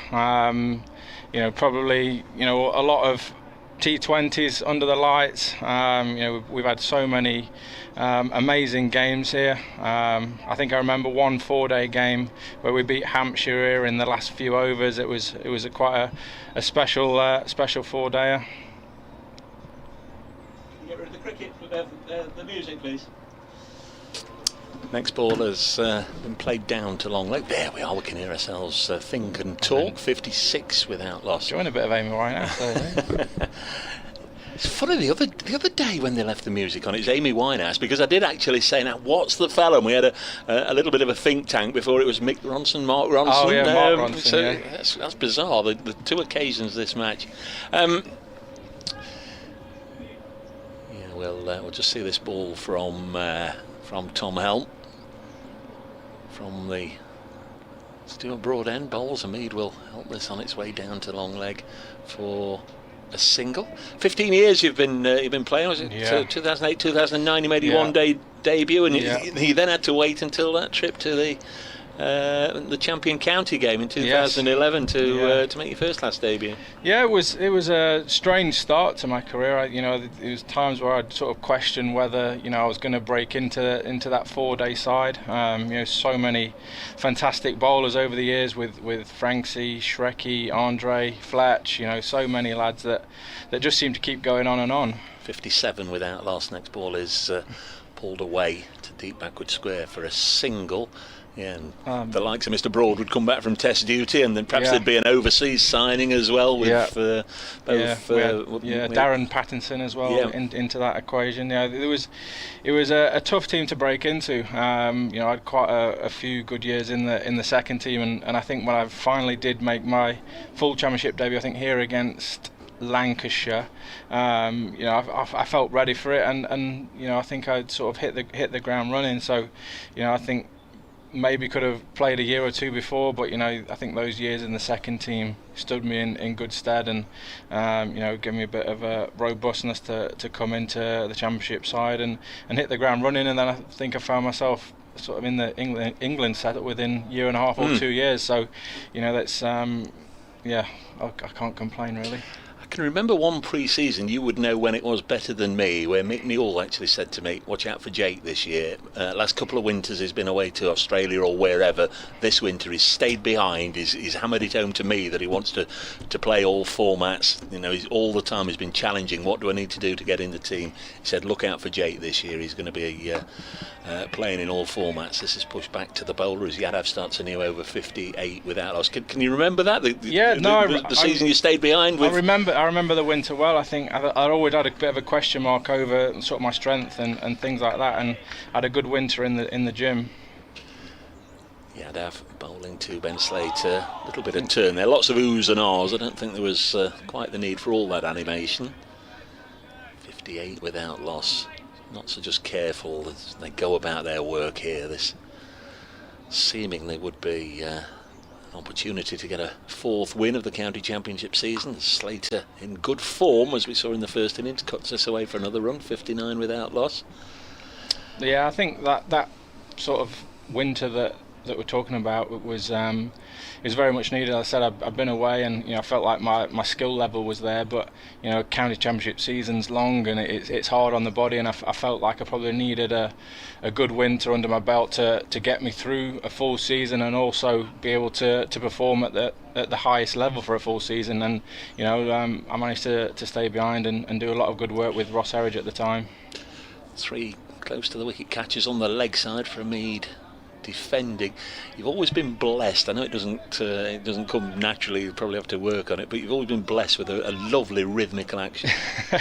Yeah, no, I think I picked it up quite early on. I did a lot of work with Mike Hendrick in the early days. Yadav bowling to a Mead, rocks back, cuts it into the offside. We'll get a single 60 yeah, without loss. I owe a tremendous amount to Hendo. I did a lot of work with him, sort of from real, when I joined the academy, sort of late 17, sort of those. I had 3 or 4 years in the second team where we did a lot of work, and you know, I think he made me the sort of bowler I am today.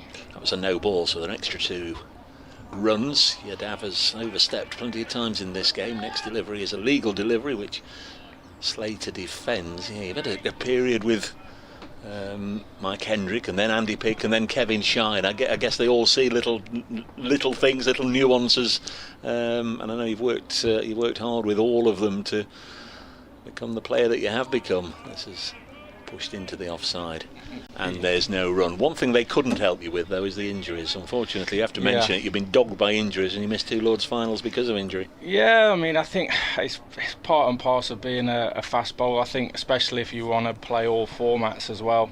I certainly think in the last three or 4 years, I think the sort of change in actions that you do now in 4-day cricket to T20 cricket, you know, it's a lot harder on the body, and I just don't think that fast bowlers will be able to sustain either a full season in the 4-day and the T20 or the Royal London or whatever it is. It's going to be Helm to continue from the Stuart Broad end. 3 overs, none for 9. Bowls on the pads of Hamid, just helps this away for another single. 63 without loss. We had Samit Patel up here a couple of days ago, and you know, we were talking about obviously his career highlights, because he's also moving on, and one thing he said, or one thing you've got in common with him, you've played for England in all 3 formats, but one thing you have over Samit, and he admitted it was one of his regrets, didn't play a test match in England. Now you did that, you made your debut your debut at Lords in front of your family. 63 without loss, this one over the shoulder of Ben Slater. Great occasion, terrific, couldn't have gone much better, and I remember we talked at the time, your very first wicket was an LBW, which then was reviewed, so you got to celebrate it twice. Yeah, no, it was a special day. Looking back on it, there, the sort of things that you're going to carry with you for the rest of your life. To have mum and dad and brother, and to be given my cap by my uncle as well in the morning was something special. That's Bruce French, the former Notts and England wicket-keeper. Slater pulls this onto the leg side. We'll get another single. 64 without loss, and again, something that Samin didn't get. You went on an Ashes tour, played in an Ashes match. You know, we know it didn't pan out well for England. Hasn't done down under for quite some time, but you went on an Ashes tour. Yeah, I mean, they were special memories as well. I think with the day I found out about that, you know, it was something that you've always had sort of one eye on, especially when I first broke into that England side. I think the 2005 Ashes is what really sort of got me going and wanted me to play cricket. Hamid has 24, turns this to mid-wicket. We're talking to Jake Ball. This is his last match for Notts. Not the last match of your career. We understand you've got an offer or two. I know nothing's been announced as yet, but there are irons in the fire, I think is the saying. Yeah, definitely. I think I've got, like I say, I've had quite a few injuries over the last couple of years, and also not a few like selection things as well. I think I've still got a hell of a lot to offer the game, I believe. So yeah, looking forward to the next challenge, with whatever that is. And yeah, hopefully I've still got a fair few years left in the game. 64 without loss. Next delivery on its way, and Hamid will pull it to mid-wicket, and he's caught. Didn't roll the wrists enough on that occasion, Asib Hamid, and his season ends with 24, pulling Tom Helm to square leg. Middlesex have the first of the 10 wickets they need, and also well on their way towards this victory target. But they've lost Hamid, but the opener's put in 64 on. It's a platform, certainly. It was Stevie Eskenazi with the catch, Helm with the wicket, and that wicket will just just give Middlesex just an inkling of a chance. Yeah. I think it only just. But it's been a strange old day, hasn't it? Yeah, it has been a bit of a weird day, really.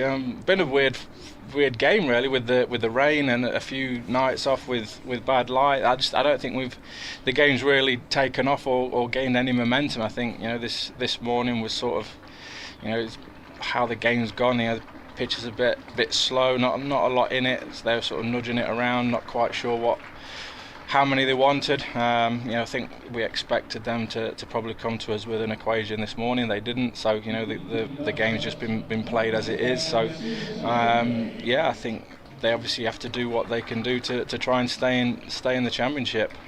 Yeah, there'd have been no point. A number of spectators and people on the concourse asking me will the captains get together? Will there be collusion? But you're right. There was no need for Notts to do that. No. And that was very evident literally from the first ball this morning, because Middlesex were looking to get on the attack and not suddenly defended, and you had 7, 8, 9 in the end on the boundary, and Middlesex had to force the running in that session. Yeah, and it's not the easiest pitch to get the ball away on. It's quite a slow tide pitch, so I think the game sort of panned itself out sort of in that first session, and I think with Middlesex having one eye on what's happening at Kent and things like that, I think they felt like they just had to sort of press the button and go for it, really, and try and bowl us out. The Somerset match being called off early as a draw. They're 6th, Notts are 7th, but Notts would go above them with a win. So 6 isn't. It's not first, it's not second, but 6 is better than 7th, isn't it? As Helm comes in to bowl too, the Notts skipper Mullane is turning this behind square on the leg side, and there's no run. And again, we've got to wait for all announcements, but you do intend to go on with red ball and white ball? Yeah, 100%. I feel like I said, I actually feel probably as fit as I have done. I think one thing that I have been able to do over the course of the last couple of years is sort of really sit down with the strength and conditioning coach and physio and work out, going into my latter years as it is, what's best for me and how I manage my body. I had the back operation 2 years ago.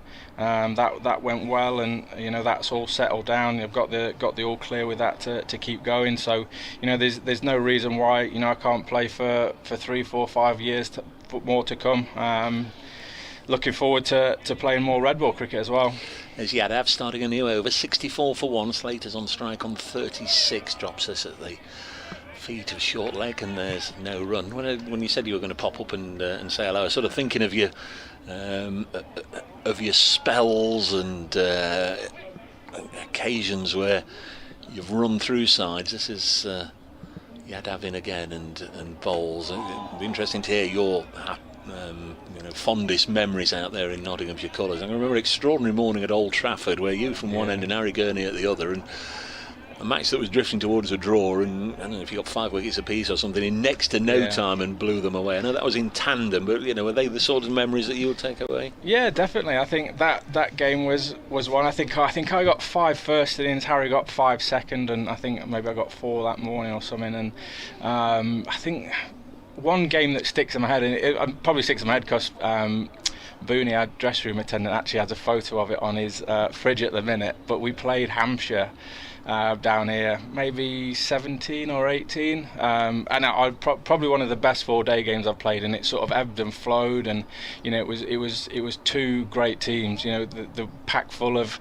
internationals. I think Broady was playing. I think the attack was me, Broady, Fletch and Gurney, Fletch and Gurns, and it was. Didn't Fletch have it in his book, and he said that was also one of his. The 4 fast bowlers had a photo in the corner with a beer after the game. It's one of those games where you just sit back and go, that was hard work, but it was well worth it. We had a good crack, we had a good game. We came out on the winning side, and I think those types of games are just so. They take it out of you, but they're definitely worth it. They make up for the hard work. Absolutely. Not missed any cricket at all. They're on 5 Sports Extra, and those of you watching the live stream or via the BBC Sport website, BBC Radio Nottingham, BBC Radio London, we're talking to Jake Ball for another 10 minutes or so before we let him get back and get in the queue for the tea. One last time, here's an LBW shout. Yadav turning one back into Mulaney. I think I'm allowed to say this, and that was my opinion. I think actually Kevin Hand said it as well. So from the Middlesex point of view, it looked as if Stephen Mulaney got a rough one in the first innings, looked to be outside the line, but we won't press Jake on that. 65 for 1 as Yadav comes in and once again bowls, and Mulaney turns it to leg. You had a terrific Sky haven't televised Championship cricket sadly for a while, but just before you made your Test debut there was a game here against Yorkshire when they were the top of the top, and I remember you getting maybe Lyth and Root and whatever, and really bowling well against a star-studded attack, and very quickly you were elevated into the England ranks. That must also be one of them. I probably put that game that down to me getting into the England side. I think obviously with it being on Sky and everybody watching. 65 for 1 Yadav bowls. This is pushed into the offside. Was it everything you wanted it to be and expected it to be at the end of the over? We know Alex Hales has said, I wanted to do it, I wanted to play Test cricket, I wanted to challenge myself, but wasn't everything I wanted it to be, and he quickly stepped away, didn't he? Yeah, I mean, I think I've probably similar lines. I think my last Test would have been the one in Brisbane. I certainly don't think that they saw the best of me in England shirt. That series, going into that series, I was probably bowling as well as I ever have done, and then picked up a little ankle injury a few days out, and managed to get myself to position to play, but probably wasn't quite fit. And then you don't bowl as well as you want to, and then that ends up being your last game in an England shirt. There is probably a bit of unfinished business there, but to say you've played Test cricket, to say you've played one-day cricket and T20 cricket for your country, it is something special. Helms going round the wicket to Slater, very much a bit of leg side theory going on here. There's 4 out there waiting for Slater to, in fact there's 5 out, and he's pulled this down to the finest of them at long leg. I can remember one morning here, presumably middle of winter here, one morning watching you bowling your ODI debut in Bangladesh, and you could hardly see you or the play. It seemed to be very dark on the screen, and I don't know if it was haze or flies or what, but it really wasn't great picture quality. But what I could see was you getting lots of wickets. Were you man of the match in that? I managed to get man of the match. I managed to get the 5 wickets on ODI debut. 66 for 1. This one's dropped onto the leg side, and there's no run. What are you going to miss most here, your mates? Yeah, 100%. I think I've said it in a few interviews. I love playing and winning trophies and being out there with the boys, but the friendships I've made and the stuff that we do together off the field is something special. Mick talks about this being a big family, and it genuinely is, from the playing staff to all the staff really. Tom Helm, the 1 wicket to fall, and pulled away by Mulaney onto the leg side. Another single, 67 for 1. Stephen Mulaney off the mark. Notts need 140 more runs to defeat Middlesex, end the season with a 4th win. And again, highlights can be just a 10 or a 15 or a 20-minute spell. They can also be something tangible with a bit of silverware, and of course you played in the 2 blast-winning finals days for Notts, and I think on both times you were leading wicket taker in the competition, weren't you? Yeah, they're special, to win trophies. I think I've said in a couple of interviews, people can go their whole career without winning anything. So to say that I've won, 4 trophies for the club, it is something really nice. Next ball is pulled away to Yadav. There's no run. It's 5, isn't it? There's two Pro 40, 50, 2 T20s, and managed to sneak 1 game during the Division 2 title. All right. Yep, get it on the CV. Yep, I'll take it. It's another trophy. I'll take 5 trophies for the club. Very much so. Very much part of Nottinghamshire's success over the last few years. Next one's again pulled away by Slater for a single. When Stuart Broad was up here earlier, I sort of bemoaned the fact that he always promised me one day I would be able to commentate on a Stuart Broad century. I did have high hopes with you as well, because early on in your career I can remember you swatting Jeetan Patel into that stand over there and down here for lots of big sixes. Was it 49 not out? Is that still your highest? I still talk about that to this day. I'm not, well, I do. I've not forgotten Harry Gurney for leaving me high and dry on 49. I think I remember you saying that you think I'd make a century at some point. I think I've quite let you down there, Dave. Yep. Next ball is pushed to mid-off. We never seemed to see you go out as night watchman, and I think that's obviously the best opportunity if a number 9, 10 or 11 can just stick his hand up and say, you know, well, I'll go in. I know it's going to be a little bit fiery and frenetic for 10 or 15 minutes on a dark evening, but I might get a go tomorrow morning. I'll give you a bit of trivia, Dave. I've done night watchman once. Can you remember the only time I've ever done? I can't. The only time I've ever done night watchman was for England in Mumbai. Crikey. And I managed to get through. I got out the last, I think it was about 3 or 4 balls to go in the day, but that is the only time. I think it's quite a good thing to say, isn't it? The only time I've done night watchman was. So what number did you go in? I think I went in at 3. So you 3 or 4. Well, wow! Why haven't I used this before? Exactly. Here comes Jake Ball, formerly England number 4. Yeah. No, that's terrific. Very much enjoyed your career, obviously. Very much enjoyed getting to know you, the person, away from the cricket field. You always conducted yourself, as far as I can see, with absolute respect and humility for the supporters and for the game of cricket and everybody that's come across. I think you'll leave Trent Bridge with everybody wishing you well. I know, I hope there's some good news with regards to you're continuing playing in the game, as this one's cut away and there's no room. Lovely getting to know your family, loving to experience Welbeck with you as well, your home club, and to actually go and play at your home club for Nottinghamshire. I would imagine that was a great thing, but above all else, I'll miss that Rolls Royce action and seeing you come in and get wickets. Thanks ever so much for popping up to say hello. Hopefully we'll see you maybe at the end of the day or whatever, just to say bye-bye. 68 for 1, but I'm sure all the listeners would echo what I've just said. It's been an absolute pleasure to see you play for Nottinghamshire. Dave. Thank you, Dave. Pleasure. Jake Ball with us on BBC Radio Nottingham. Yet another one leaving. Samet we've said bye-bye to. Stuart Broad we've said bye-bye to. 68 for 1. And we send Jake on his way with our best wishes here on 5 Sports Extra. A lovely young man. Do understand that there will be an announcement in the not too distant future. I know Jake sort of said don't press me on that, because the announcement will follow in the fullness of time.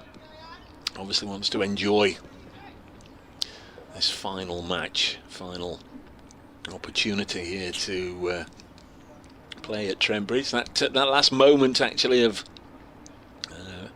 being involved out there in the middle may well have gone. Not so 68 for 1 here as we approach 3 o'clock.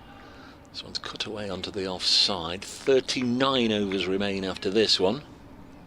Middlesex really do need to have a clatter of wickets. They've just got the one. Asiba Mead dismissed for 24. That was when the score was on 64. Slater on strike. Oh, it's another no ball. Just turned sharply, that one through to Simpson. They were all just throwing their arms up in the air, and then umpire Debenham,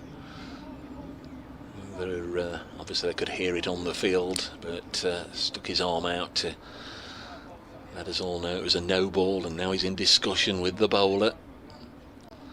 Don't think the Indian international plays to a different set of regulations away from the UK, but he has totally seemed bamboozled by the fact that there's a line there, and he keeps getting called for no ball every time he oversteps. 70 for 1. Spoiled an otherwise brilliant performance. Batted really well in the first innings. End of the over. Notts ticking along. 70 for 1 after 19 overs. And they require a further 137.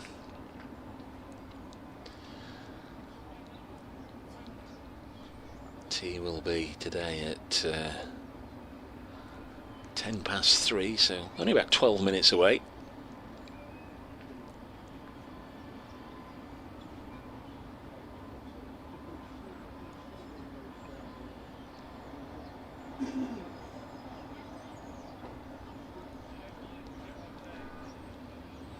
Helm to continue.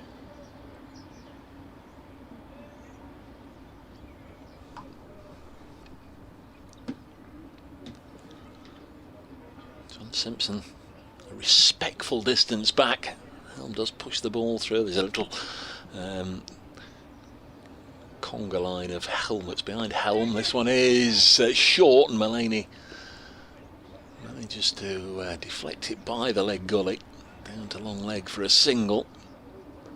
Deliberate ploy, banging it in short to Stephen Mullaney, but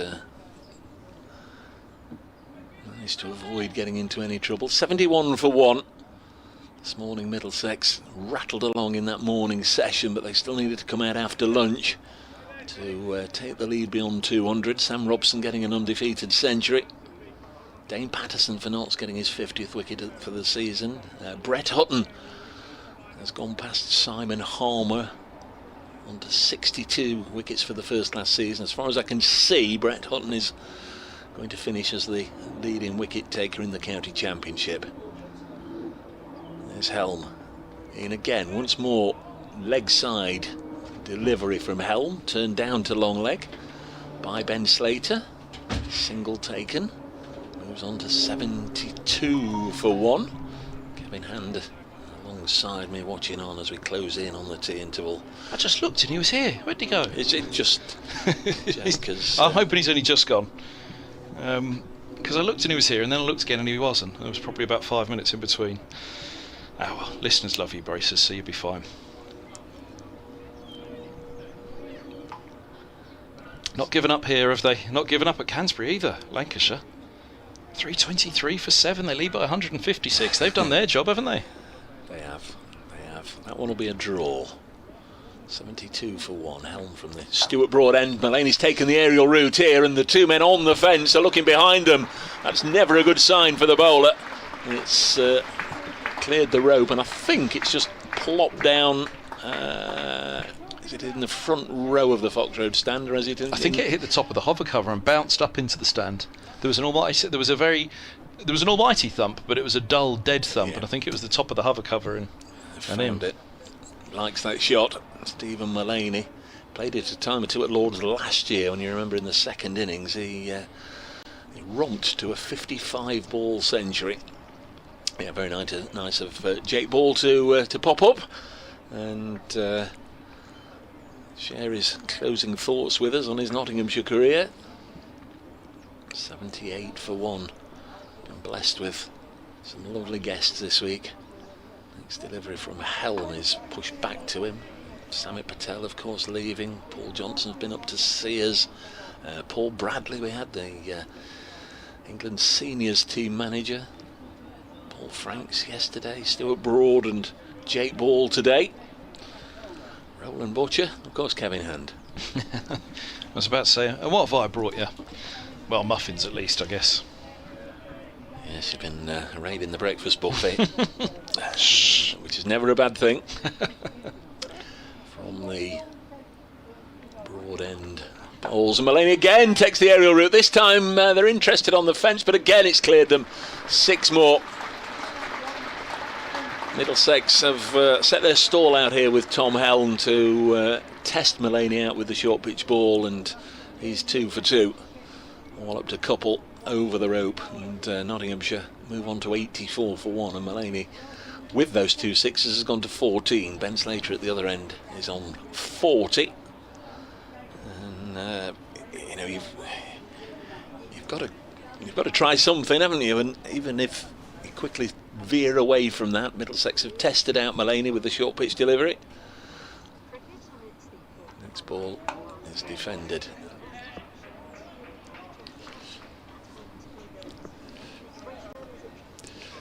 In fancy, Nottinghamshire, Lisa, are on the course for victory here. They're 84 for 1. They've been set a victory target of 207. They've got plenty of overs left, 38 left.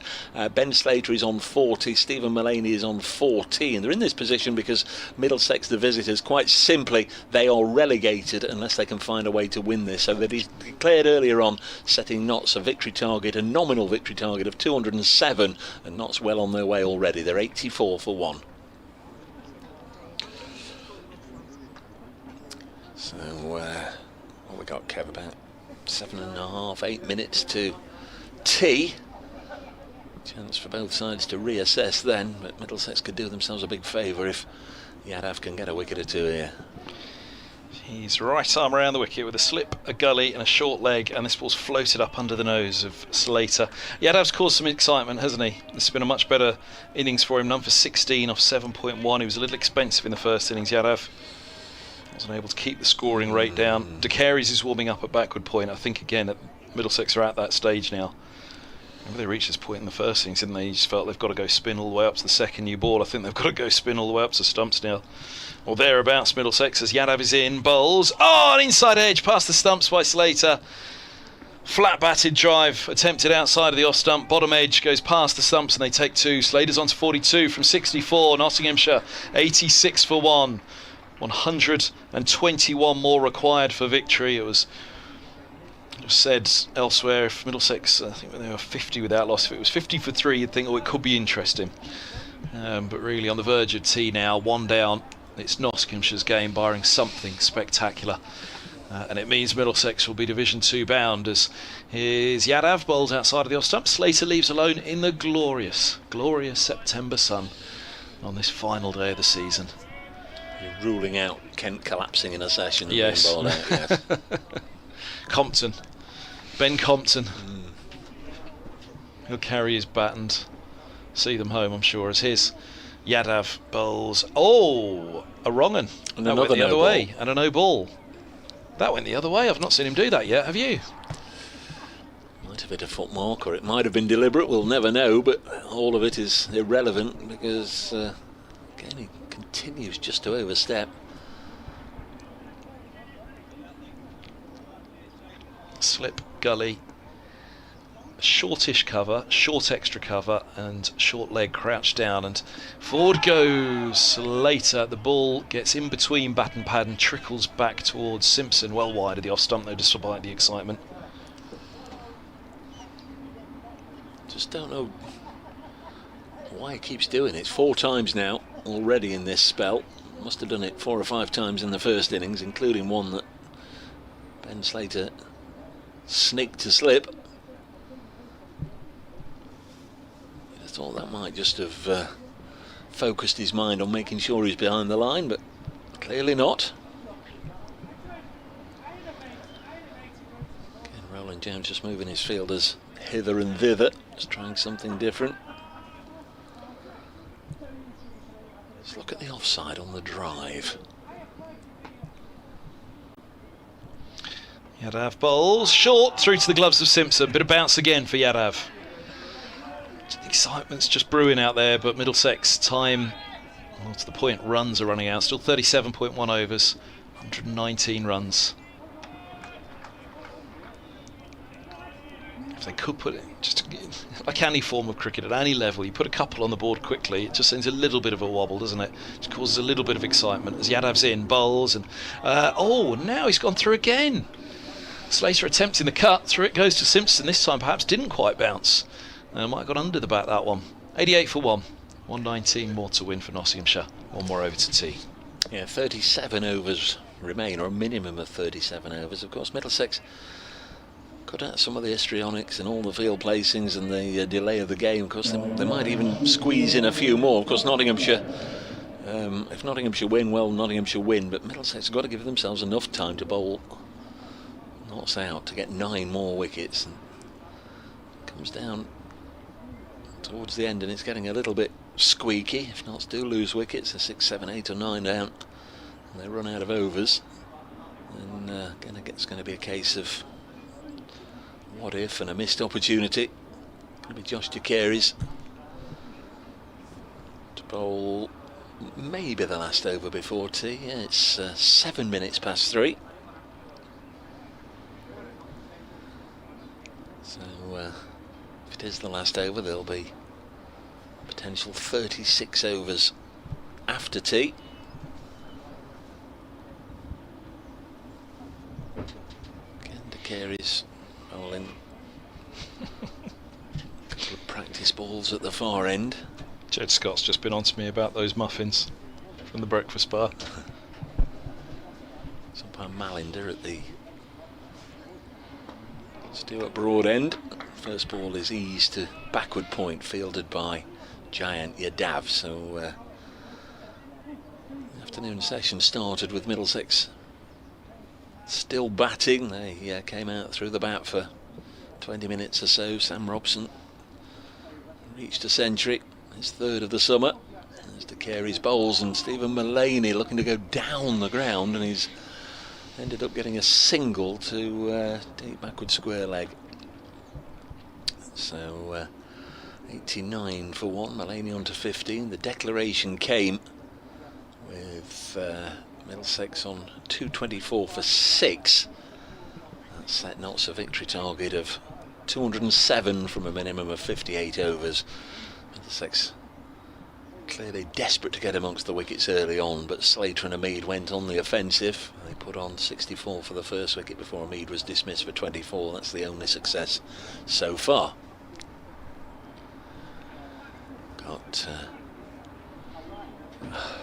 Could have got another over in, if they'd rushed round here, but they're not. There's more. But then I guess there's 36 overs to bowl come what may, isn't there, at this point?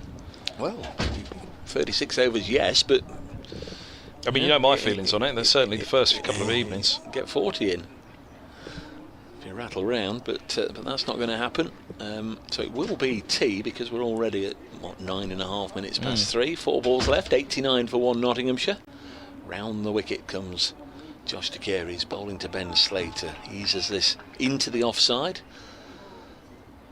There's no run. 3 round the bat. Just hoping for a bat pad opportunity. Slater hoping to go on and bat deep into the innings as he did first time round when he made 140. Digs a foolish delivery out. Takes a single to get down to the non-striker's end, leaving Mullaney on strike with 2 balls left in the session. 90 for 1. Notts require a further 117. If they win, they will go 6th. If Middlesex don't win, they're relegated. Simple as that. Won't be it won't be as a result of what's happened here at Trent Bridge this week, of course. It's a combination of everything that's happened from April. This is defended. Poor first couple of matches, you may remember, and then they did defeat Notts at Lords to just get them upwardly mobile. Notts setting Middlesex 249 in 40 overs, and they got there with a couple of overs to spare quite comfortably on that Sunday afternoon. But over the 14 matches, it looks as if Middlesex not going to have done quite well enough, as Mullaney will keep strike after tea. That's the final ball. He's on 17. No, he's not. He's on 16. Ben Slater 43. His partnership worth 27. Nottinghamshire 91 for 1 as the players head off. There's 36 overs left. Well, we'll all come back for the last session of the County Championship season in about 20 minutes' time. I hope you'll join us then.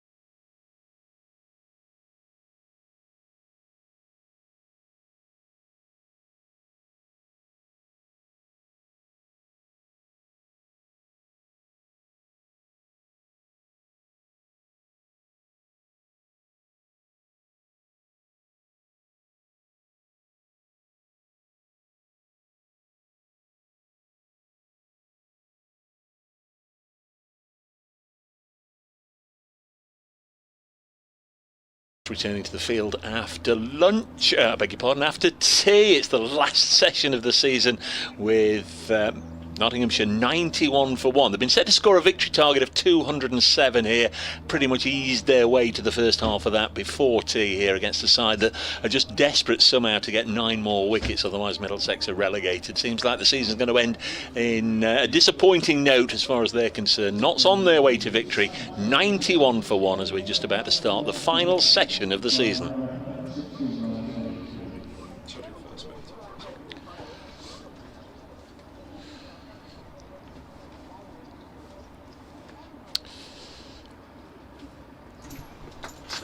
The umpires are back out there in the middle. Ben Slater and Stephen Mullaney also striding towards the middle. Here come Middlesex. Last session for everybody. All teeing up for a very solid Nottinghamshire win. So Slater and Mullaney. Just started to happen a little bit for Middlesex, didn't it, for Yadav? But they're up against it. So what can they do with the last, was it 35 overs left of the season? Quite see on that. I think one. it's 36, but we'll get confirmation in a moment. They need an almighty 36. collapse. As has been pointed out, with Kent's game heading towards a draw at the moment, had Middlesex have drawn this, they'd have only gone down by a point, and they've been docked a point this year for a slow over rate, which mirrors 2016. Oh,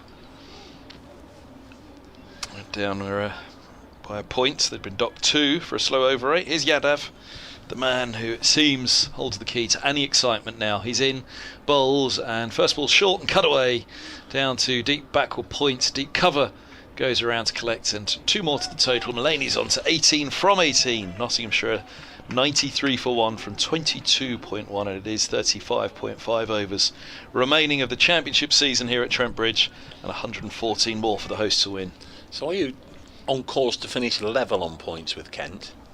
If they hadn't been No, docked, right now. no. Here's Yadav, a full delivery, which Mullaney's a long way across to. I thought was a bit bad involved as well. No, but if they had have finished level on points with Kent, Middlesex would have stayed up because of that. They've won more games. Okay, yeah. So you're 1 point behind them still. Yeah. Here's Yadav, bowls down the track, comes Mullaney and thumps it back over his head. 1 bounce for, bludgeoned back over the heads of the Indian off spinner by the Nottinghamshire captain. He's on to 22, Mullaney. 97 for 1, 110 to win. As it is, Middlesex are heading to defeat, so it doesn't really matter. But equally, maybe they would have played for the draw this morning had that have been an option. But yeah, if they'd have played for the draw today, they'd have been a point behind Kent had things have turned out that way, and they'd have been down on that -1 for a slow over rate. Forward goes Mullaney, pushing into the offside, no run. But Mullaney's told us what he thinks. He wants this 110 done pretty quickly. Still 7 down at Canterbury, 3-4-4 for 7. Just resuming after tea. A lead of 177 for Lancashire, and the Lancashire lad Mullaney dabs that one away out to deep backward point for a single. Mullaney moves to 23, and Lancashire lad behind the stumps as well, John Simpson. I think you popped out of the room when I was having a little natter with Jake Ball pre-tea, and he said, well, we were certainly expecting Middlesex to come to us this morning with some sort of suggestion, but they didn't. They did it themselves. Quite simply, they didn't. Yeah. We're joined by listeners to 5 Sports Extra for the final session here at Trent Bridge. Yadav's around the wicket, he bowls, a lot of flight. Oh, Slater backs right up to that one again, and he's played it nicely back up the track with no drama whatsoever.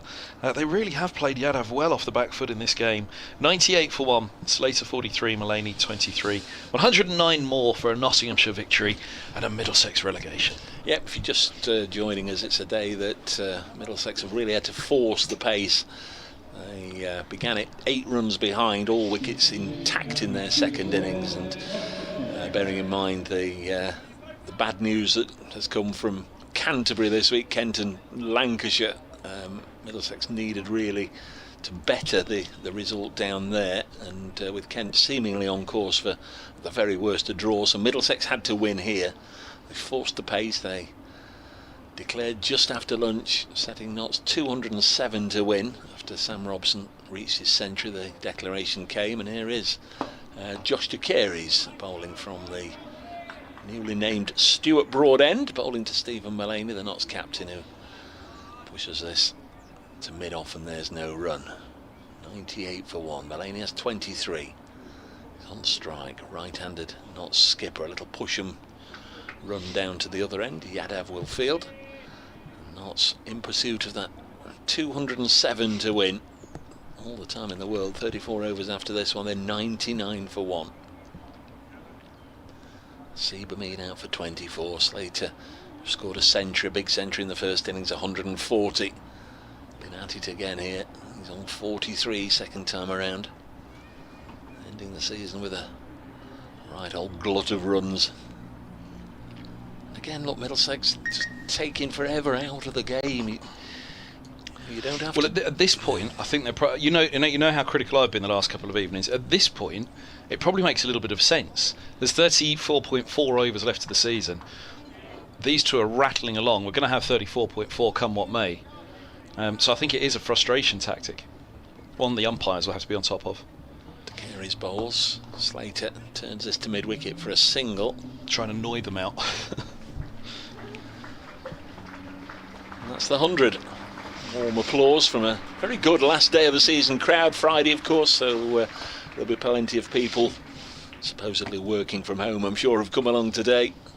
Enjoyed the lunchtime on-pitch presentations. Stuart Broad saying farewell to Nottinghamshire, to Trent Bridge. Retired, of course, a month, 2 months ago now, after the Ashes had finished, as this is pushed back to the Careys. But today the pavilion end here at this famous old ground has been renamed in his honour, the Stuart Broad end. It's Mullaney down on one knee, helps it out onto the leg side and away for 4. Just not quite got it right on that leg side. Middlesex for Stephen Mullaney. He's helped a couple over the fielders and into the stand before tea, and he's bisected a couple of them there for a boundary. And Notts are just past halfway. 104 they've got, 103 more they need. De Carey's in again to the captain. That's a low full toss. That's not going to get the job done, and Mullaney drives out into the offside and will get a single. 105 for 1 at the end of the over. 33 overs remain. Beg your pardon, 34 overs remain. 105 for 1.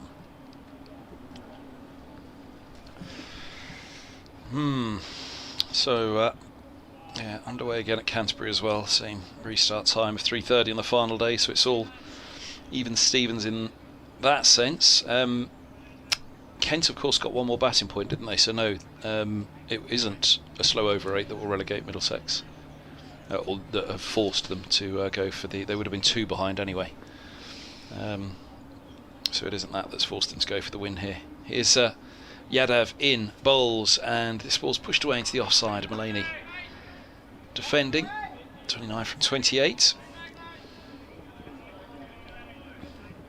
Extraordinary performance by Lancashire, and really thought that was just going to go in a pack of cards today once they started to lose a few. They've dug in to defy Kent, as defying Middlesex. Mullaney is forward and pushing to silly points, fielded by Robson. No, Holden under the helmet on the offside. Robson's short leg slip is Eskenazi. Yadav feels like he's Middlesex's only hope, but he's only got 102 to play with. Middlesex need 9 wickets. Mullaney dabs to short leg. Other than that, it's going well for them. 105 for 9. Too little, too late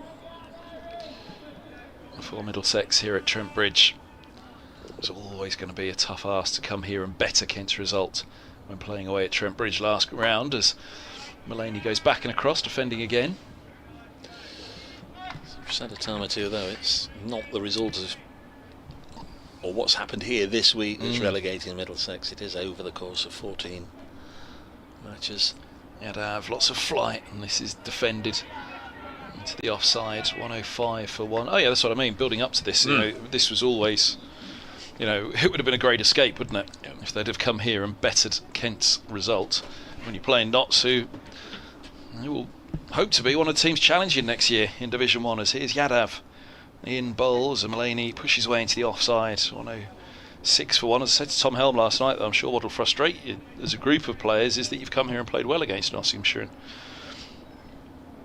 At the close of the first innings, you know, it's been pretty even Stevens. It would have been a good game of cricket over 4 days without the external pressures and the loss of time to bad light and rain. 106 for one, Nottinghamshire. They need just 101 more to win. 25 overs gone, 33 remain. Slater 44, Mulaney 30. I'm Kevin Hand, alongside me on BBC Radio 5 Sports Extra, Dave Bracegirdle. Yes, and of course, if Notts can get over the line, it will improve their very poor recent record against Middlesex. Notts have only won one of the last 15 meetings. Been a lot of draws, but Mulaney has, I think, been stumped. He has. So wicket for De Carey's. Great work, of course, by Simpson. Mulaney clearly had raised the heel there, trying to swat it away on the leg side, and Stephen Mulaney has been stumped. So that wicket came almost out of nothing. Mulaney's gone for 30, 106 for 2, and again, you just have to say, well, is that one brings 2 and all the rest of it. He was on the crease and clearly just raised his heel. Umpire Debenham raised the finger. Yeah, the Middlesex were convinced, weren't they? Simpson, he's so sharp behind the stumps, isn't he? They're both Bury lads, aren't they? Or close enough to Bury, anyway. I think Mulaney's Lee. But it's all Greater Manchester, isn't it? Aye. New man should be Joe Clark, making his way out to the middle. Past 1,000 runs for the season in the first innings. Yeah, I was just going to ask how many left-handers. Clark's a right-hander, Montgomery's a right-hander, Moores is a lefty. Yeah, Tom Moores. James, right-hander. Slater and Moores. So that's it. Middlesex have the 2 off-spinners. Yadav, if you'd said there were a couple of lefties coming in this top order still, then the off-spinner might start to really get excited. Slater's played him well, though, in both innings. 44 from 73 he has. Clark and Slater put it together a bit in the first innings, didn't they, from 35 for 2 to 169 for 3. That was that point I was talking about, when then things sped up a bit with the run-a-ball 50 for Montgomery, which chipped away at a lead which had been hanging around 200 for a while. Umpires having a chat.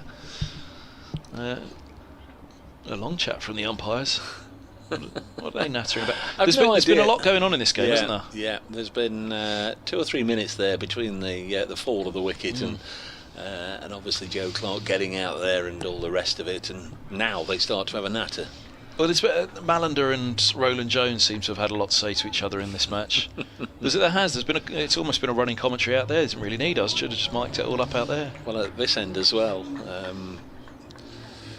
Yadav has been called for no ball in the first innings by Malander, and this innings by umpire Debenham as De Carey's bowls, and Joe Clark away first ball with a couple into the offside. Let's move on to 108 for 2. Joe Clark away. Made 70 in the first innings. Really attractive, stylish knock. Needed to get to 39 for that 1,000 landmark to be reached. A little bit of a surprise that, having got to 70, he didn't go on and really convert it into a big one, but he got a ball from Yadav that kept low, just hurried onto him and pinned him in front of all 3.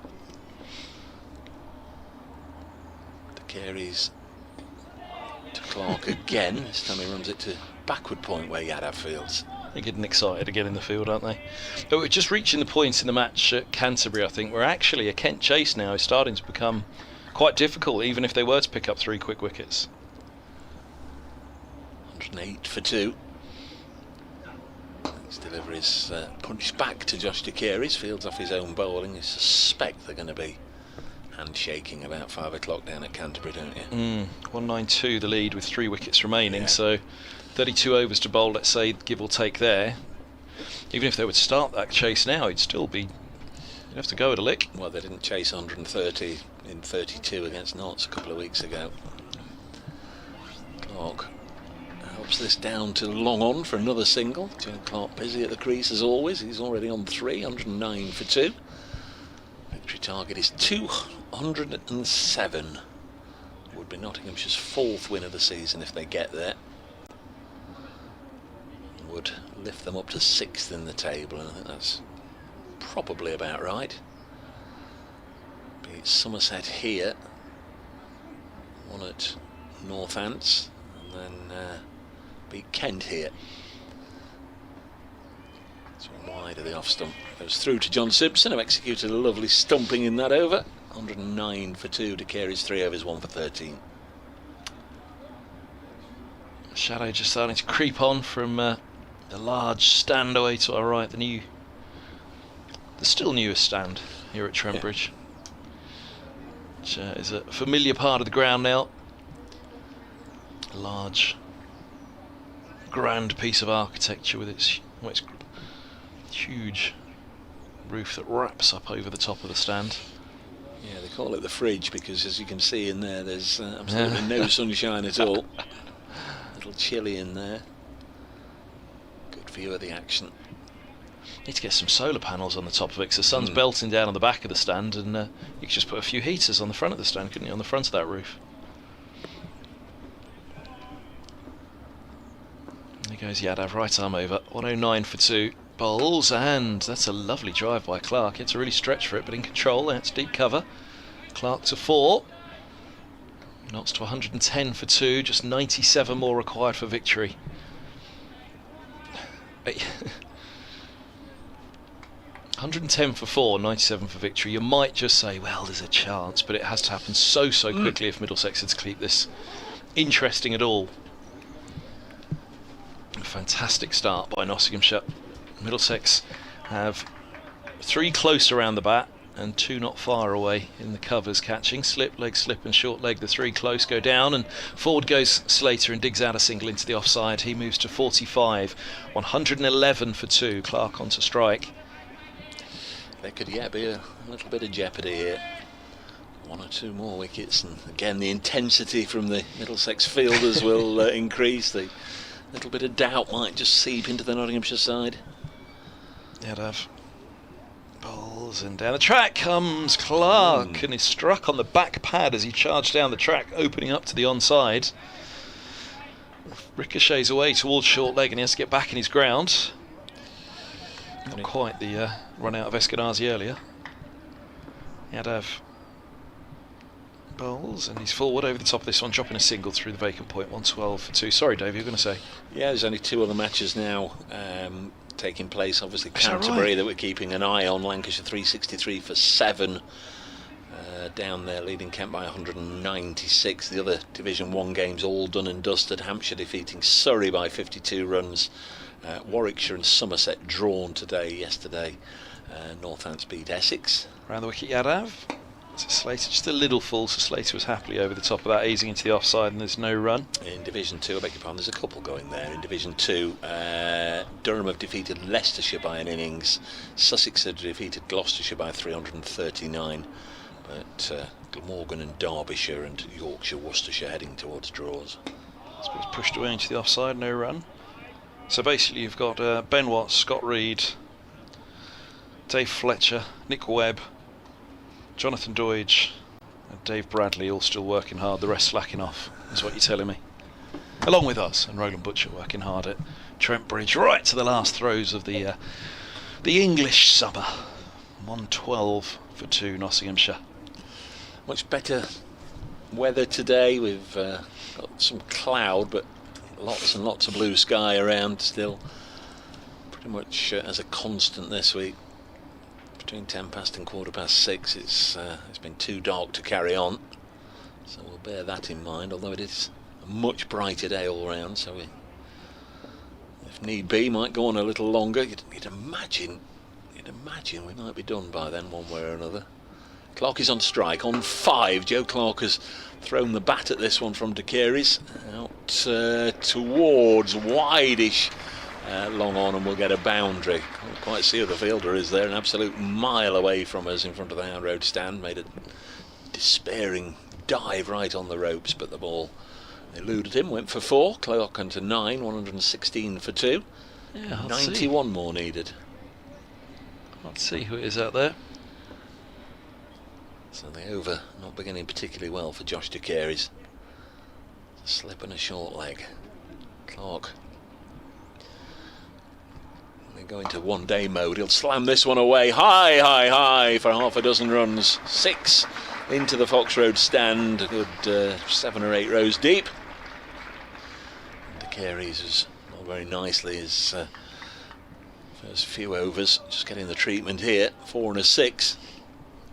Clark clearly has evening plans. 122 for 2. He's on to 15 now from just 9 deliveries.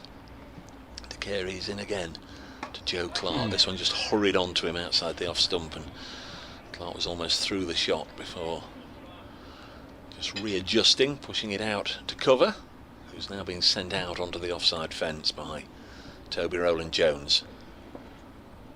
Nottinghamshire 122 for 2. Just De Carey's from the Stewart Broad end. A little push and run up to Rowland-Jones, who shies at the stumps and uproots one of them with a direct hit, but Clark was already there and on hand just to pick the stump up and pop it back in. Good quick running, but nice bit of fielding. 123 for 2. 84 more required by Nottinghamshire. Brings Ben Slater back onto strike on 45. He'll remember this game. One previous century this season, but then in the first innings here 140, and now going along well. Second time around, 45 not out.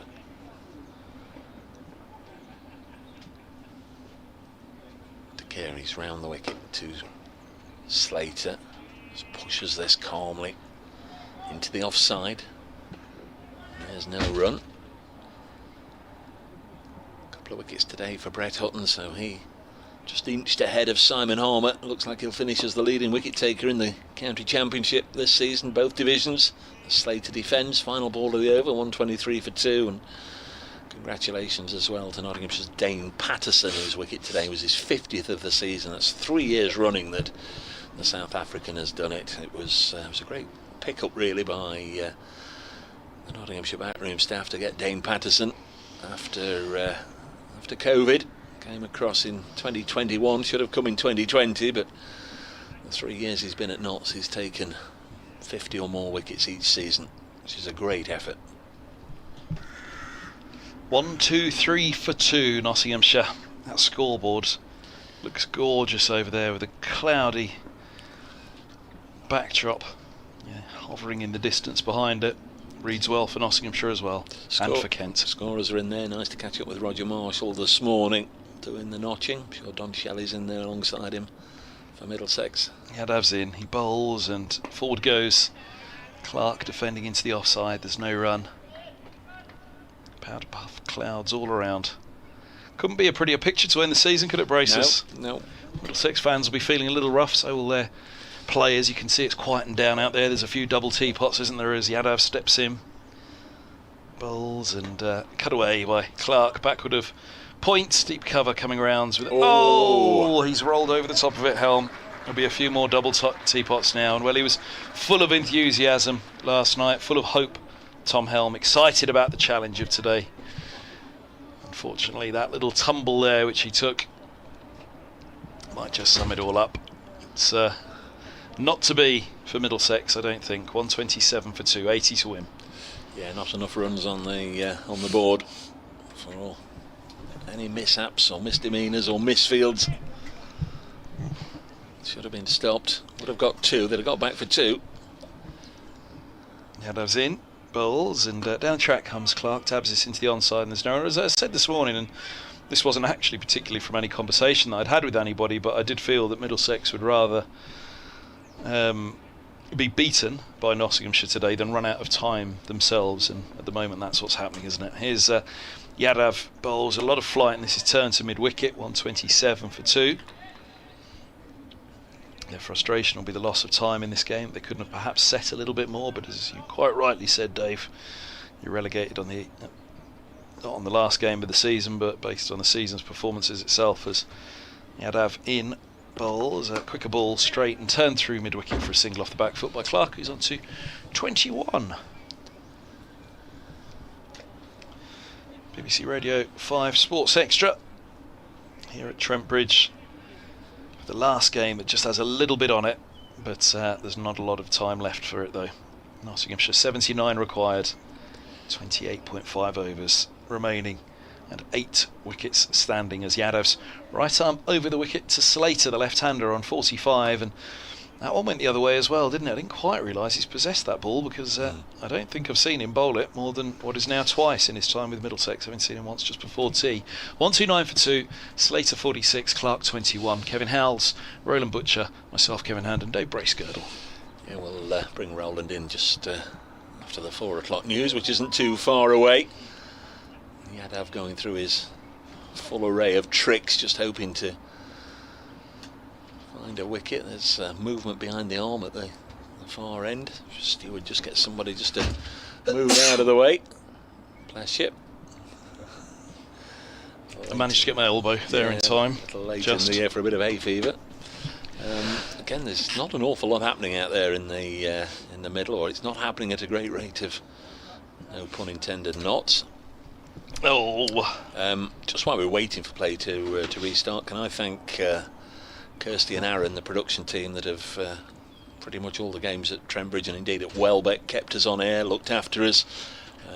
They bring you the live pictures. I know it's a source of a lot of irritation around the country when you pick a game and you pop on the screen and it buffers, or there's no commentary, or it doesn't work, or there's no graphics or whatever. And over the course of the years, various counties have improved beyond recognition. Some others simply haven't, but here at Trent Bridge, I know they give absolutely 100% diligence to bring you the very best picture quality, to bring you the graphics, and to bring you the shots that you want to see. And I thank Kirsty and Aaron for all their hard work over the years, and to all the camera crew as well that have helped us out this year. They've been a vast and varied amount. We've got Jono, we've got Finn, we've got Jack on cameras today, but there's been lots of others that have helped out today,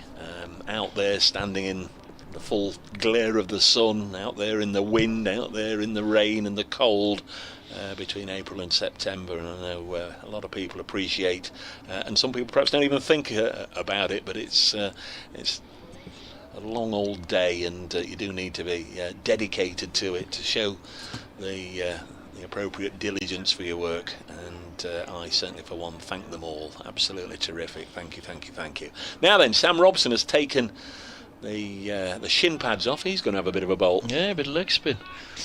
Oh, it's more thank yous than an Oscars speech, isn't it, when it gets to the end of the season, the cricket? Same for us lot. And everybody, anyone you listen to at this time, it's all the thank yous. Thank you to all the listeners as well. All the tweeters. Well, most of the tweeters. Here's Robson around the wicket, he bowls, and this is pushed back. With a thick inside edge indeed, through square leg for a single. Slater's on to 47, 130 for 2. It's basically, we're all sad, aren't we? We wish it was April tomorrow. We're ready for a little bit of time away, but I'm not. I'm sure come Monday I'll be tweeting. Yeah. All the fixtures out yet? Look out for it. At Brace Cricket, are the fixtures out yet? Golden Arm Robson, Middlesex's last throw of the dice in the 2023 season and in the Division 1 campaign, you'd have thought, for now. As here's Robson, he bowls, and this ball's pushed away into the offside, no run. He'll need a platinum arm, a golden arm, heaven knows what else arm here. Needs a little six for.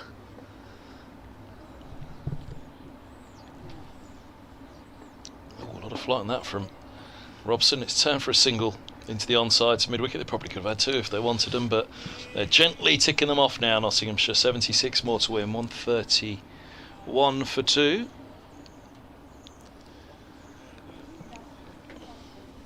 Still plenty of time available. 28 overs after this one for Notts to get over the line. 207 the victory target. Need 76 more. Sam Robson bowls. This turns mid-wicket, and there's no run. You know it's desperate times when you get a hashtag silver linings from David Townsend on Twitter. Look on the bright side, Kev. A chance of a week in Scarborough, a guaranteed trip to Hove, and a possible invite to the Cheltenham Festival as this ball's punched away out to cover for a single by Slater, who moves to 48, 132 for 2, and the wonderful company of Andrew Radd, Dave Fletcher, Dave Griffin and Nick Webb amongst others.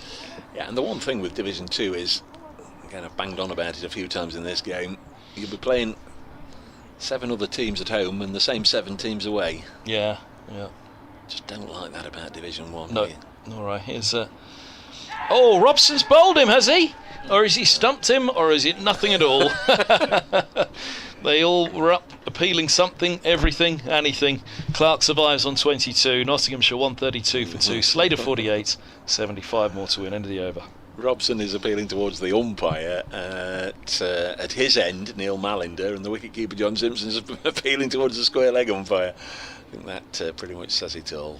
Thank you to Nigel, who just echoes those comments about Kirsty and the camera crew. Fabulous, thank you very much, Nigel. 132 for 2.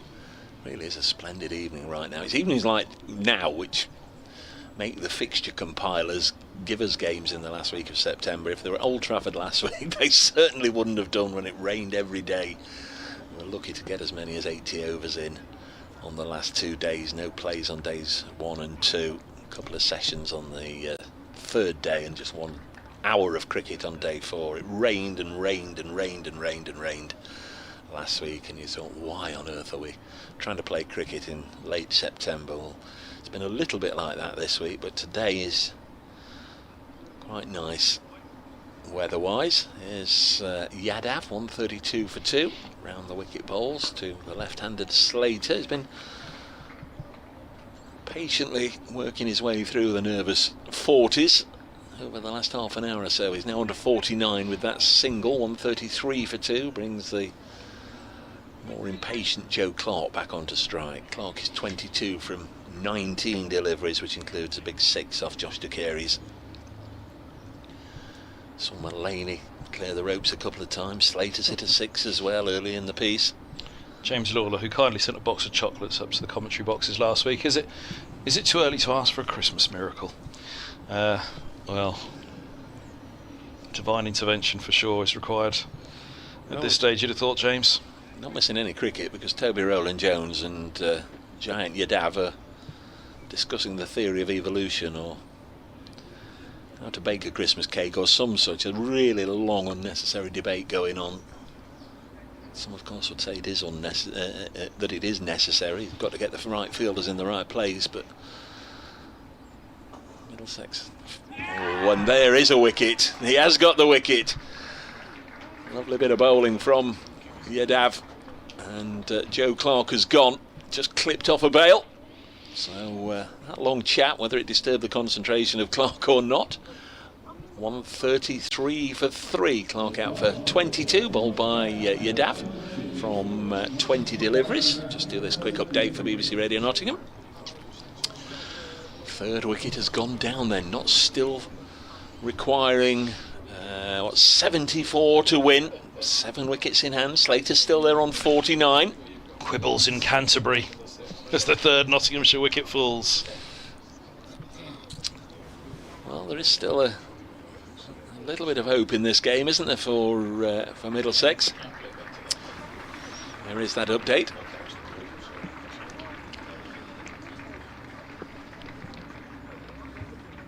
Where the sun is shining, maybe it's shining down on Nottinghamshire as they bid to end the season with a 4th win of the campaign. If they do get there, it will seal 6th spot in the Division 1 table. Not such good news for visitors this week, Middlesex. They appear to be heading towards relegation. Knots have been set, 207 to win. They've got plenty of time left, still another 28 overs. They're well on their way. They're 133 for 3 with Ben Slater 49 not out.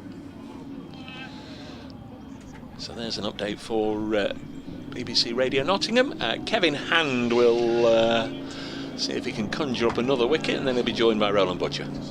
Cheers, Braces. Probably a good change, actually, isn't it? Butcher and I do a bit, and then probably it'll be the last half an hour or close to anyway, or the last hour when Braces comes back on for his final stint to see Trent Bridge through its final hour of the season. 1-3-3 for 3. You'd have almost thought we planned these changes, actually.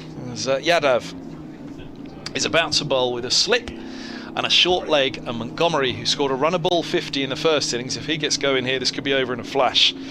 Yadav, he's got 2 deep gullies for the number of reverse sweeps that Montgomery played in that first innings. He plays a forward defence first up into the vast expanse that is the covers, because the 2 deep gullies are joined on the offside by only slip to their side, and then all the way around to Roland Jones. So drive away, Montgomery, is the call from Middlesex, as here's Yadav. He's in, bowls, and this ball's pushed away into the offside, into those vacant covers off the back foot. A drive for Montgomery to get himself off the mark. 134 for 3. It sounds like a line from Jeeves and Worcester, that, doesn't it? Drive away, Montgomery. Welcome back, Roland Butcher. Yeah, thank you, Kevin, and I must remark what a marvellous day it has been for cricket, really. The weather has been unbelievable. Who would have thought this is the end of September? Here's Yadav, bowls, and he's edged it short of slip. Slater on 49. Well, that's almost a carbon copy of the ball where he was caught at slip in the first innings off a no ball from Yadav. He went on to a magnificent 140. And on 49, he very nearly offered up another chance. 134 for 3. Yadav in again. And the left-hander is forward. Pad first. There's a huge appeal for LBW. Pitching and hitting outside the line of off, I should say. 134 for 3, end of the 31st. Slater 49, Montgomery 1. And we might just see a replay of that one now. My thought was it dropped short of slip, Butch. Was that correct? Well, I would imagine so. I don't think... Either that or it turned so big out of the rough and he took it at slip and there was no edge. But we'll see if we can see a replay. I think there was an edge, but didn't carry. But a good over by Yadav. Middlesex trying to fight back. Knox just required some 73 runs now for victory. Here's the replay of it. Eskenazi's the slip fielder, and the ball... Oh no, that was the last ball of the over that had the LBW appeal. Yeah, we might see the one that went to slip in a moment. 134 for 3 it is. But in the meantime, Sam Robson. All eyes on Robson to start his second over. And he'll be bowling to Montgomery, who's on 1 still. Roland Jones trying to set the field. He's not quite sure what sort of field he wants. He's still talking to the bowler, but what he's settling on now is John Simpson trying to make sure that the extra cover's in the right position, but he settled on a slip. Short third man, backward point on the boundary, cover on the boundary, extra cover. Roland Jones goes to mid-off. He brings the long on up to mid-on. Old Butcher's a wicket at Canterbury. And then on the leg side, he's got a deep square leg and a deep mid-wicket. So he's trying to pack the offside and cut these boundaries off. Robson from the Stuart Broad in bowls, and that's a toss that delivered is driven handsomely out through the offside, but he'll only get a single because there's a fielder station out on the cover boundary who does the fielding. He gets a single. Montgomery goes to 2. Brings Slater on strike. Slater just 1 short of his half century, and he's had a very good game. Really a very solid knock in the first innings. Robson coming around the wicket now and bowls to Slater outside the off stump, and he just pads that one away, but it's way outside the off stump. I think there was more hope than anything there from Robson. Ball pitched well outside the off stump. He would have been hit a long way outside the off stump as well. That wicket to tell you off, Butch. Bailey's caught Gilchrist for 78 off the bowling of Nijar, and Bohannon's still there on 64. Blatherwick with him now. They lead by 2.19 with 2 wickets remaining, but overs running out for Kent to chase that down. Robson bowls, and he's trying to force this one, struck on the pad. And Robson pleading with the umpire to give that one out, but Come on, Robbo. the umpire remains unmoved. Oh, we might see a replay, but it looked pretty short as well, didn't it? Yeah, I think You're really asking a lot for the umpire to give that out. I think the occasional bowler gets a little bit excited when he strikes the batter, but I think Slater needs to be a little bit more positive. Actually, he's out now, though. I would imagine. Yes, struck on the pad, and really, Slater, the architect of his own downfall, he became very, very negative in his stroke play, and he's out, given out LBW, struck on the pad for the 3rd time in the over, and on this occasion finger goes up, so 4th wicket down. Let's have a look at this one. Was it a culmination of appeals? 3 very strong appeals makes an out. I think a second look at that one would be appropriate if we could see that again, Kevin, to try and work out whether the ball has actually spun a little too much. But It's your mate Moore's coming into bat as well, Butch. Left-hander. Yadav will like that. But the important thing is that Slater goes, and here we go again. Let's see. Does this spin too much or no? Let's have a look. He's batting a long way across, isn't he? Oh, what a... I think he's a bit unlucky. Yeah, I mean, right arm around to the left-hander, leg spin him. He's starting a long way across. I don't think that helps him. He's starting on off stump, isn't he? You can almost see a bit of leg.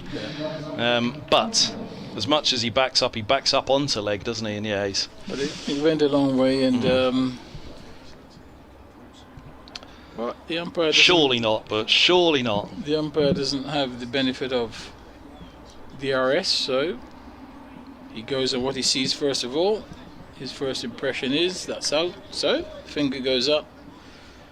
All the discussion can take place afterwards, but it's a good breakthrough by Robson, and it means that you've got Moores at the crease, who has been struggling. He's got 3 knots in a row as Robson wrong the wicket and bowls, and he's going to get off the mark straight away as that one's pitched up outside the off stump, driven to the man on the point boundary, so he gets off the mark. That'll make him feel a lot better. It brings Montgomery. Naughty cheers from the crowd for a single there. 136 for 4. Naughty cheers from the crowd. He goes. He comes, bowls. He goes for the sweep from outside the off stump. Struck on the pad. Excellent over there by Robson. Just 2 runs coming off that over, plus the wicket. And Middlesex suddenly have a bit of a spring in their steps. And Kevin is here hoping against hope. Well, they keep getting it to a point where you just say, if you put 2 more on the board now, you might start to fancy Middlesex, actually.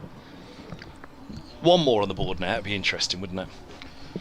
At this stage, 71 runs. They've still got to be scored, haven't they? And you've got 2 new batters, and the ball's turning. And quite crucially, I think as Middlesex have quietly been saying all the way through this match, it's Yadav in the last innings. Can he do something? Can he crank the pressure up? And Moores, this is going to be tough for Moores against Yadav. But I think what Moores needs to do is to play his normal game, be positive, because I found that the last couple of overs they got very negative in their stroke play, and I think that was in the end that caused Slater his wicket. He was just very, very negative. He could have put away a couple of those deliveries, which he didn't. But pressure on Moores as well as Yadav bowls, drives. That one strikes the fielder at bat pad on that heavily protected shins. It's a full length delivery. He was just driving. 388 for 8 at Canterbury. Bowls.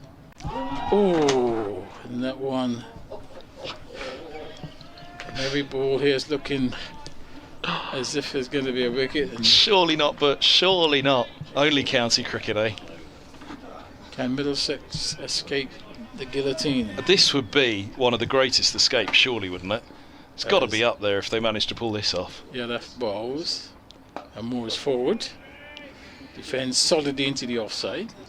At no point And there is no run. in the last 2 days would I have put any money. I still wouldn't now, to be honest. You know, as I've been saying all the way through, if you had to put your money on one side, it would be Kent to stay up. Even still now. And this one, he stands up straight to shorter delivery and just defends to the fielder at bat pad. There's a slip, forward short leg, bat pad on the offside, short extra cover, backward point, cover on the boundary, deepish mid off, deepish mid on, square leg on the boundary. Yadaf bowls, and Moores is cracking this one off the back foot. He's only going to get a single though. It goes to the man on the point boundary, but it relieves a bit of pressure, takes him off strike, brings Montgomery back on strike. 137 for 4. 25.1 overs to bowl here. Lancashire are 221 ahead at Canterbury. It's surely a draw there now. 70 to win as Gadaf bowls and Montgomery's forward, and he's going to get a single here as he just nudges that one gently into the offside, and wicketkeeper Simpson nor Yadav can get across quick enough to stop the single. Single taken, over completed, 138 for 4. We mentioned all the stands here with names, Lords. There's so many stands and gates named after players. Yadav will go down in Middlesex history if he pulls them out of this hole. Well, he's still got I would say I'm not still very much favourites in terms of. Oh, absolutely. That's why I say pitch is not really. It would be one of the greatest escapes if they pulled this off. It really would. Pitch is still playing well. I think what they need is to remain positive. A couple of boundaries suddenly changes the whole feeling for the opposition. Golden arm Robson, in he comes, bowls, and this is pushed out to deep cover for a single. 1 for 5 from 2.1, 1 for 6 from 2.1 now for Robson. Montgomery's on to 4 from 6, Moores 2 from 6. Nottinghamshire 1, 3, 9 for 4. 68 to win, 24 overs remain. Oh, what's up now? Moores heads off to the square leg umpire. Something, a bit of strapping or something's come loose. He's handed it over, or something he found on the pitch. Umpire puts it in his top pocket, and Moores settles down over his bat again. Slip and a short leg, and Sam Robson running in with his leg spin right up there and turned out of the block hole really to short leg Max Hold'em. BBC Radio 5 Sports Extra live at Trent Bridge. It can't be another season finale like we always have. It can't be. We thought it was going to be a dull one this year. Here's Robson bowls. It's up in the air and just fine of the short leg. Robson just managed to find the inside edge, and short leg is Holden. He leapt to his left. It was a long way fine of him in the end, to be fair. A backward short leg may have had a chance, but forward short leg not so. 140 for 4, but there's something in it for the spinners out there, even for the part-timer Robson. He has the right-handed Montgomery on strike. A slip goes down and Robson moves in. He bowls. A lot of flight. It's bumped away into the offside, and scrambling around in the covers is Ryan Higgins, unable to bowl with a side injury in this game, playing as a batter. Rewarded the selection with a century. Middlesex's leading run scorer this season. He's been Middlesex's leading light, bat and ball. They wouldn't be anywhere near in with a chance on this final afternoon of staying up if it wasn't for Higgins. But he needs the rest to do it now. Roland Jones comes across from mid-off to have a chat with Robson. Montgomery 4 from 7 away. It's 140 for 4. Robson steps in. He bowls with a bit of flight and an edge. Oh, goodness me. Short and wide of Eskenazi at slip, but that one just seems to take an eternity as it pitched. Maybe it was just the line that we were in, but high up the outside edge. Short and wide of Eskenazi. A second slip, I'm not sure it would have carried, Butch. 140 for 4. Montgomery still on strike. It was Gully who tidied that up. This one's right up there. It's a low full toss, and they drive a single to Roland Jones at mid-off. He shies at the stumps and breaks the stumps. No overthrow. The ball ricochets safely to one side. They're always through for that one. It was a show of intent from the Middlesex captain. 141 for 4. Montgomery has 5. Moores has 3. Montgomery keeps the strike. 66 to win and to relegate Middlesex. 24 overs to bowl. What do you reckon, Butch? That second slip, I'm not sure it would have carried. Might have done. It just seems to take so long on pitching and then taking high up that outside edge. It just looped into that area. It fell short of the fielder, and I think Robson's been allowed, as a occasional bowler, he's been allowed to really settle into a nice rhythm here. He's getting the ball to, it's coming up nicely. He had a bit of turn as well.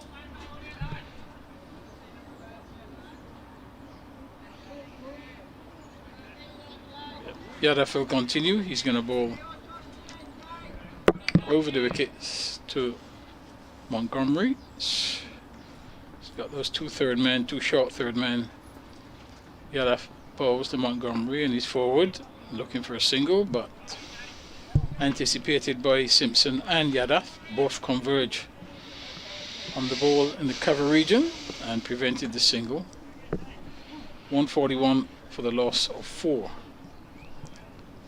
Montgomery, he is on 5, facing Yadav in and bowls, and he's forward. Good flighted delivery, just defends the ball in front of him. What's more against Middlesex here at this stage now, Butch? Is it the 66 more to win or the 23.4 overs to bowl? Because Montgomery's 5 from 11, Moore's 3 from 8. They've got to be careful here, Nottinghamshire, haven't they? Overs doesn't really matter. I mean, Yeah, but have they got enough time is what I mean? They've got plenty of time. So it's runs. And it's a good reverse sweep, and he's going to get 4. Even with those 2 men stationed in that position, Montgomery still has the skill to beat both of those fielders with a reverse sweep and takes a bit of pressure off. He gets a boundary. I don't think the overs is going to be an issue. The only thing that... So if it goes to 23 point... If it goes all the way, then in which case you're saying Middlesex have got enough overs, or so they haven't got enough runs to... No, Middlesex can only win this game basically by bowling the opposition out.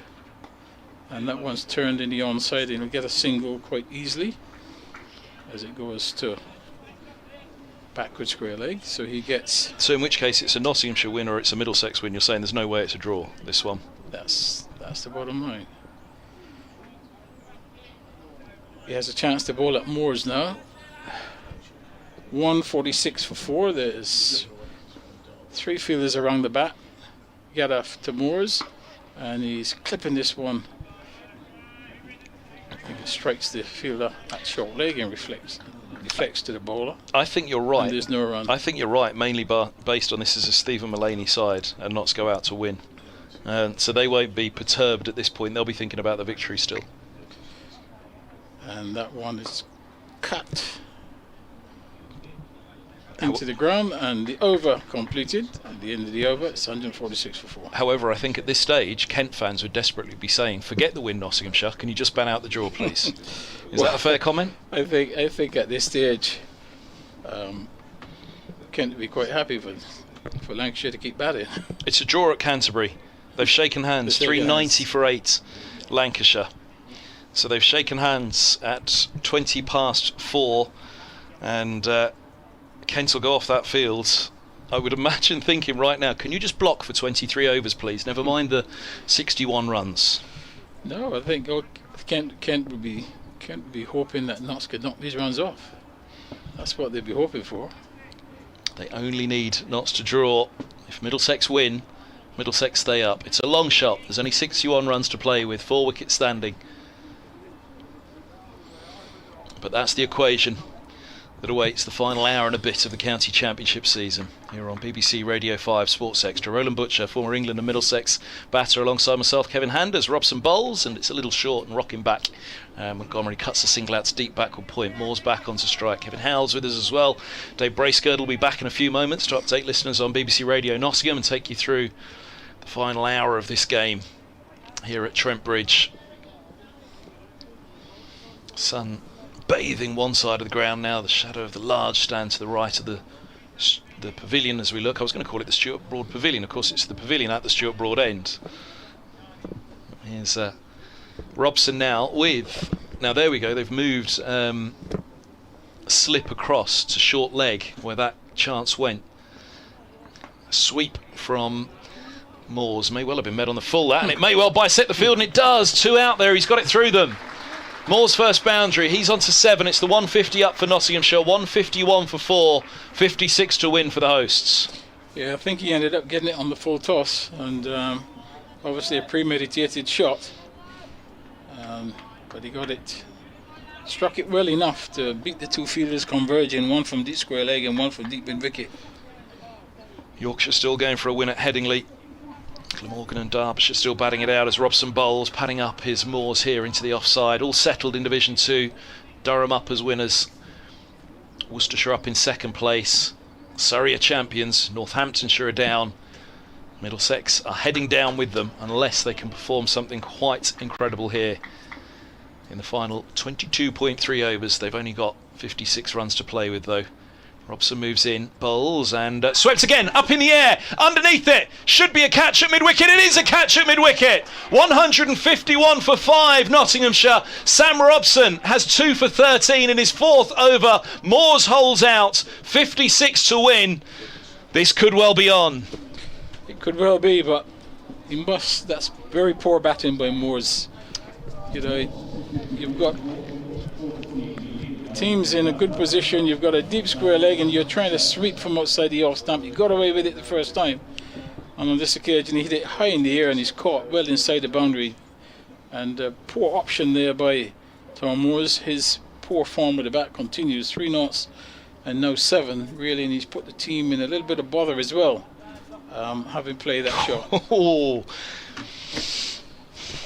Where's your money, Butch? Right here. In your back pocket.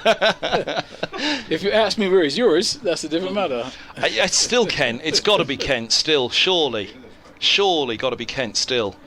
But for the first time, there's a glint of hope for Middlesex. It's been Kent all the way, and as they walk off the field, they will probably, I mean, as that match drawn went up on the BBC Sport website there, they will probably be barely back in the dressing room at Canterbury to hear of the 5th wicket falling here. Word from Canterbury overnight was Kent were pretty confident a draw was going to be enough for them. Well, at this moment in time, there's nothing they can do about it. Middlesex can do something about it. All Kent can do now is just sit and wait. One more wicket now, but surely one more wicket now, and this is going to be quite the finale. It still should be Nottinghamshire's. 151 for 5. Montgomery a run a ball 50 in the first innings. James made 19 before he was bowled by Yadav. Harrison made 27 still to come. Hutton 26 in the first innings. Ball 11, his final game. Could it be Ball hitting the winning runs in his final game? Patterson was not out 4 in that first innings. Here's Robson, he bowls to James, and James drives up to mid-off, just wide of Roland Jones. He picks up a single, he's off the mark, first ball. Nottinghamshire 152 for 5. 55 more to win. 26 minutes past 4 on the final afternoon of the county championship season, on what looked done and dusted for so long. It's just giving a little bit of life still in a campaign that starts all the way back in April. Pretty gloomy conditions early in the season, pretty cold. It's a warm, sunny September afternoon here in Nottingham. As forward goes Montgomery, pushing into the onside. It's fielded by Robson. No run. Montgomery has 11. James has 1. Middlesex have Moores. Caught Bamber. Bowled Robson for 7. And they also just have a little glimmer of hope. 152 for 5. 55 more to win. Yeah, and Robson now has 2 for 14 and has looked the most threatening of all the bowlers. And I think when Moores get in the pavilion and sit down and think really about that mode of dismissal, he will really be extremely disappointed, because it just took a huge risk with a packed leg side field, trying to sweep from outside the off stump and put Middlesex back in the game. Yadav now will bowl to James. James is on 1. 3 fielders around the bat. There's a slip, bat pad on the offside, and forward short leg. Yadav bowls, and James just comes forward and drives that one off the bottom of the bat to short mid wicket. Chris in Chicago tuned in, has 2 words: I believe. In what? As Yadav bowls to James, and he's bowled. Ooh, he's out, LBW. He goes onto the back foot, James, and we've seen a couple of these batters go onto the back foot against Yadav. and he struck on the pad, and the finger goes up. So not so no, 6 down and struggling at this point in time. 152 for 6. I said 2 more on the board's greedy, but 2 more on the board, and this could well be Middlesex's game. They've got those 2. And Yadav, what a time, what a moment. Oh, a punch of the air, down on one knee, Yadav, as he punches the air in celebration. 50 in the first innings. He's been a popular signing in Middlesex dressing room. He hasn't quite hit the heights on the fields, but right at the last, he could well be their saviour, alongside the unlikely Sam Robson at the other end. Lyndon James departs. Harrison, Hutton, Ball and Patterson to come. There'll be nerves in Canterbury right now. Lancashire have played their part for Middlesex, holding on for a draw. 4 wickets required for a Middlesex victory here at Trent Bridge. Nottinghamshire looked as though they had this in their pocket. Well, they certainly did about 5 overs ago. The game has changed completely in that Yadav has picked up 2 wickets in that period, and also Robson has picked up 2. So from a very lofty position, Notts now find themselves staring down the barrel. I can't leave you and Kevin alone for 5 minutes, can I? This was a run chase that was only going one way till I came off air. Left the Middlesex duo in charge here. Wickets have tumbled. Tom Moore's caught at deep mid wicket. Ben Slater out LBW. Had a look at that one, and 1 or 2 people have passed judgment. Was it hitting? Wasn't it hitting? Anyway, he's back in the pavilion, and now another LBW. Lyndon James has gone. Yadav in now, and that beats him outside the off stump as he's groping forward.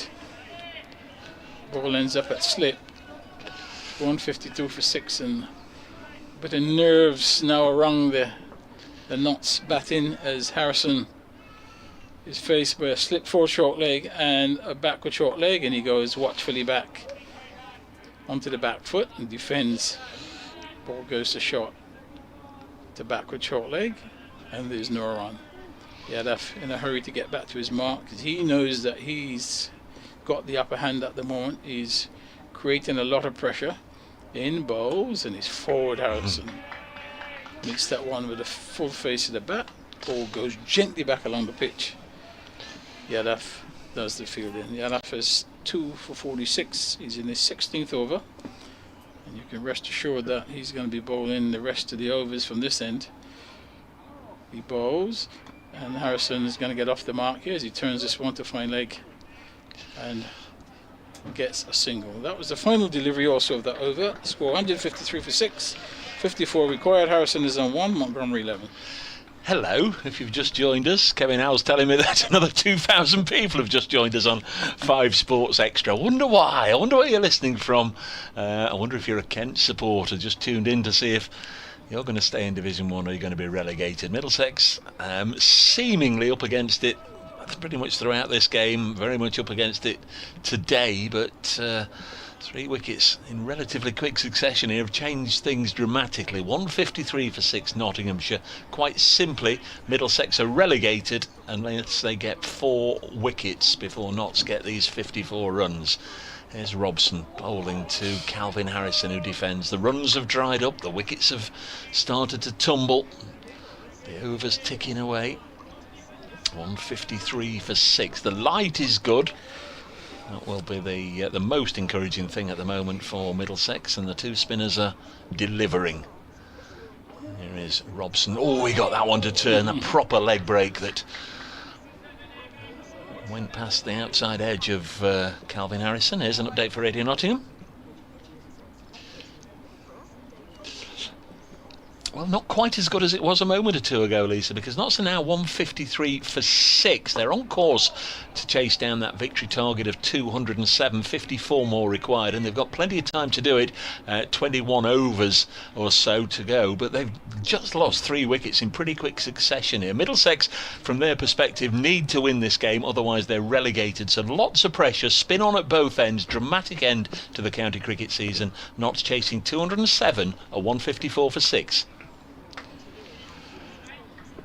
Next delivery is pushed into the offside by Matthew Montgomery for a single. 155 for 6. We really are blessed with the best conditions that, well, pretty much I've seen for 2 or 3 weeks actually. It has been wet here all week. We were in Manchester last week with Notts at Old Trafford. The rain just kept pouring and pouring, but it's lovely right now as Harrison bunts this into the offside for a single, and it goes on to 156 for 6.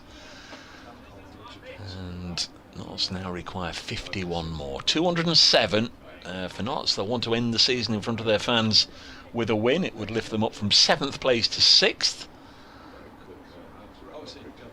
Middlesex need the win, and there's the ball that's gone to slip but off the pad.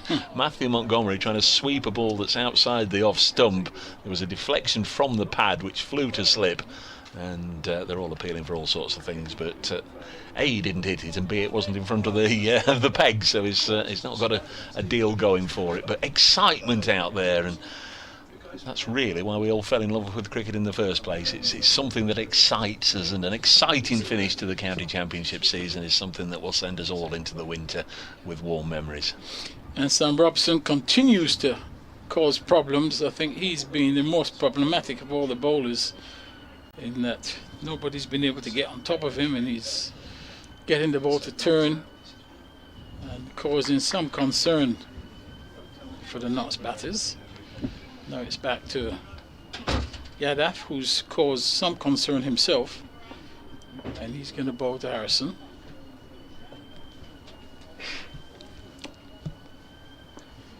Yadav off spin in, bowls. Harrison is forward. He's fielded that bat pad on the offside, just to his left. He comes gently forward to that flighty delivery. 156 for 6, 51 runs required, and this one is striking him on the pad, and could have been a single there, but a loud appeal for LBW. He's a long way forward. In percentage terms, Roland, where are we now? We're not yet at 50-50 in this game, are we? Well, I would say right now it is, because one more wicket and Middlesex will be in the box seat, and this one he defends again on the offside, and eventually the ball goes to extra cover, and Yadav comes across and does the fielding. And right now Notts having to defend for their lives. They're not overtly aggressive at this point in time. Yadav bowls, and he's forward Harrison, much more comfortable around the leg stump. Defends on the onside of the pitch. Yadav does the fielding. 156 for 6. Tense moments here at Trent Bridge as Yadav bowls, and he's forward. Defends back to the bowler. That ball just shaped out. You can see Yadav running his fingers down the side of the ball. Brings the bat pad as straight as possible. He's almost got a foot on the pitch. He bowls now, and Harrison defends easily as he goes onto the back foot, drops the ball in front of him. Maiden over there by Yadav. He's got 2 for 47, and score remains on 156 for 6. Still 51 more required. Quite dramatic stuff here. Notts were going along very nicely at the start of their chase. They were actually 106 for 1 at one stage. They're 156 for 6. And earlier, Jake Ball came and joined us on commentary. If you weren't with us, Jake Ball is leaving Notts at the end of the season, effectively after this game, and came up. We had a few words with Jake, which was very nice, and sort of said, well, that's jokingly, that's it then. That's your last appearance on the Trent Bridge pitch as a Nottinghamshire player, as Robson bowls to Montgomery, opens the face, and there's a run-out chance here, hits the stumps. They're asking umpire Debenham, says not out. Lovely bit of work. You can't keep Yadav out of the game, can you? Direct hit, throw down the stumps, but Harrison was down to this end, and I sort of jokingly said, and of course, unless you have to go out there at number 10 and score the winning runs, not thinking that it might remotely come down to a situation where Jake Ball might have to pad up, but I guess he's stayed in his whites and knows where his pads are. Well, he might have to, because they're very nervy against Robson. You know, very nervy. Great bit of fielding, threw down the stumps, but it's a good job Harrison had head down to this end. An even 50 required. Robson bowls to Harrison, bowled him! Bowled him! 157 for 7 now. Roland Butcher with us on commentary here on 5 Sports Extra. BBC Radio Nottingham, BBC London Online, just saying one more wicket and Middlesex are favourites. Do you stick by that? Yeah, they're favourites, definitely favourites now. That was the wicket, and Robson's causing the problem. The part-time spinner has picked up his 3rd wicket. He's now got 3 for 18, and he's about to change Middlesex season. This is extraordinary, isn't it? Absolutely extraordinary, as he somehow manages to get one through the defences of Calvin Harrison. So quickly saw a replay here in the commentary box, and well, both pads looked to be in front of the stumps, but somehow the ball found a way through there. Robson's done a terrific job here. Harrison goes. That means it's going to be down to Matthew Montgomery plus the 3 bowlers, Brett Hutton, Jake Ball and Dane Patterson. Still 50 required. And we've got a finish on our hands here. Remember, a year ago, the last day of the season, would it be Warwickshire go down? Would it be Yorkshire go down? Liam Norwell took that 9 for a dramatic 9 for against Hampshire to rewrite the Warwickshire record books and send Yorkshire down. Dramatic end to the 2022 season. And as Brett Hutton makes his way out to the middle, looks like we might be having a dramatic end to the 2023 season. And you can only imagine what the Kent players are now feeling. They've probably come off feeling job done against Lancashire. They shook hands, didn't they, on a draw? Perhaps they're thinking we should have gone on a bit longer. Well, I think they'll feel just like Manchester United did a few years ago, until that dramatic Aguero finish changed the whole season. They came off the field thinking they had won the Premier League. Was that the Aguero moment you're thinking of? Yep. And it could well be one of that sort of moment here. I think Middlesex are heavy favourites to win this game now. Heavy favourites, says the former Middlesex man. Are you going through this, mate? I don't think it's. I don't think my assumption is based on being associated with Middlesex. It's in cricketing terms, and I think the pressure really is now on Nottinghamshire. There is Robson from the Stuart Broad end, bowls down the leg side. That was a Google then.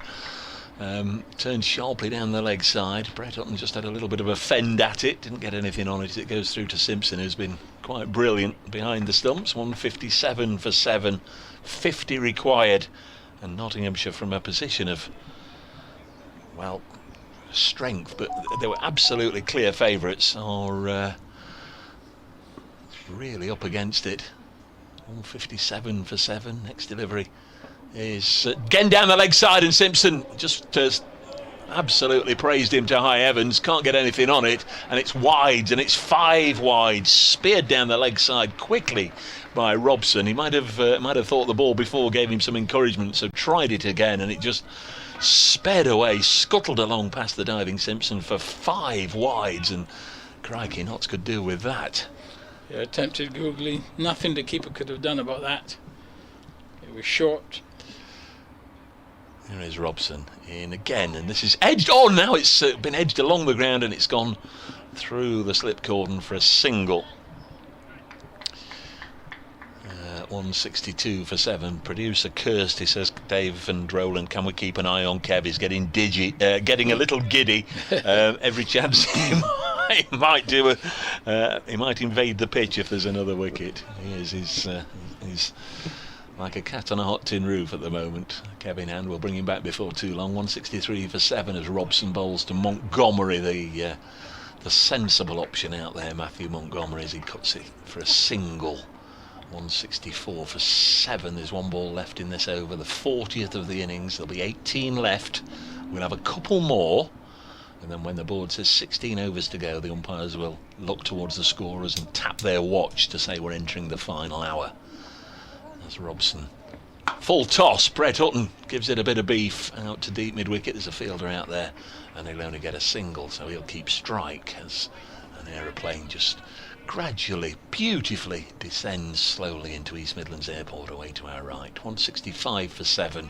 Hutton then on to 2. Montgomery has 14. 42 more required. Notts was certainly helped by those 5 wides in that over, but the wicket of Harrison has boosted Middlesex's chances. Middlesex need 3 wickets. Nottinghamshire require 42. Dave Bracegirdle, Kevin Hand and former England Test batter Roland Butcher here, bringing to the action from Trent Bridge in Nottingham. Yeah, the question is now, what will Hutton's approach be against Yadav? Does he trust his defence, or does he try to score? And I think Middlesex are believing that there's going to be a release shot, so they've stationed a long on as Yadav bowls, and he's reaching for that one, and eventually got it back to the bowler. He's just trying to set his field right. Long on is going a little bit wider because he anticipates that Hutton's going to go for the big one. He bowls, and Hutton comes forward and turns that one to mid wicket, and there's no run. So Yadav just tease him and see whether he accepts the challenge. Yadav to Hutton, bowls, and Hutton goes back. The ball spins into him. He's not in control of that one. It comes off the inside edge of the bat, goes past short leg to mid wicket. 165 for 7. Yadav in bowls, and Hutton takes that one from off stump, turns it to short mid wicket. Restraining himself at the moment, but Yadav hasn't given the ball a bit of a loop. If he gets it up above the eye line, we'll see how Hutton responds. He's in now, and that one's tossed up, and he's right forward. Decided not to go for the big one, he just defends it. So he's doing a pretty good job at the moment. He's restrained himself. As Yadav with 1 ball remaining in over number 18. That one is tossed up and comes off the inside edge. It goes to that short fine leg position. Short leg couldn't get there. Over completed, a maiden over to Yadav, and it's 165 for 7. Lots of people getting in touch. Many thanks. Lots of criticism for some of the shot play we've seen from Notts. Some of the comments are saying it's harebrained cricket, etc. One or two suggesting that perhaps one or two of the LBWs were not quite as clear cut as maybe it seemed at the time, etc. Many thanks everybody for taking the trouble to get in touch. Let's just enjoy the last little passage of county championship cricket and see how this pans out as Robson bowls to Matthew Montgomery. Again, helps it away square of the wicket on the offside. There's certainly plenty of time for Notts here without doing anything silly, which is a word that many people have used to describe some of the batting over the last half an hour that has seen Notts slide from 106 for 1 to 166 for 7. Sensible cricket is all that's needed. Middlesex will apply the pressure, they'll keep the pressure on. Next ball is forced into the offside, and there's no run. 41 more required. Nottinghamshire would win the game, they'd go to 6th in the table. It'd be their 4th win of the season. It'd be the first, or only the second time in 16 meetings they've beaten Middlesex if they get there. Here's a single to Hutton through mid-wicket. Flip that around, 3 wickets, and Middlesex will not only defeat Notts, they will get enough points to stay in Division 1 next year and send Kent down alongside Northam. It's a dramatic end to the county cricket season. I hope you're enjoying the coverage. Whether you're following us on 5 Sports Extra, the BBC Sport website, or you're following the pictures as this next delivery, a leg spinner from Sam Robson, turns away from Matthew Montgomery, and John Simpson gratefully grabs it. 167 for 7. 2 more balls to be sent down here by Robson, driven away again by Montgomery for a single. Being very, very restrained, very responsible, very sensible. Montgomery has a little bit of experience in guiding Notts over the line this season in the One Day Cup, an excellent 90 odd, including a last wicket partnership of 38 with Dane Patterson to see Notts over the line in the One Day Cup. He's going to have to use all that nous here to shepherd Notts and the tail over the line. Hutton with an edge, and it runs to backward point. So 16 overs remain now, and the umpires will have a little look at their watch with 168 for 7 on the board. We're going to have a little change over here. Roland, many thanks for your contributions today. Hopefully we'll get you back on. We don't know how long this is going to last. If you can just sum up how you think this is going to pan out, we'll bring Kevin Hand in and I'll join him in a moment. This day is still Middlesex, I think, would be the favourites. 3 wickets to go. You've got the experience of Yadav bowling. If you can keep Hutton quiet, he's got, he loves to hit the ball. If you can tempt him a couple of times, I know Kevin here is getting very nervous on my right, and I think the best place for him is actually in the commentary box right now, because his heart is racing. Here's Yadav in and bowls, and he stands up. Montgomery and just defends a shorter length delivery on the offside. So, let me ask you this before you go, Roland. What chance the draw now? Any chance at all? Is it still a win either way, Nottinghamshire or Middlesex? Nottinghamshire keep going for it. Yeah, win either side. That delivery is defended, a flatter delivery by Yadav. He's now settled into a nice rhythm. He's just making sure he gets his feet in the right position. He's leaving that area between mid-off and the bowler open, just looking to tempt him to drive through that area. Yadav bowls, and that's off the outside edge. As he's driving, it goes to short third. Still can't score. So Yadav just probing away outside the off stump. You can just see what he's trying to do. He's going to try and get him to play through the offside. If he can get through the gate, he's left mid-off open. And this one is defended back along the pitch. The bowler does the fielding. Tense pressure here at Trent Bridge on this final day of the season. 168 for 7. Notts, who were cruising, they were 1 down. The score was over 100 as Yadav bowls.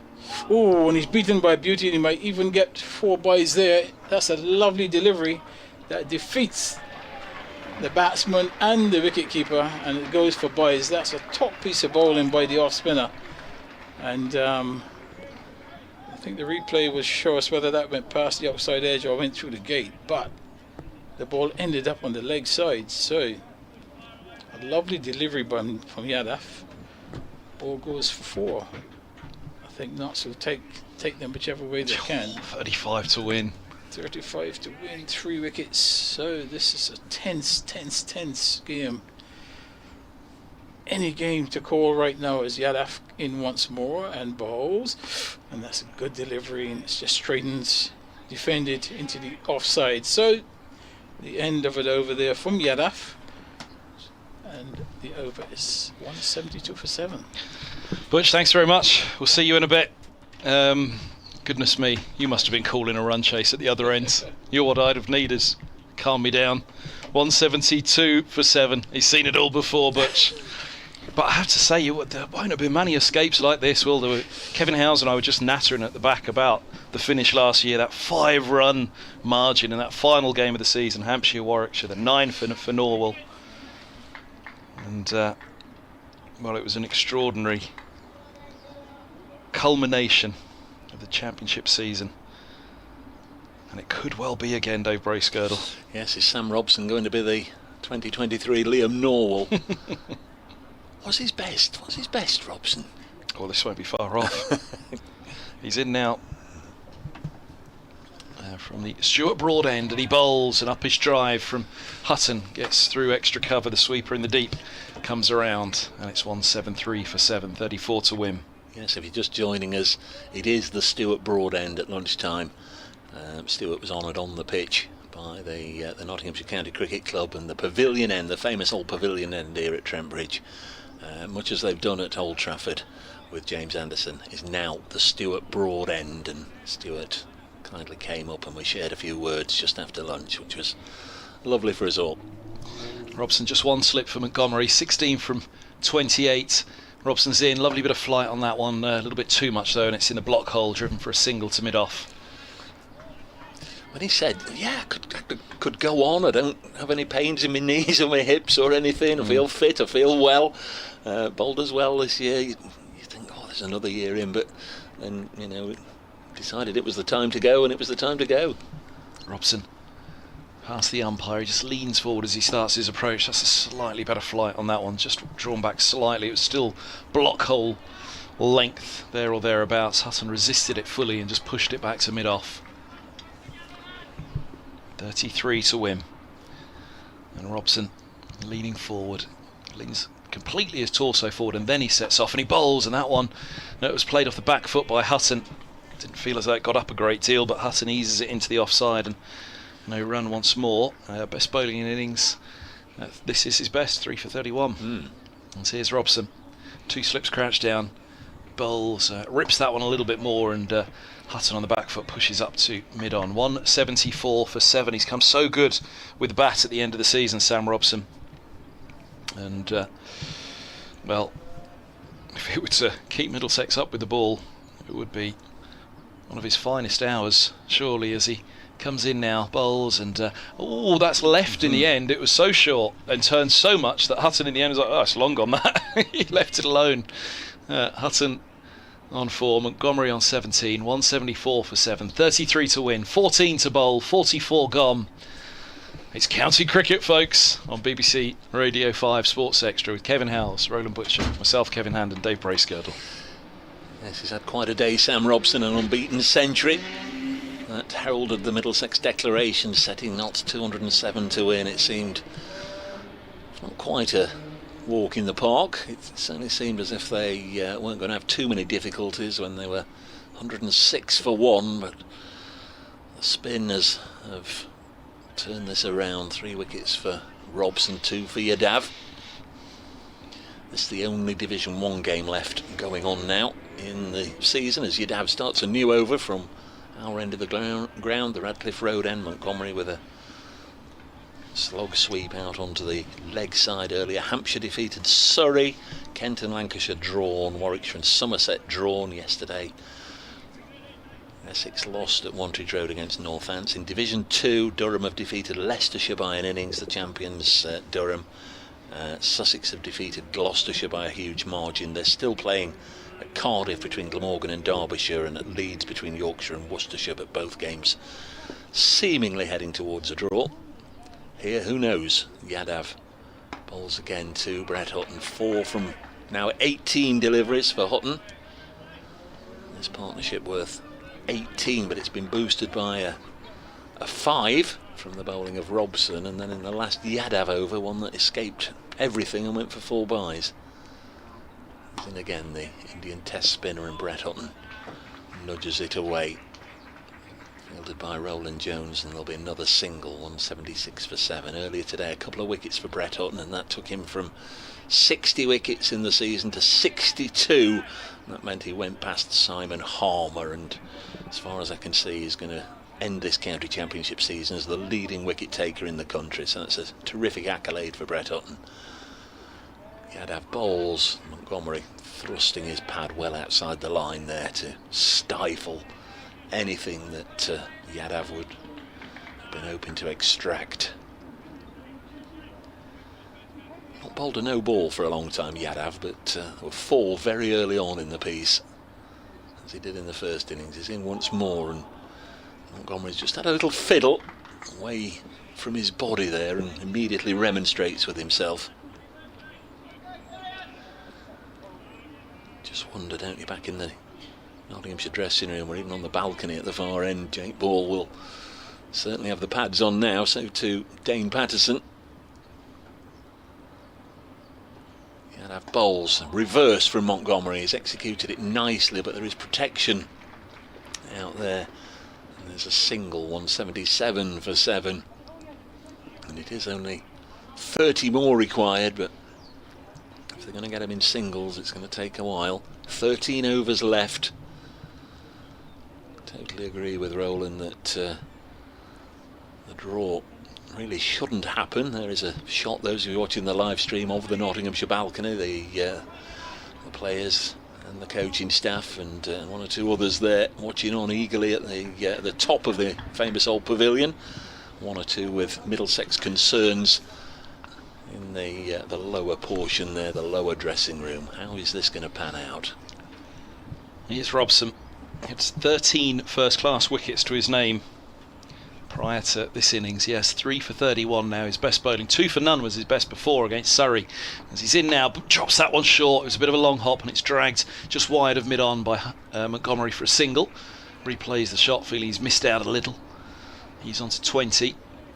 It's definitely a case now of let Matthew Montgomery have a single and then bring them all in around the bat for Brett Hutton.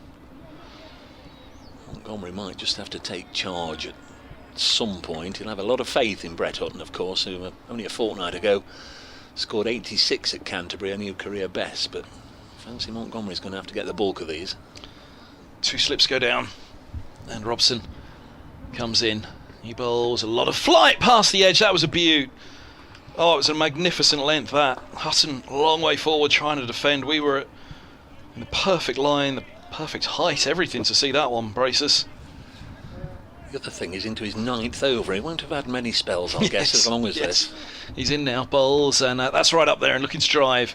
Hutton with an open face, back with a point, gets the single. Yadav comes around. Hutton on to 6 from 21. Montgomery on strike on 20. 179 for 7. Kent stay up if Middlesex fail to win. Kent go down and Middlesex stay up if they can find 3 wickets here in 12.3 overs, with Notts requiring 28 to win. Here's the length ball outside the off stump from Robson, and Montgomery leaves alone, padding up outside off. This is where I usually say, what price the tie? Well, that was mentioned overnight, actually, in jest by someone to me. As here's Robson bowls, a lot of flight, and this is worked out to mid-wicket for a single. Montgomery moves to 21, 180 for 7. Of course, we had one this season at Merchant Taylor's School when Middlesex were level with Nottinghamshire off the final ball of the game, and it was Sam Robson who was batting. It wasn't Nottinghamshire. Sorry, Northamptonshire. No. As here's Robson in, bowls, a lovely bit of flight on that one. It's driven down to mid-off by Hutton, no run. Yeah, Robson batting through with that one. He couldn't hit enough off the last ball to take it beyond scores level, so Middlesex came away with 8 points because they were the side batting second, or batting last in that one. So similarly, there we are on the live stream. Similarly, here it would be Nottinghamshire that would take the 8 points. Middlesex would only get 5 for the tie because they're not the side batting second. 180 for 7. Never seen a Nottinghamshire tie in first-class cricket. They've only had one. That was 1993 here. You've got plenty of them in your wardrobe, though. Yeah. I've seen a few of them myself. Not in your wardrobe, though. Going to be Yadav to continue. A little bit of gentle breeze blowing across the ground. The Middlesex flag actually has been lowered or disappeared during the course of the day. And did that one just roll back towards the stumps from Montgomery? Again, he went down trying to slog sweep it away on the leg side. I'm not sure what happened. Did it get trapped underneath his boot and roll back towards the stumps? It got trapped on something, didn't it? Parting lots of spin on the ball now. Yadav, in he comes and just tosses it up there, bowling at a lovely pace. This one past the outside edge, and Simpson, why not, whips off a bail, then says leave it to me, pops it back on again. Got Stephen Mullaney earlier. Mullaney just dragging, just lifting his heel, was stumped. That was against Josh De Carey's bowling. Wonder what he's thinking. Josh De Carey's has been touted as Potential match winner in this one, and again John Simpson whips a bail off with Matthew Montgomery lunging forward. Big update for Radio Nottingham. Once again, these half an hours come quickly round. Just saying it, what a call it is for Roland Jones at the moment to leave the ball with the part-time spin of Robson. 27 more required for Notts.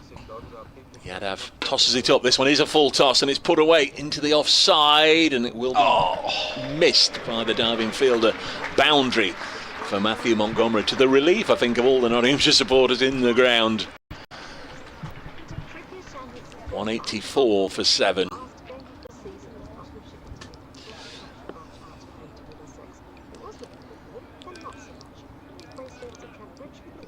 And I still don't know which way this is going to turn out, Lisa. Notts on 184 for 7. They require 23 more. Middlesex applying the pressure through their spinners, need 3 more wickets. Middlesex need to win, otherwise they're relegated. Nottinghamshire, well, not so much riding on it. They're 7th in the table. They would finish 6th if they get over the line. They're in a strong position to win this, having been set to score 207. They've got Matthew Montgomery there with the tail. Nottinghamshire 184 for 7, needing 23 more. Here's Yadav in again, bowling, and Montgomery can't get it away. So Yadav, although he didn't get the wicket, he kept Montgomery down there. There was a boundary in that over to take Montgomery to 25. It is the end of the over. 11 overs left. Middlesex haven't set about racing through these overs, so they get more than the 16 in the last hour. So it will be 11 overs left. 184 for 7. 23 runs or 3 wickets. Jed has quite rightly put me right on Twitter. Both sides would get 8 points for an actual tie. It was 5 to Northampton, 8 to Middlesex, because that match was a tied draw. But an actual tie, it would be 8-8. What does that mean for the table? I haven't even considered that one. Here's Robson. Slip in place for Hutton. Just the one slip for Hutton now. Extra cover in. Deep mid-wicket back, long leg back. Deep cover back. Robson moves in, he bowls, drags that one short, it goes up in the air. 2 come round, but it's going to land safe in between mid-on and deep mid-wicket. He's picked up a couple. Hutton goes to 8. 186 for 7. 21 to win. The ripple of applause here at Trent Bridge. It's on again. Wasn't a great deal of conviction about the shot, was it? In fact, he's just had a look at the bottom of his bat. More chalk, please. It's pretty much why Robson's still on, isn't it, for the mistake, as much as anything, as good a bowler as he is. It's will they do something silly against Robson as he comes in again now, bowls, and Hutton drives a single to Roland Jones at the deep mid-off. 20 to win. 187 for 7. What was so close is starting to seem that little bit further again for Middlesex. Who's warming up at mid-on? De Carey's has been given the nod. Yeah. They want this wicket. They'll fancy the chances against Ball and Patterson. Robson. Oh, drags that one down, and it's cut down into the ground by Montgomery. He was left searching for it. It was such a short ball that Montgomery's eyes lit up. He opened up, and it really ragged off the surface. A bottom edge down into the ground and through to Simpson. It's turning out there for the Middlesex spinners. Robson comes in, bowls, and forward goes Montgomery, driving to point. There's no run. 187 for 7. Thanks for everybody that's taken the trouble to get in touch. Normally go through them all, read them all during the commentary, but focusing very much on the action at the moment. Thank you, Trevor, for your latest missive. Robson again, bowls short, and he's cut away. Cover will come round and sweep up. It'll just be a single. So the live table at the moment has Kent on 111 and Middlesex, well, with 5 for a draw, we know that wouldn't be enough. 16 for a win, so they would be 104 as Robson bowls and forward goes Hutton, pushing this one back up the track. There's no run. 188 for 7, Hutton 9, Montgomery 26, 19 for Nottinghamshire to win. So 104 plus 8 is 112, and Middlesex would finish 1 point above Kent with a tie. There we go. That's a proper tie. That's a proper with, tie. Scores level and the 10th wicket taken. So a chat going on between Brett Hutton and Matthew Montgomery. Hutton with all the experience in the world, Montgomery much less so, but he's the batter. Came in at number 5 in the order, played really nicely in the first innings, run a ball half century there. He was stumped for 52, scored 26 in the second innings. Been a lot of debate again amongst the Middlesex think tank out there, Toby Rowland-Jones and his trusted advisors, as to which way to go. This may well hurt. Well, it will hurt certainly if Middlesex end up on the wrong end of this. 188 for 7. So here is Yadav from the Radcliffe Road end. Shadows from the floodlight pylons right the way across the square now, as this is just helped back to Yadav. Montgomery on strike. There's a short leg, there's a slip. There's protection out on the deep square leg boundary where he's been looking to sweep the ball to, and again he turns it away there, and that's where it'll go. So another single, 18 required, 189 for 7, and that will bring Brett Hutton back onto strike. He's got 9 from 25, but clearly he bats at 9 for a reason, Brett Hutton, and Middlesex will once again just try and step up the pressure. John Simpson's taking a lot of the load here away from Toby Rowland-Jones. He's just moving fielders a yard to the left, 2 yards to the right, just getting the attention of both bowler and skipper, just clarifying 1 or 2 points. They want to have everybody in the right position as Yadav comes in again, past umpire Beddenham. Played down the ground for a single. Ben Debenham, we will get there, easy for me to say. Another single, 190 for 7. 17 more are required, and this partnership of 33. Lots were in a little bit of a pickle before they came together here as Montgomery defends. Just looking a little grim again, Kevin, I'm afraid. It's an extraordinary partnership, this, isn't it? Hutton with 26 in the first innings, how valuable they were. He was caught Rowland-Jones off to Carey's in the end. Carey's maybe re-entering the attack soon, or maybe he was just trying to get the skipper's eye warming up. There is Yadav. Montgomery's on 27. He'll play it away gently on the offside, no run. Are you just keeping them I mean, we don't know. You know, there are things we don't know. We don't know how Sam Robson's feeling, how his fingers are feeling. Said after he'd had 9 overs, he's now had 10. Won't have been many times in his career, if at all, he's bowled 10 overs on the spin. No pun intended. Are you perhaps going to go back to the captain, the man for a last day flourish, Toby Rowland-Jones? Well, indeed, yeah. They'd take another end of season hat-trick now, wouldn't they? 190 for 7. Again, they're just tinkering with the leg side. Montgomery on the reverse, not properly got hold of that. Meant to play it fine, but he's played it in front of square, gets a single and keeps the strike. 191 for 7. 9 overs remain, Notts require 16.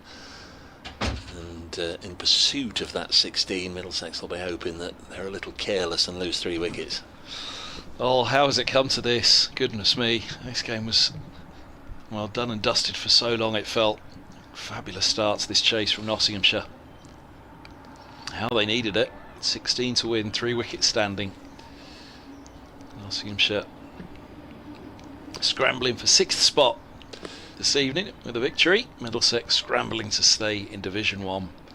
Robson it is who continues. 3 for 38 from 10. Right arm over the wicket from the Stuart Broad end. The pavilion's bathed in shade now. As this ball's, can you be bathed in shade? As this ball's short, pushed down to mid-on. Montgomery on the back foot with that one. It's covered by shade. Stand to the left, double-tiered stand at the turreted roofs. It's still half bathed in sunshine. As here's Robson. He bowls a lot of flight, and this is pushed away into the offside, out to a deep extra cover, and a single's taken. Montgomery's on to 29. Nice to hear from Mr. Topley. Don Topley's with us. Hi Don, what a game. A wicket will really put a cat amongst the pigeons. I'm explaining the various permutations, including the draw and the tie to Mrs. T. Listening in, Winterwell, Dave and Kev. Thank you very much, the great Donaldo. 192 for 7. Short leg coming in for Hutton now. Slip, short leg, short extra cover, the 3 in close. Everybody else drop back as Robson gives it a lot of flight. It goes up in the air. Cry of catch. The sun in the eye of Helm. And it wasn't that far shy of him, was it? But I don't think he picked it up at any point and was then more concerned of just making sure it didn't go for a boundary. Hutton to 11. Notts to 193 for 7. 14 to win. Montgomery back onto strike on 29. Short leg comes out and goes to deep backward point. Robson rips that one down wide outside the off stump. Through it goes. Does Roland Jones roll the dice and throw it to somebody else at the Stuart Broad end? You can't take Yadav out of the attack for sure, but it is Robson that's got 3 for 40. Yadav 2 for 57 and Robson in. Bowls a lovely line and length, respectfully pushed back by Montgomery. Now overs are running out as well. Yep. 8.1 to bowl, 14 to win. As we said all along, it's unlikely that it'll end in a draw because there aren't that many runs, but you never know. A couple of more dot balls, as this one's a little short from Robson and dragged for a single just wide of mid-on off the back foot by Montgomery opening up. He moves to 13, not so 194 for 7. 13 runs to win. Hutton on 11. And Montgomery and he are doing some real damage and some wonderful work for Kent right now, much as Lancashire did for Middlesex all day today. Well, Nottinghamshire are playing their part for Kent now. Just after lunch, Stuart Broad came and joined us on commentary. We talked about the naming of the pavilion end here, announced earlier in the day, the Stuart Broad end. Then Jake Ball came and joined us. His last match for Nottinghamshire. Is somebody writing his script? Will Jake Ball have to come out onto the famous old turf for one last time, potentially to score the winning run, or be there as the winning runs are scored? Will Middlesex get him out quickly and get Dane Patterson out quickly, the last man, and win this match? 194 for 7. Kevin's right, the runs obviously getting harder and harder to come by, and Notts can't just, if they're going to win this game, they can't just block. And to be fair, Matthew Montgomery's looked to rotate the strike when he can. Some serious finger pointing down there from Yadav. First at the skipper Roland Jones, then at Stoneman at mid-on. Robson involved as well. I mean, that was a serious debate. I'm not going to say it was a heated debate, but Yadav was really making his point of whatever it was to the skipper and to Stoneman. They've broken the pack now. Robson returns to slip. Yadav returns to the top of his mark. Stoneman and Roland Jones. I mean, there'll be a lot of skippers out there at the moment, won't there? There's an awful lot of experience across that trio, from mid-on, the bowler, and to mid-off.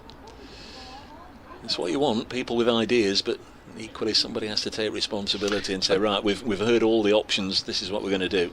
I imagine that's what Yadav is trying to perhaps do himself, whatever perhaps suggestion there was, or maybe an idea that he had that wasn't particularly gone with. They have sent Max Holden down to deep backward square leg for Montgomery. He's still ripping off his pads down there, and he's ready to go. Not going to have a bowl, is he? He's taking all his protective gear off. He's Yadav, he's in. Bowls, and this is paddled down to deep backward square leg. Sorry, this is your over braces. It's okay. 31 for Montgomery. It's okay, it's quite okay. Single taken, and just listen again to the applause around the ground. Every single greeted as if it's the winning run, which may or may not come. 195 for 7. Another wicket would, as Don Topley said, really put the cat amongst the pigeons, with Jake Ball and Dane Patterson the only ones left that could help potentially Matthew Montgomery or Brett Hutton over the line. Here is Yadav then, past the umpire and bowls, and Brett Hutton happy to defend once more. Tension's come out of it. 12 to win. It's desperation now for Middlesex. They are right on the ropes at this point. It's not to say it won't happen, but it's going to be spectacular if it does. Next delivery is pushed again out into the offside. Ben Watts is with us, the BBC commentator, covers Kent.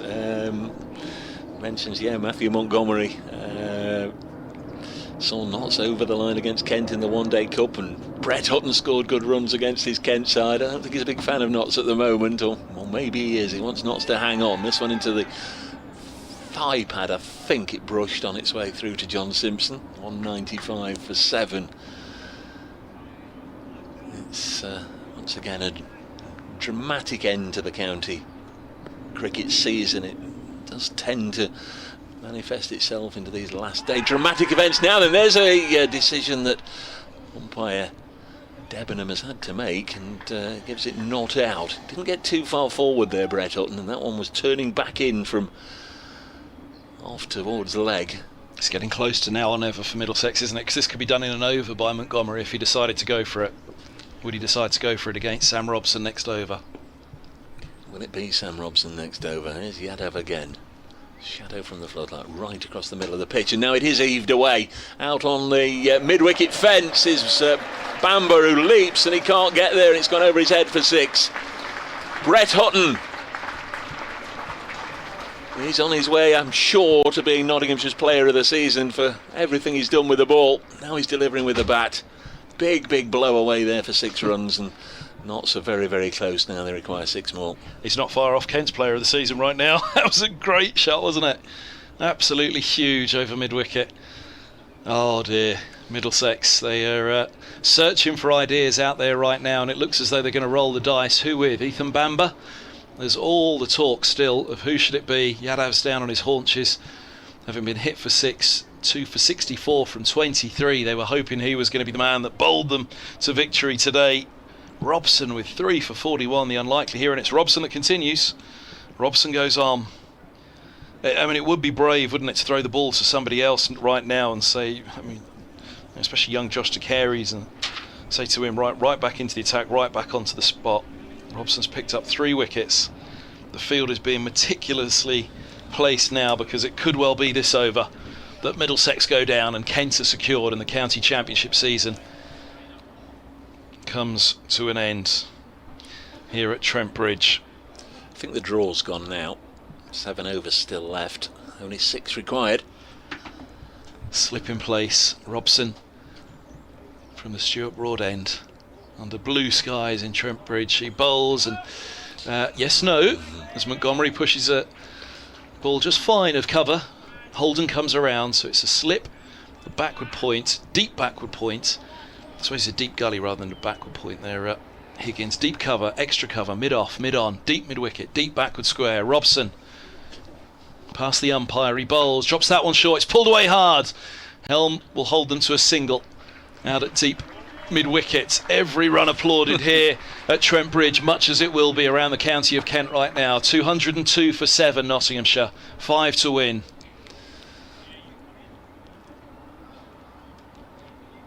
Great entertainment today, it really has. We arrived here today.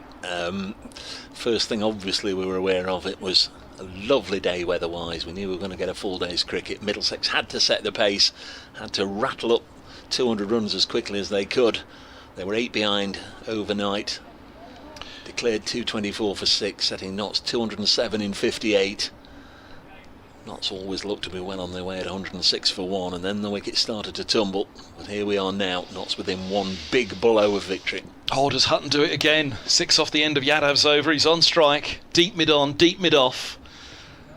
2 close catches, short leg and slip. Short extra cover not far away. Deep mid-wicket's back. The only one back really now is Robson. Floats it up there and Hutton defends.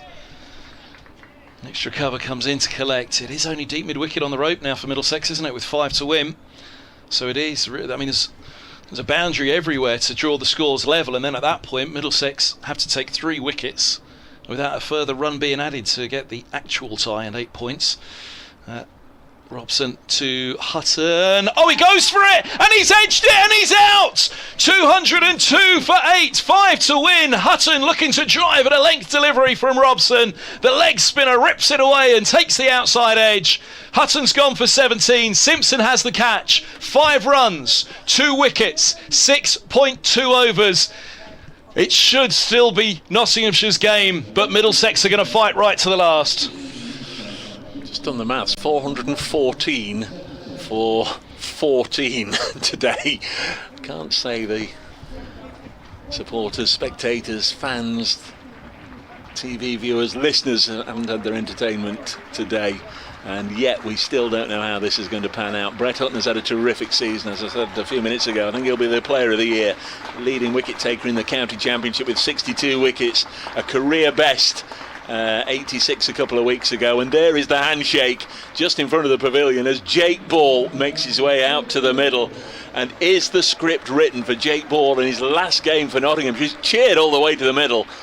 Will he be cheered all the way back as a member of the winning side, or will Middlesex send him on his way pretty pronto? This is dramatic stuff indeed. 2 more wickets required, and Sam Robson has a 4 for 42. That's after scoring a century this morning, an unbeaten century at that. What a day he's had, and he might yet finish on the losing side in a side that's going to be relegated. The best of times, the worst of times. He carried his bat last week in defeat against Warwickshire. He tried his very, very best to get a draw there, and indeed a draw would be enough now for Middlesex here at Trent Bridge if somebody had have hung around with him. There's been another result in Division 2. Yorkshire, actually, a century from Shan Massoud, have defeated Worcestershire by 6 wickets. Worcestershire are going to be playing Division 1 cricket next year, but Yorkshire ending the season with a win at Headingley. The only games going on are this one and at Cardiff, where Glamorgan are 124 for 6 against Derbyshire, requiring 260 more. That's not going to happen. Derbyshire require 4 wickets in the closing stages of that one. 2 games stand, 2 wickets required here at Trent Bridge for Middlesex to stay in Division 1. One outcome quite literally up for grabs. Promotion, survival or relegation for Middlesex and Kent at stake as Robson's in, he bowls and forward goes Ball, and he's beaten first ball, looking to defend. What's Montgomery thinking at the other end? What's Yadav thinking? He's got both hands on his head at backward point. Get me another over, Sam. Well, he's only got 1 ball left of this, Robson. 4 for 42 his figures, 11.5 overs bowled, 6.1 remain of this match. Max Holden's dropping back slightly. That's probably a clever move there. He's not going to take a single there. Not thinking he's going to drive one in the air, just make sure it doesn't get through. Actually, he's dropping everyone back, isn't he, and saying have the single ball. He's not going to you take on Yadav. Slip and a short leg go down. Robson comes in and he rips that one past the edge as well, beating the forward defence. 202 for 8. Ball 0 from 2. Montgomery will have strike. 32 from 58. Hutton caught Simpson, bowled Robson for 17. He has 4 for 42. Robson. Nottinghamshire require 5 runs for victory to keep Kent up and relegate Middlesex. Where's this been all his career, Sam Robson? This is unbelievable stuff. 12 overs on the spin since tea, 12 overs no maidens, 4 for 42. And the unlikeliest of heroes stepping forward. Big match player, Sam Robson, we know that. Yeah. And what a time to deliver. Well, he's always bowled it part-time. You've just had a breather, you've just had a gulp of water. I'm not going to let you stop here, Kevin, because I'm enjoying listening to you. There's far more at stake for you here. 202 for 8, not so potentially. Well, they need 5 to win, but there's a lot of emotion here. The first thing you said when we met earlier in the week was no gloating this week, Dave, and I wouldn't want to gloat. We'll let you suffer, not necessarily in silence, please. Yadav bowls, it swept fine for a single. Montgomery's on to 33, 203 for 8. 4 to win for Nottinghamshire. You're a good man, Kurt. This is madness at the moment, isn't it? The season comes down to an end like this. 4 runs, 2 wickets, 5.5 overs. Simpson charges up. No, it's not Simpson. Who is it under the helmet? It's Higgins, I think. Charges up to have a chat with Yadav about Ball. I mean, it would be a wonderful send-off for Ball, but he's got to try and keep his head here, hasn't he? And not think, oh, boundary, I could win it. Be doing just as well to block it out and let Montgomery win it at the other end. Here come the chats again. Roland Jones, Yadav, Stoneman, all together, finger pointing everywhere around Trent Bridge. There's no worry about time and light as we approach the official stumps for the day. 5:30. Low September sun to our right is providing more than enough light on this final afternoon of the championship season. 3 around the bat they'll have for Ball. What was his finest hour with the bat, Dave? We're talking about it earlier. He's had 1 or 2 moments, but very early on in his career He came out to bat against Warwickshire. Jeetan Patel, who at that time absolutely ran through sides, and Jake deposited him about 5 times over the ropes at mid-wicket on his way to 49 not out. Then Harry Gurney got out, and we all thought, oh well, there's enough there. He's bound to get loads of 50s in his innings, and it never happened. Yadav, 2 around the bat it is they've settled on. He comes in and he bowls to Ball, who defends back up the track. Is it this over that it has to happen for Middlesex? Robson to Montgomery again in the next over. Does Montgomery think to gamble in that over and get it done? 5.4 overs to bowl. 2 wickets to claim for Middlesex. Yadav's in, he bowls, he takes the length back on that one, and Bull waits patiently and defends into the offside. Couple of Yadav no balls in this over will do it, wouldn't it? Stop it. Well, the season started with a couple of no balls against Middlesex. 4 for 4. What a dreadful start that was. They were 20 for 5, 6 noughts in a row against Essex in the first game. It was a terrible start to the season. They've given themselves glimmers of hopes throughout the summer. As here's Yadav, he's in, and Ball rocks back and strokes back. He's blocking, isn't he, for his mate at the other end, Montgomery. He hasn't got stars in his eyes at the moment, Ball, which is admirable that he's keeping his head. Needs a bit of bounce, doesn't he, Yadav? Needs a bit of bounce. If he pitches it up there, Jake's just happy to thrust bat and pad and block it. 2 to go this over from Yadav.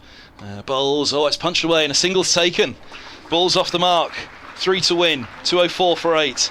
Montgomery on strike for the last ball of the over on 33. What do Middlesex do here?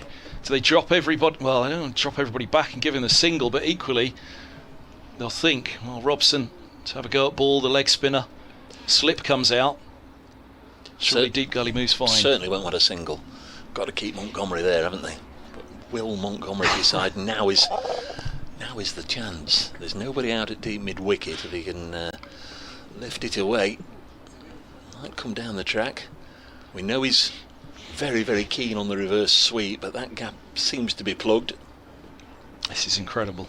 Yadav, what will Montgomery do? Yadav bowls, he clips into the onside, it's a dot ball. Fielded by Robson, who will take the ball, keep the ball, and have Jake Ball on strike on 1 from 6, 2 needed for victory for Middlesex. 3 runs for Nottinghamshire, 5 to bowl. Yeah, Sam Robson on a 5 potentially. He's already taken his cap off. Here he's going to be entrusted with bowling the 54th over of the innings. There are still 5 overs left, so still really plenty of time left. 30 legal deliveries. Jake Ball has 1, Matthew Montgomery has 33. So it's Ball on strike. There are 2 slips, there are a short leg. On the leg side, a couple out on the fence. Here is an update for Radio Nottingham before this over begins. And it's still dramatic, in fact even more so now, because Nottinghamshire require 3 runs to win. They've got 2 wickets left. Jake Ball is leaving Nottinghamshire after a 15-year association after this game to move on to pastures new. He's at the crease, he's 1 not out. Matthew Montgomery at the other end on 33. Middlesex, more pressing matters for them. They need these 2 wickets to win this match, otherwise they're relegated. Tense finish here at Trent Bridge. Notts require 3 runs, Middlesex require 2 wickets. It's Robson. How have you managed to get that report in before the over starts? Well done, Dave Bracegirdle. BBC Radio 5 Sports Extra here at Trent Bridge. Here's Robson. He bowls and cut down into the ground by Ball. He just rocked back to that one, didn't he? And then it trickled away into the offside. You don't want to bowl a horrible long op, do you? And spend the winter regretting it. Oh, crackhead, I didn't get that one right. Here he comes, Robson. Part-time leg spinner, floats it up and that's driven and nearly gets through. It's a great stop by Bamba. Goodness me, for a moment that nearly got through. Cover around to points, just next to the umpire. He prevents even a single. If that got through, that was the win. Here goes Robson again. He's got 2 slips. He's got a deep mid-wicket, a deep backward square. Everybody else on the single. And he bowls to Ball, who gets a full toss, pushes to mid-off, no run. Roland Jones collects. Robson 4 for 42 from 12.3. 3 balls left to the over. Montgomery at the other end. He must be itching as well, thinking that he needs to be the man to do this and take the pressure off the 10 and 11. Ball awaits, Robson bowls. It's a good length ball that goes past the edge and only just beats the top of off stump. Wow, that must have been mightily close to the top of off stump. And it gets through to the gloves of Simpson. Goodness me, hearts in mouth there, Dave. Yes, there we go. Deep breath. Not quite so much riding on it for Notts, but I can feel and see your emotion. Robson's in, he bowls. That's a lovely flighted ball, and it turns past the edge of the forward defence. Well, they've done everything really today, haven't they, Middlesex? They've tried everything. It might not be enough, but goodness me, what an effort on the final day. Yep, as we've said a number of times, or I've said a number of times, they've not gone down to date. They've gone down over the course of 14 matches, and if you're good enough, you're good enough. If you're not, you go down. They're offering the single to ball, last ball of the over. It's been nearly Norwellian from Middlesex today. And Robson with his century and fourfer. He bowls now, short and outside the off stump. It goes through to the gloves of Simpson as ball tries to punch away. That might not be a bad outcome for Nottinghamshire or for Kent, because it means Montgomery has strike. If he'd have made contact with that, it would have been a single out to deep point. Montgomery on 33, ball on 1. 204 for 8, Nottinghamshire, 3 to win.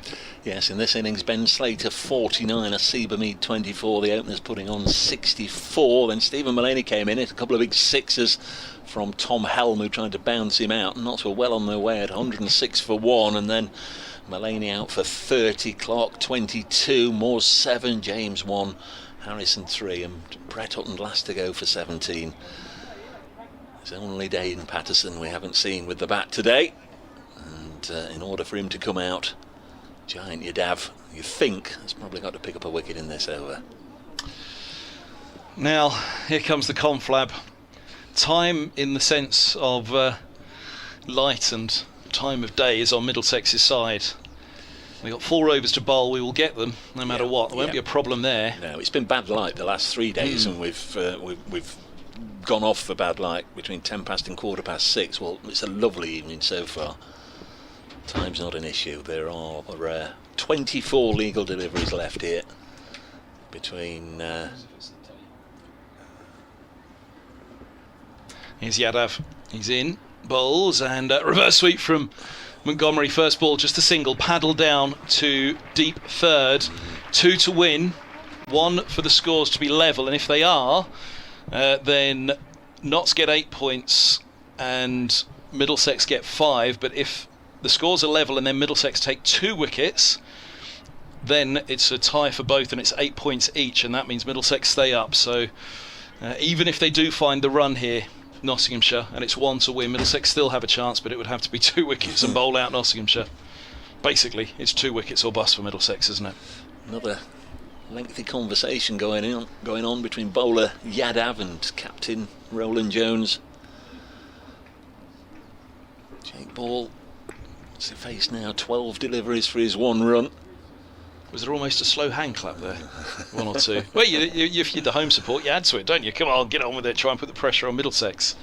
Stoneman's working it out, isn't he, with Yadav and Roland Jones. He's there playing a front foot forward defence of a right-hander, the left-handed former England opener, Mark Stoneman. Look at him do it again. Yeah, they're all racking the memory banks because they've all played either with or against Jake Ball many times over the years. Some of the England boys have played with him, they've netted with him, they've bowled at him. Mark Stoneman, in fact, is leading the slow hand clap. Here we go. The drama, it's brilliant. Here is Yadav, he bowls, and off the back foot, that's punched away. It should just be a single to deep backward point. Scores are level, but that's not Middlesex down. 206 for 8. They do need 2 wickets, and a tie will be 8 points each. It's Yadav to Montgomery. Ball is on to 2 from 13. Montgomery's on 34. It should be Nottinghamshire's now. It should be Middlesex going down. Kent should, quite rightly, breathe a sigh of relief at Canterbury. But cricket's cricket, isn't it? Who knows? Middlesex take even longer over this one, you'd imagine. They've got a slip, a leg slip, a short leg, backward points there. The slow hand clap goes again. Yadav takes his time. Roland Jones takes his time. They won't be perturbed. Slip's being pushed back almost to orthodox gully, as here comes Yadav. He bowls to Montgomery. Montgomery goes for a paddle sweep. Oh, and it hits Simpson on the chest. He's edged it, I think. He's edged it onto the chest of Simpson. He had no chance with that, the keeper, let's be clear. No chance whatsoever. He's gone for a paddle. He's got a thick top edge straight onto Simpson's chest. It bounces back off. Simpson knew nothing about it. He couldn't. It leapt off the edge. Unfortunately for Middlesex, it was onto the chest of Simpson, because that could easily have gone flying over his head and been the match. 206 for 8. 1 to win. 3.3 overs to spare of the championship season. Yadav's in to Montgomery, and the right-handers forward defending, blocking that one back. The tension is huge. You can feel it for Montgomery now as well. It's even increased for Nottinghamshire the closer they've got to this moment. Yadav has 2 balls left to his 25th over. Can the Indian spinner do it? He bowls and backing up. Montgomery defends. 1 to come of the over. Does Montgomery try and win it here, or does he leave it to Ball? And for Patterson, potentially. Ball's go on. You saw what he just did, didn't you, at the non-striker's end? He played a reverse in the first innings away for 4, didn't he? He's thinking about the next over already. What's Montgomery thinking? He had to have last ball of his over. He bowls. Montgomery goes for the reverse.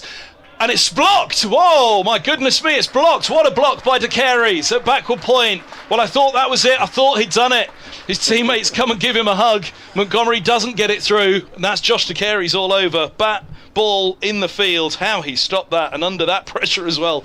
He hangs his head backwards and looks to the sky. I don't think he can believe he's managed to stop that one. 206 for 8, 1 to win. Robson to bowl again. I'm sure Giant Yadav has now finished 25 overs, 3 maidens, 2 for 68. One way or another, this is going to be the last over, pretty sure. Jake Ball on strike, so he can be a last day hero for Nottinghamshire here. What a way to end his career as a Nottinghamshire player. 206 for 8, not set to score 207. There are 3 overs left, so 18 deliveries. Just can't imagine that he's going to just dot back 6 balls in a row and try and leave it to Montgomery. You'd imagine Montgomery's work is done, but of course if the wicket goes down, Dane Patterson, one of the game's true number 11s, he has had his moments. It's usually either swish and out, or swish and out, or 6 and out. It doesn't tend to last long. It would if he comes to the crease. Only need to get hold of one, of course.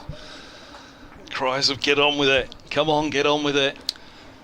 A couple of cries of it from the crowds. Almost a slow hand clap again. Well, they like the pantomime scenario, don't they, that's brewing here. Well, it is. 206 for 8. Go on, Kevin, keep going. 1 to win for Nottinghamshire. 1 run to relegate Middlesex. They need 2 wickets to stay up. Robson's in. He bowls, and Ball hits this one uppish towards mid-off. There was a cry of catch it from somewhere in the field. It was never going to carry. Roland Jones fields it. Silly points, slip and short leg. Short extra covers Eskenazi. Robson has the ball in hand. There's only one back, deep mid-wicket, shielding his eyes from the sun as Robson steps in, gives him a huge amount of flight, and it's away! Swept away! There's the cheer at Trent Bridge. There'll be huge cheers at Canterbury as well, and in Kent. Nottinghamshire have beaten Middlesex by 2 wickets with 2.4 overs to spare. Kent survive, and Middlesex are relegated. Oh, a lovely moment for Jake Ball. Disappointment obviously for the visitors, but Jake Ball finishes 6 not out. Matthew Montgomery, he played a crucial role there. 34 not out, and it's not Suget over the line. You've got a feel for Sam Robson, for all the Middlesex players. Robson, what a day he's had with an unbeaten century. Sam Robson with 4 wickets. Yadav did pretty much everything that he could do as well, with all his experience and wiles. 2 for 68. They cheered Jake Ball all the way out to the middle. In fact, they cheered him off, didn't they, at the luncheon interval? The Notts players insisted he went first and led them off. Still came out for a little bowl after lunch and got a wicket.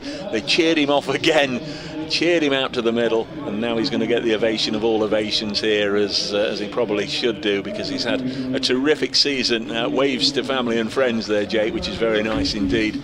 210 for 8 will go down as a Nottinghamshire win by 2 wickets. It's been long overdue against Middlesex. That's only their second win in 16 meetings, but it is a crucial one, and it is sad on this day every year that you have a look at the tables and all the reckoning up is done and all the points are finally added up and totted up, and there are sides that go down and there are sides that get promotion. That's the way, the format of 2 division cricket, and on this occasion Middlesex, who got the better of Notts at Lords in the early part of the season, they're going to leave the field looking very downbeat and despondent, as they do at the moment. There's no gloating from me, but there is congratulations to Jake Ball again, who leads the team off the field and gets a great ovation. There's Stephen Mullaney, first to come out, gives him a hug. Asiba Mead as well. Said earlier, what's Jake's defining moment as a Nottinghamshire batter? What's his pedigree? Well, he'll remember that one for the rest of his days, and nice that the Middlesex coaching staff are down there making a bit of a fuss of him, and Ben Slater as well. Lovely scenes down there as Jake Ball, for the last time as a Nottinghamshire player, takes the journey up the steps, and this time he's being hugged by every single one of his teammates, and that's very nice indeed. Again, you'll have to feel for the Middlesex players who are making the same journey. Roland Jones, the skipper, is there, and Yadav, I'm sure it'll be the end of his association with Middlesex. Sam Robson, what a day he's had. You've got to feel for him. And well done, Neil Mallender and Ben Debenham. It's not been an easy game, you fancy, to officiate. There's been quite a number of players offering a little bit of back chat, or so it seemed through the course of the game, but they're both experienced officials, and they make their way off. And well done the crowd that's been here as well, because they're very much engaged in what we've had to offer today in the form of the entertainment on the last day of the season. It's been quite a day, with over 400 runs and 14 wickets. But it is Middlesex, sadly, who are relegated to Division 2, and I should throw in there in the terms of balance, knowing there'll be plenty of listeners in the South East, congratulations to Kent on staying up. Well, absolutely, and Kent, who lost to Middlesex at Lords, they'd have rued, had they been the one to go down, they'd have ruined the fact that they only had one chance at Middlesex, and that was at Lords. They didn't get to play them at Canterbury. That would have been bitter for Kent going down, a bitter taste for them. One of the fellows at the bottom of the steps there that we have to give a mention to, Tim Murtagh. A lot of debate as to whether he should have played in this game, having taken 8 for last week. That's Murtagh done with a relegation for Middlesex. 10 for against Kent and 8 for last week against Warwickshire. Defeat on that occasion for Middlesex. He bowled them to victory against Warwickshire. But as you say, a team goes down over the season, and indeed that Nottinghamshire game earlier in the season, Middlesex were well beaten up for 3 days. They came and won the last session of the match. They'd barely won a session of the season to that point. It was the 3rd round then, and Mullaney set something up, gave Middlesex a chance. They took it. It was their first win of the season. It hasn't proved to be enough for them, and as they've come back and fought so valiantly here, you just wonder actually that going down with such a good fight like that should take them quite well into Division 2 next year, because if they'd have gone down the way they were going at one point, Nottinghamshire, they were going to win this at a canter, and it wasn't even close. So Middlesex to take it that close at the end, I think will do a lot for them after what has been a very difficult season on and off the fields.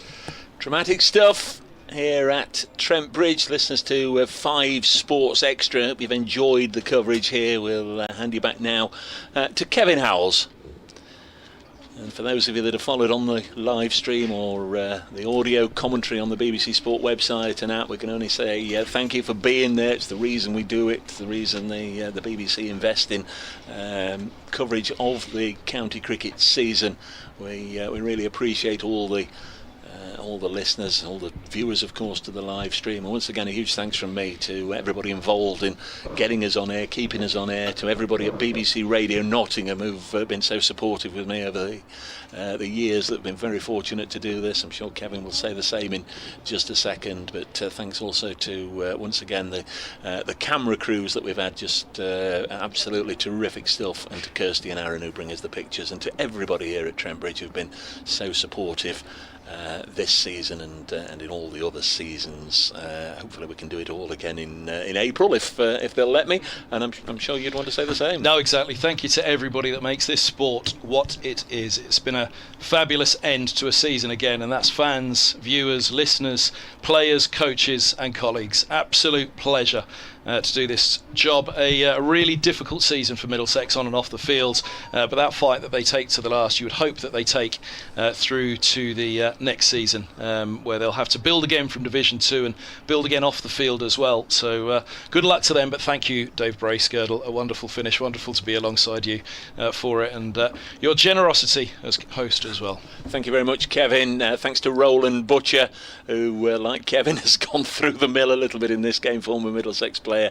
The headmaster's been with us, Kevin Howells, on this, the final day of the season, having overseen the safe delivery of the county championship title to Surrey. Congratulations to them. From us all here at Trent Bridge, a gloriously sunny evening. Where's this been for weeks? Gloriously sunny evening.